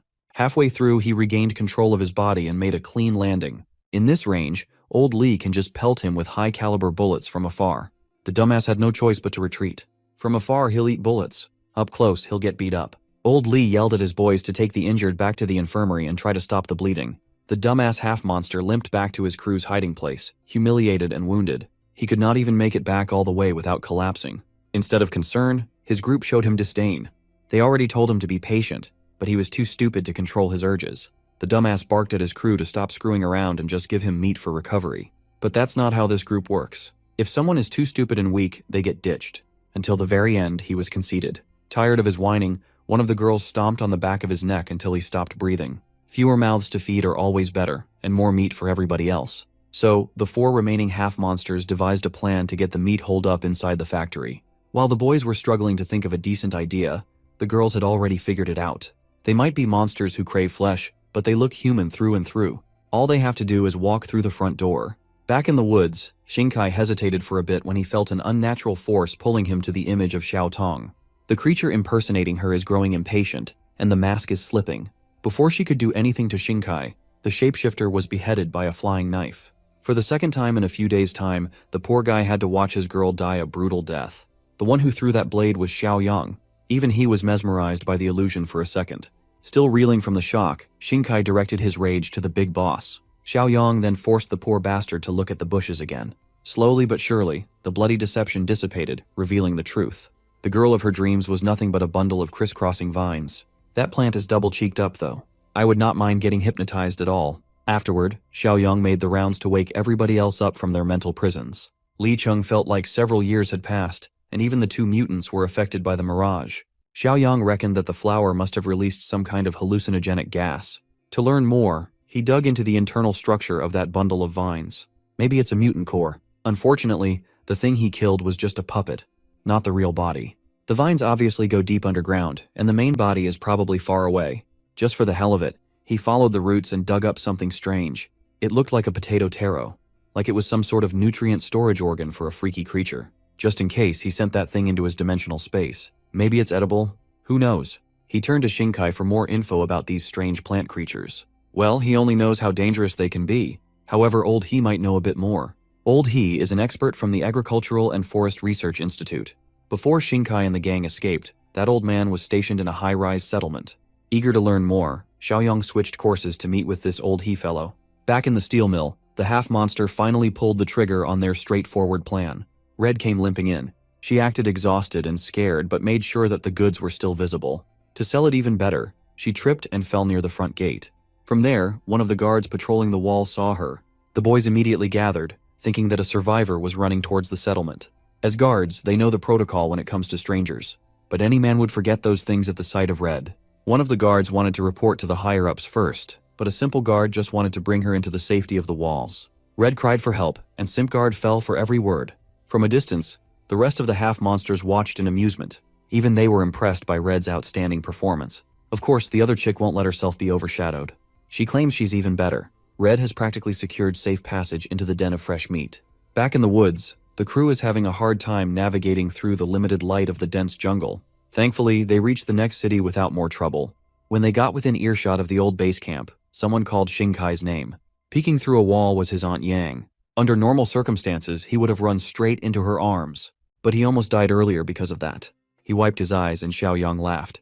He assured the dude that they were no longer under the effect of the hallucinogenic gas. On the other side, Auntie Yang's camp is also freaking out, thinking that whoever comes out of the woods is an enemy. Some wanted to grab Shinkai and bring him to safety, while the others weren't even sure if it was him anymore. Aunt Yang seems to be on the fight first. ask about the later side. She led a few men to attack with their various weapons, hoping to catch the intruders by surprise. Shengji could easily wipe these people off the face of the planet in one sweep, but Xiaoyang urged everyone to calm down. A couple of arrows flew in their direction, and the big boss easily swatted them away with his bare hands.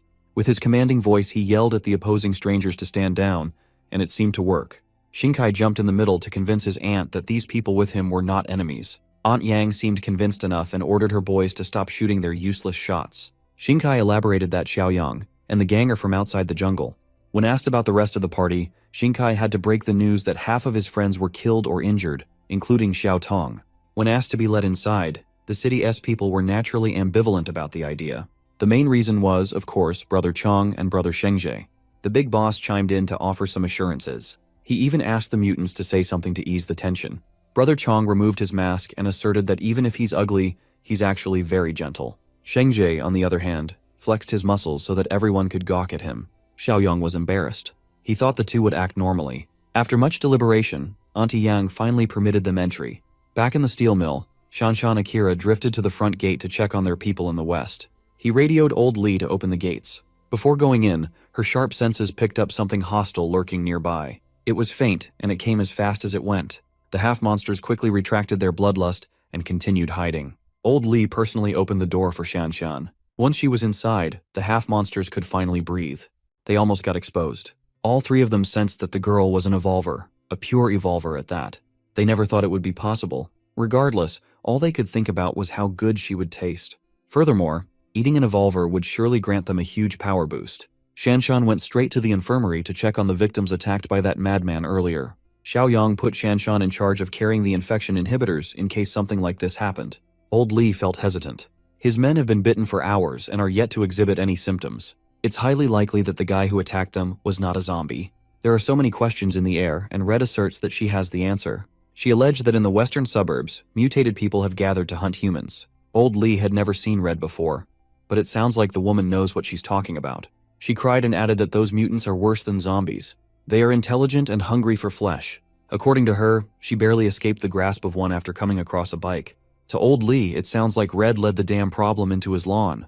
Red profusely apologized for causing trouble, and the simp guard immediately backed her up by condemning Old Li for passing blame. Li Hongli cleared up that he just wants to know everything he can about the enemy. So, Red warned everyone to get ready for another wave of attack. Seeing as the poor woman doesn't even have clothes on, Old Li urged her to get some rest first. While the rest of the group petered out of the room, Shanshan was the only one keeping a close eye on that newcomer. She can't quite put her finger on it, but something about Red rubs her the wrong way. In the end, she attributed it to the paranoia and stress, given how heavy his responsibilities are these days.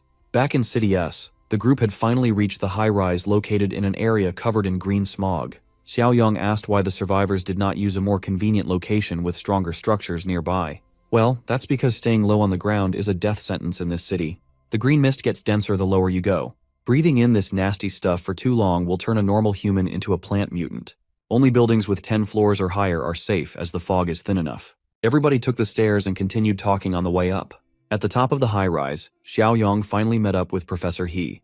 They gave the rundown of the situation outside the jungle and the problems in the other city, lowering morale. After explaining the mutant situation, Xiaoyang invited Brother Chong and Shengji to come in and meet everyone in the high-rise settlement. As for T-City, B-City, or abroad, there is no available information out there. Up to now, there are no signs of organized rescue. Everyone is on their own. Xiaoyang brought out the weird potato he dug up earlier and asked the professor what he knew about it. Professor. He calmly identified it as the tuber of those plant mutants. It is edible, and the high-rise people have been living off it for a while now. If not for the food shortage, they would not have dared to eat something that looked so freaky. Nevertheless, good survival food is an impactful discovery. Their meeting was interrupted by an emergency happening right outside the building. Looking out the windows, one can see a ton of plant mutants gathering and surrounding the high-rise.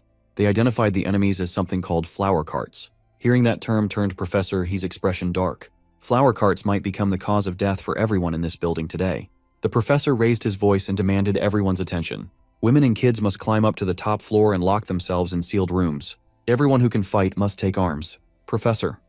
He would rather let a few survive than let everyone die. His people listen to him. They are willing to lay their lives on the line for the settlement. Professor.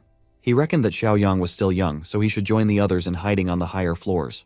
The big boss scoffed and assured the professor that he'd be just fine. In fact, he's a little curious about what kind of monster could scare everybody this badly.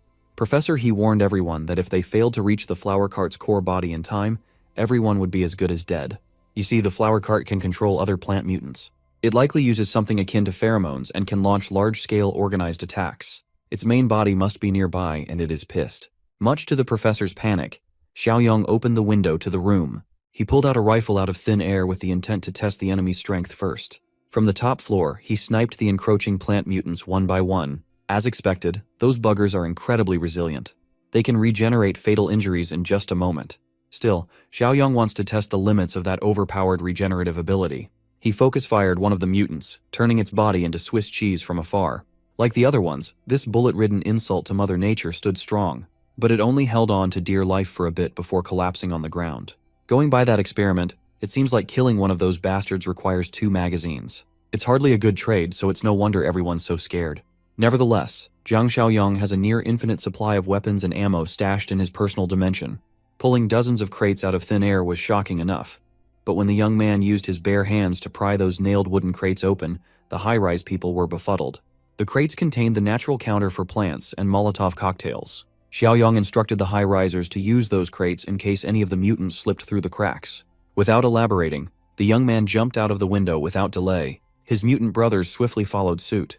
3 insane bastards leaped off the 16th floor like they didn't value their lives. At least their landings were cool. Each one posed for maximum aura gain as they stunted the ugly plant mutants. As soon as they entered the melee range, the eager creatures rushed in. They were met by Xiaoyong's hand digging into their wiry skulls. With one forceful pull, the big boss beheaded the first enemy that crossed him. Brother Chong was no slouch either. He was fast and strong, and his fighting style was comparable to that of the boss. As for Shengji, this dude is just pure aura and hype moments. His tentacles did most of the work, and it was bloody and glorious. Professor. He finally realizes how dumb he sounded when he urged Xiaoyong to hide earlier. Thankfully, Li Cheng was also up there to prime everyone to deal with stragglers. He took over and invited anyone confident in their skills to grab Molotov cocktails and guard the stairwell. Seeing hope for the first time in months, the morale of the high-rise residents could not get any higher. Downstairs, Xiaoyong cleaned up the remaining mutant plant that was to be disposed of. Like clockwork, he tasked his mutant brothers to search and check the bodies for cores. As for him, he's itching to personally see that flower cart thing everybody's raving about. The few stragglers that snuck past the killing machines were easily dealt with using fire. Thanks to Xiaoyong and his crew, there were no casualties this time around. While everybody was busy making sure that the high-rise was safe, our boy followed his instincts deep into the woodlands. He traversed the land like a damn shinobi, and finally found the twisted thing, the subject of everybody's nightmare, the flower cart. In the middle of the woods, the main body and the beast causing all the problems in City S is coughing the green fog.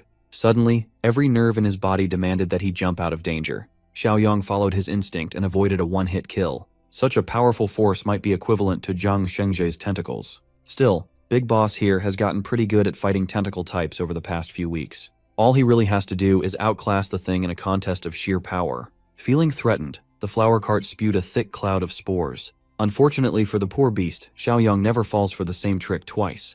Before the spores reached him, he drew in a deep breath and held it in his lungs. While the field is filled with those nasty green clouds, the flower cart starts wriggling around like a bug. It dropped its balls, and feet emerged from underneath them. The flower cart is trying to flee with its plethora of disgusting limbs. That pitiful attempt at escaping won't work against Zhang Xiaoyong.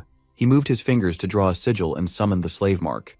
His new power swirled around the mutated beast. A few minutes later, the people in the survivor building were alerted by the arrival of Flower Cart's true body. Professor, he was beside himself. He'll never forget how brutal that beast was with its twisted form. After parking his new slave in the driveway, Xiaoyong pulled up as if it were business as usual. He just asked Zhang Shengji and Brother Chong if they harvested every mutant core downstairs. In his own broken language, Shengji reported collecting quite a bit of cores. Brother Chong translated reliably. One of his mutant buddies talks like he's chewing gravel, and the other spouts gibberish. Listening to them is exhausting. Then, Professor He brought up the elephant in the room. What the hell is with the flower cart parked in the building's driveway? Xiaoyong nonchalantly answered that the mutant was one of them now. To convince the survivors, he brought them out to the parkway to prove that there was no need to be afraid anymore. The old professor bit the bullet and approached the veiny anomaly. He touched the flower cart with apprehension and asked how the hell the young man tamed such a monster. Ignoring his question, Xiaoyong asked what the professor's opinion about the plant was as a seasoned botanist.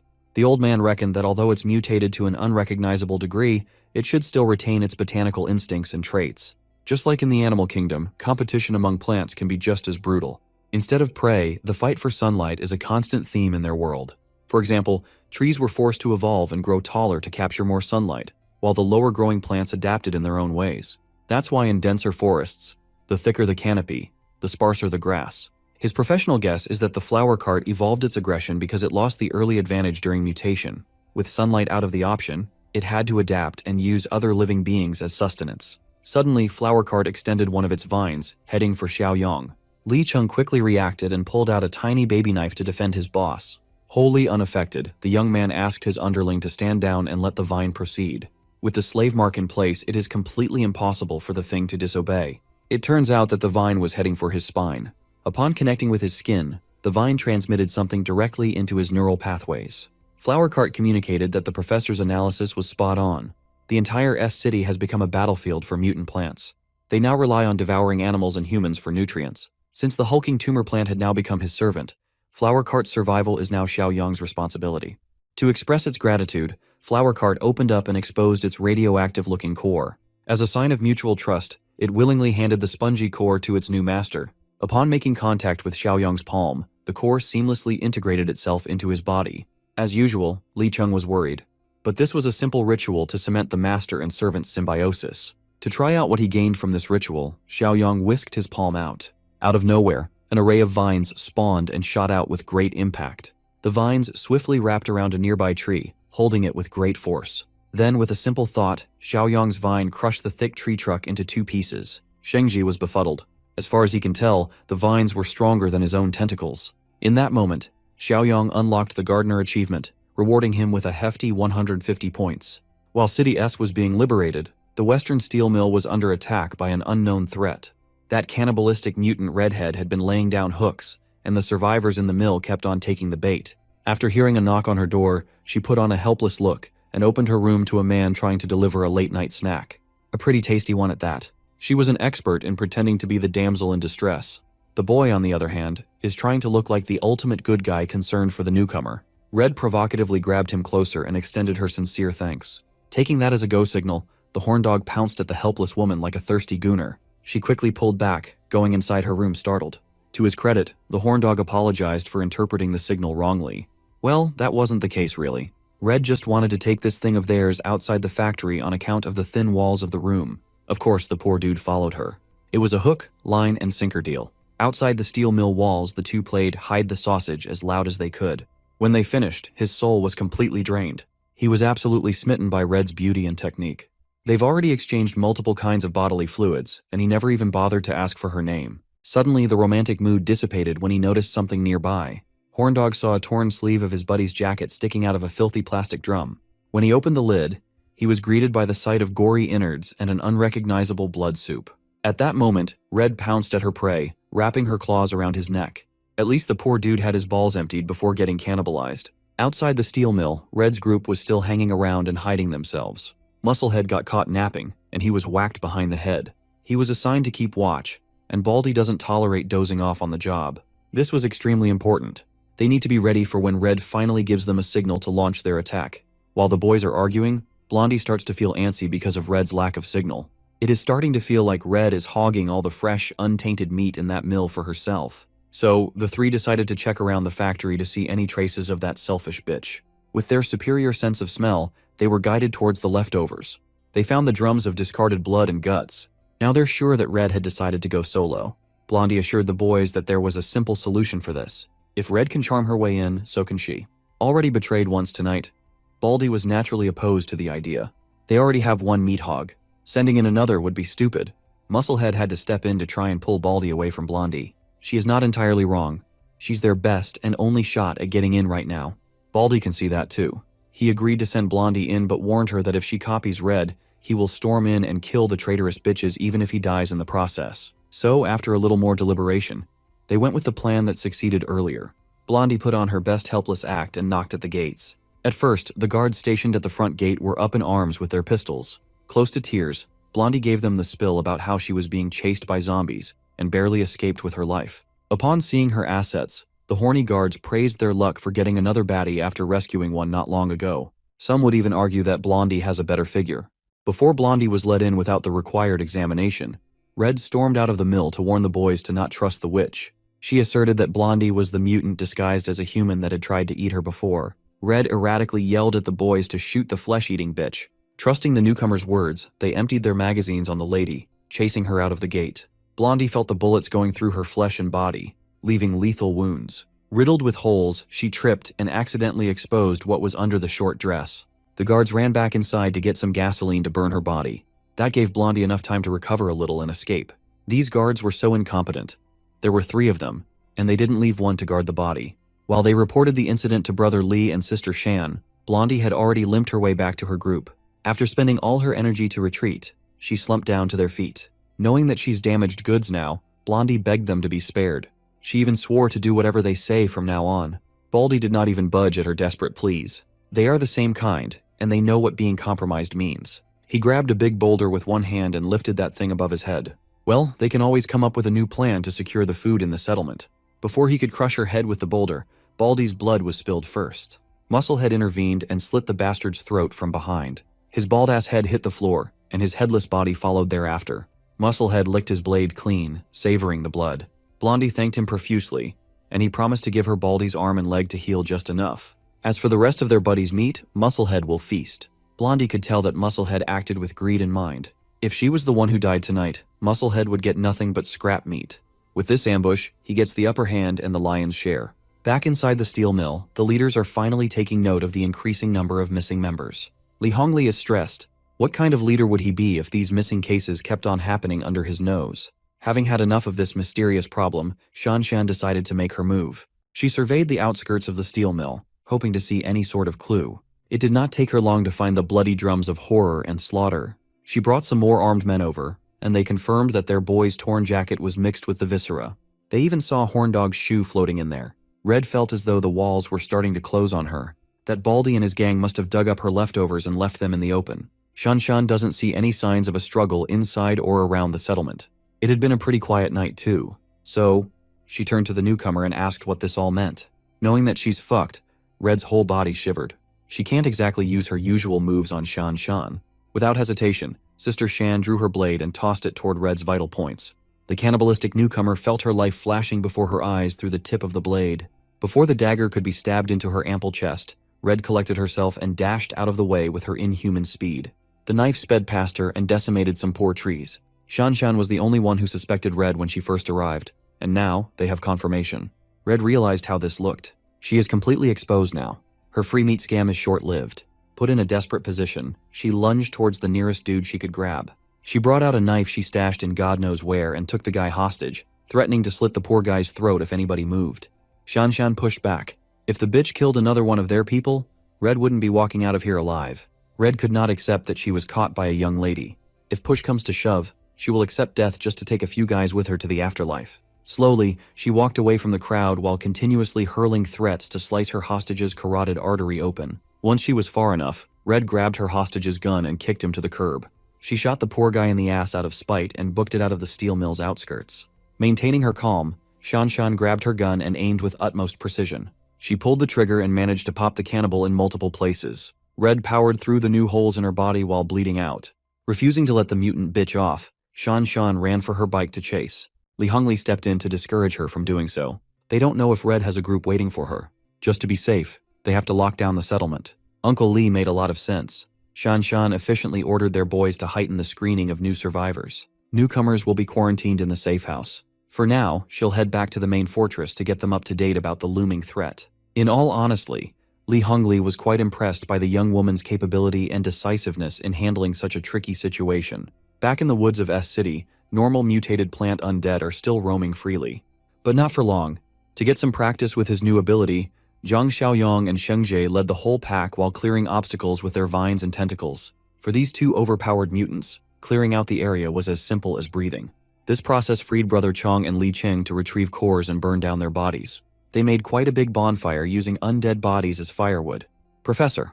He didn't know whether to feel safe with their savior or feel a sense of pressure in front of their power. Xiaoyong's ongoing Utopia mission is accelerating and netting him a lot of points to spend. His group is firing on all cylinders. With the threat of plant mutants trivialized, It did not take too long for Xiaoyang's crew and the survivors of S City to reach the main fortress.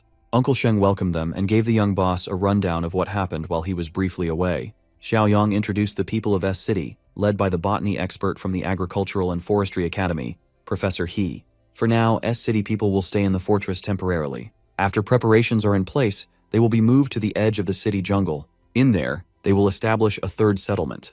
At that moment, Shan pulled up on her bike. With urgency, she reported everything that happened in the Western Steel Mill and proposed the same heightened security for the main fortress. The rigorous screening process won't apply to Professor He's people. The boss already vouched for them. After receiving news that they had lost a few people in the steel mill, Xiaoyang wasn't alarmed. He took it as good news instead. The more threats loom over his utopia, the more mission rewards he can reap. Speaking of missions, the 4th volume of the Villain Vanquisher mission just started. Eliminating threats from the western outskirts would give him a chunky 120 points. Meanwhile, Red, who just fled within an inch of her life, finally reached the hiding spot. She heard footsteps and felt her black heart skip a beat. The recently recovered Blondie loomed over the traitorous bitch and laughed at her fumble. Injured and forced to crawl back to the animals she had just betrayed, Red tried to excuse her actions as a big misunderstanding. She nearly got Blondie killed, so a death sentence is more than justified. Blondie urged Musclehead to clobber Red to death so they could at least feast on her meat. As a response, Musclehead used his rusty metal pipe, which is on Blondie. Just like before, he came from behind and eliminated a teammate. At this point, it's Blondie's fault for showing her back to a known scumbag. Musclehead has no qualms about using the same trick twice. Knowing that she's done for, Blondie warned Red not to trust the guy. He's just doing this to stay in the most advantageous position and would betray anyone without hesitation. At this point, Red doesn't really mind as long as it's not her getting whacked.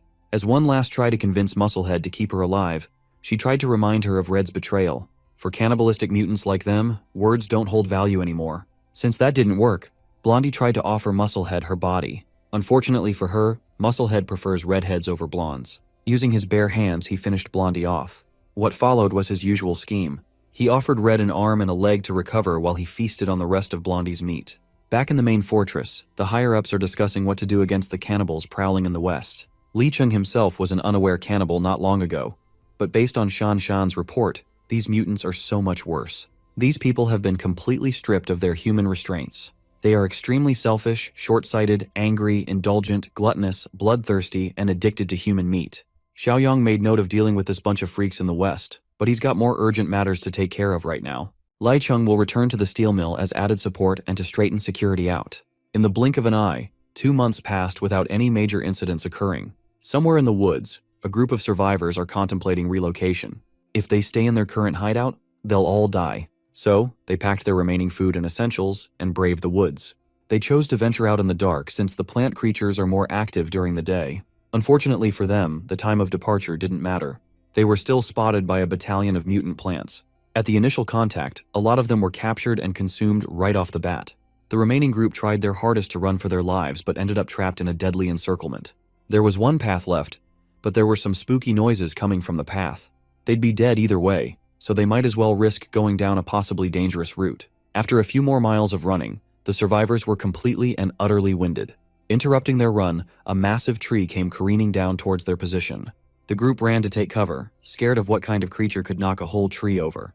When the dust settled, they saw a group of people chopping down trees using chainsaws. One of the survivors recognized Zhu Xingkai among the loggers. Xingkai was taken aback by seeing a familiar face, a dude named Liang.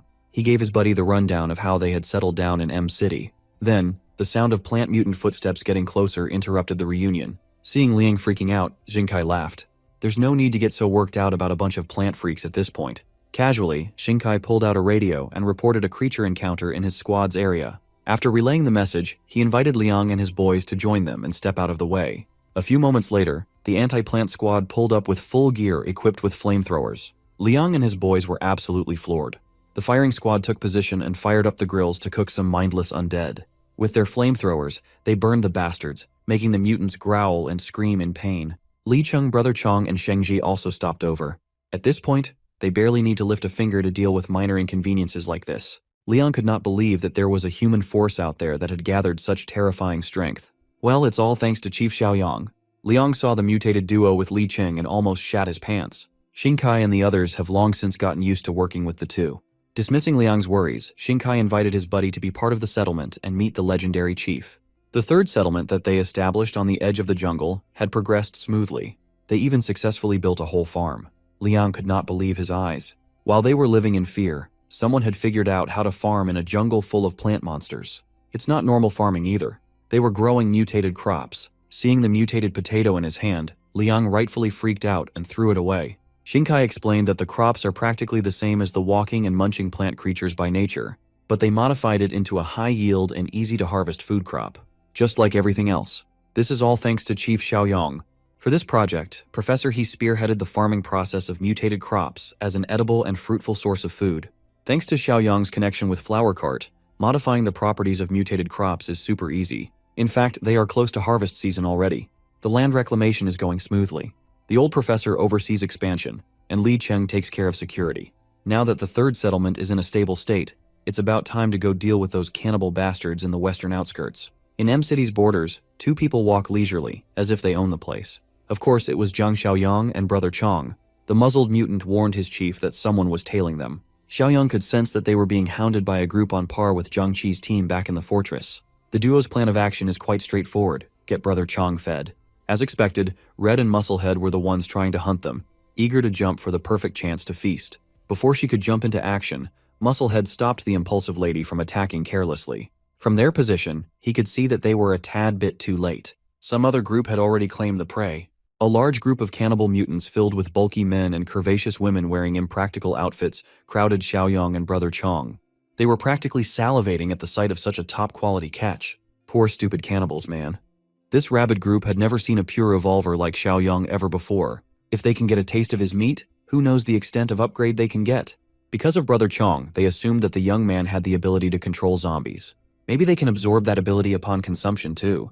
They would be unstoppable if that's the case. Meanwhile, Red couldn't help but click her tongue and give way to the bigger squad. Musclehead, on the other hand, wants to stay around and watch the situation develop. Not even a minute passed, and chaos had already erupted downstairs. Brother Chong moved like an unleashed beast as he tore through the evolvers like they were made of paper. Zhang Xiaoyong wielded his blade with finesse and undeterred calm. With every slash, he claimed heads. The dumbass squad, at least what was left of them, booked it out of that area as soon as it became clear that they were the prey, not the predators. One of the unfortunate cannibals tried to run away by scaling a nearby building, the building that Red and Musclehead were hiding in. This puts them in a precarious position. If that young man turns his attention to their spot, they would be cooked. Unfortunately for them, that fear might just happen as Xiaoyong lifted a massive piece of steel beam as though it weighed next to nothing. With perfect aim, he threw that thing with perfect form, sending the construction fixture speeding like a bullet. The steel beam stabbed into the poor evolver, eviscerating his body from the back. No one can take Xiaoyong's pipe and survive.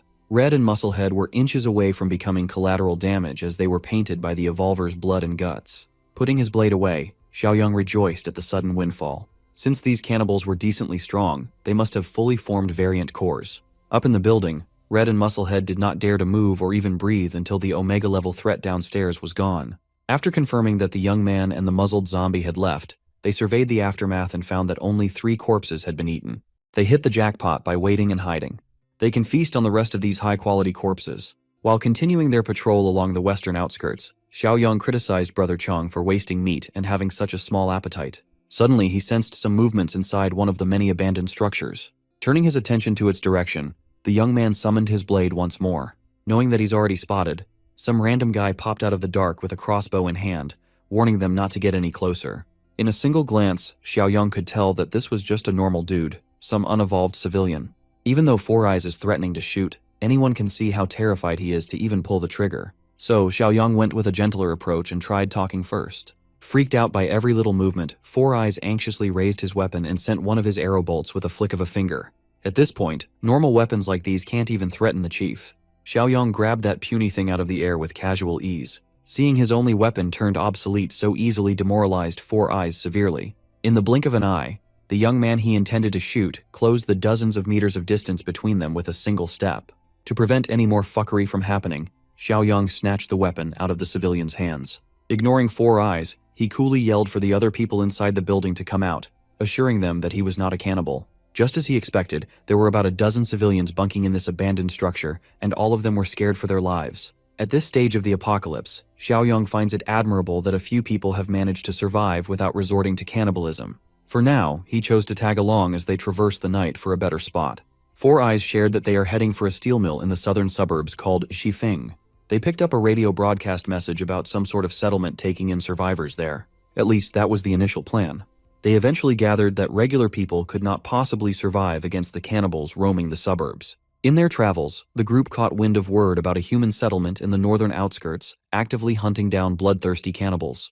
They have it on good authority that the place exists. Word in the streets is that the leader of the settlement is strong enough to fight 5 or 6 cannibals by himself without breaking a sweat. Still, the western outskirts alone have at least 1,000 cannibals roaming around. One guy can't possibly protect everyone. Four Eyes believes that cannibalistic evolvers rarely form groups and prefer hunting alone. Some of the people in his group argue that he's mistaken in that regard, though. Four Eyes firmly believe that if cannibals cooperated on a large scale, all of them would have died from infighting by now.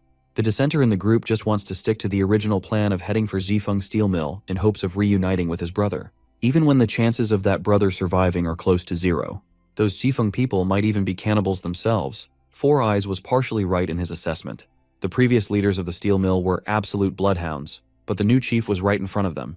Xiaoyang casually explained how he killed the evolvers that used to run that place and changed the whole bloody system. As for the dissenter, he tearfully communed that his brother's name is Li Cheng, a former deputy officer in the southern suburbs. The same Li Cheng that's been folded into the chief's inner circle,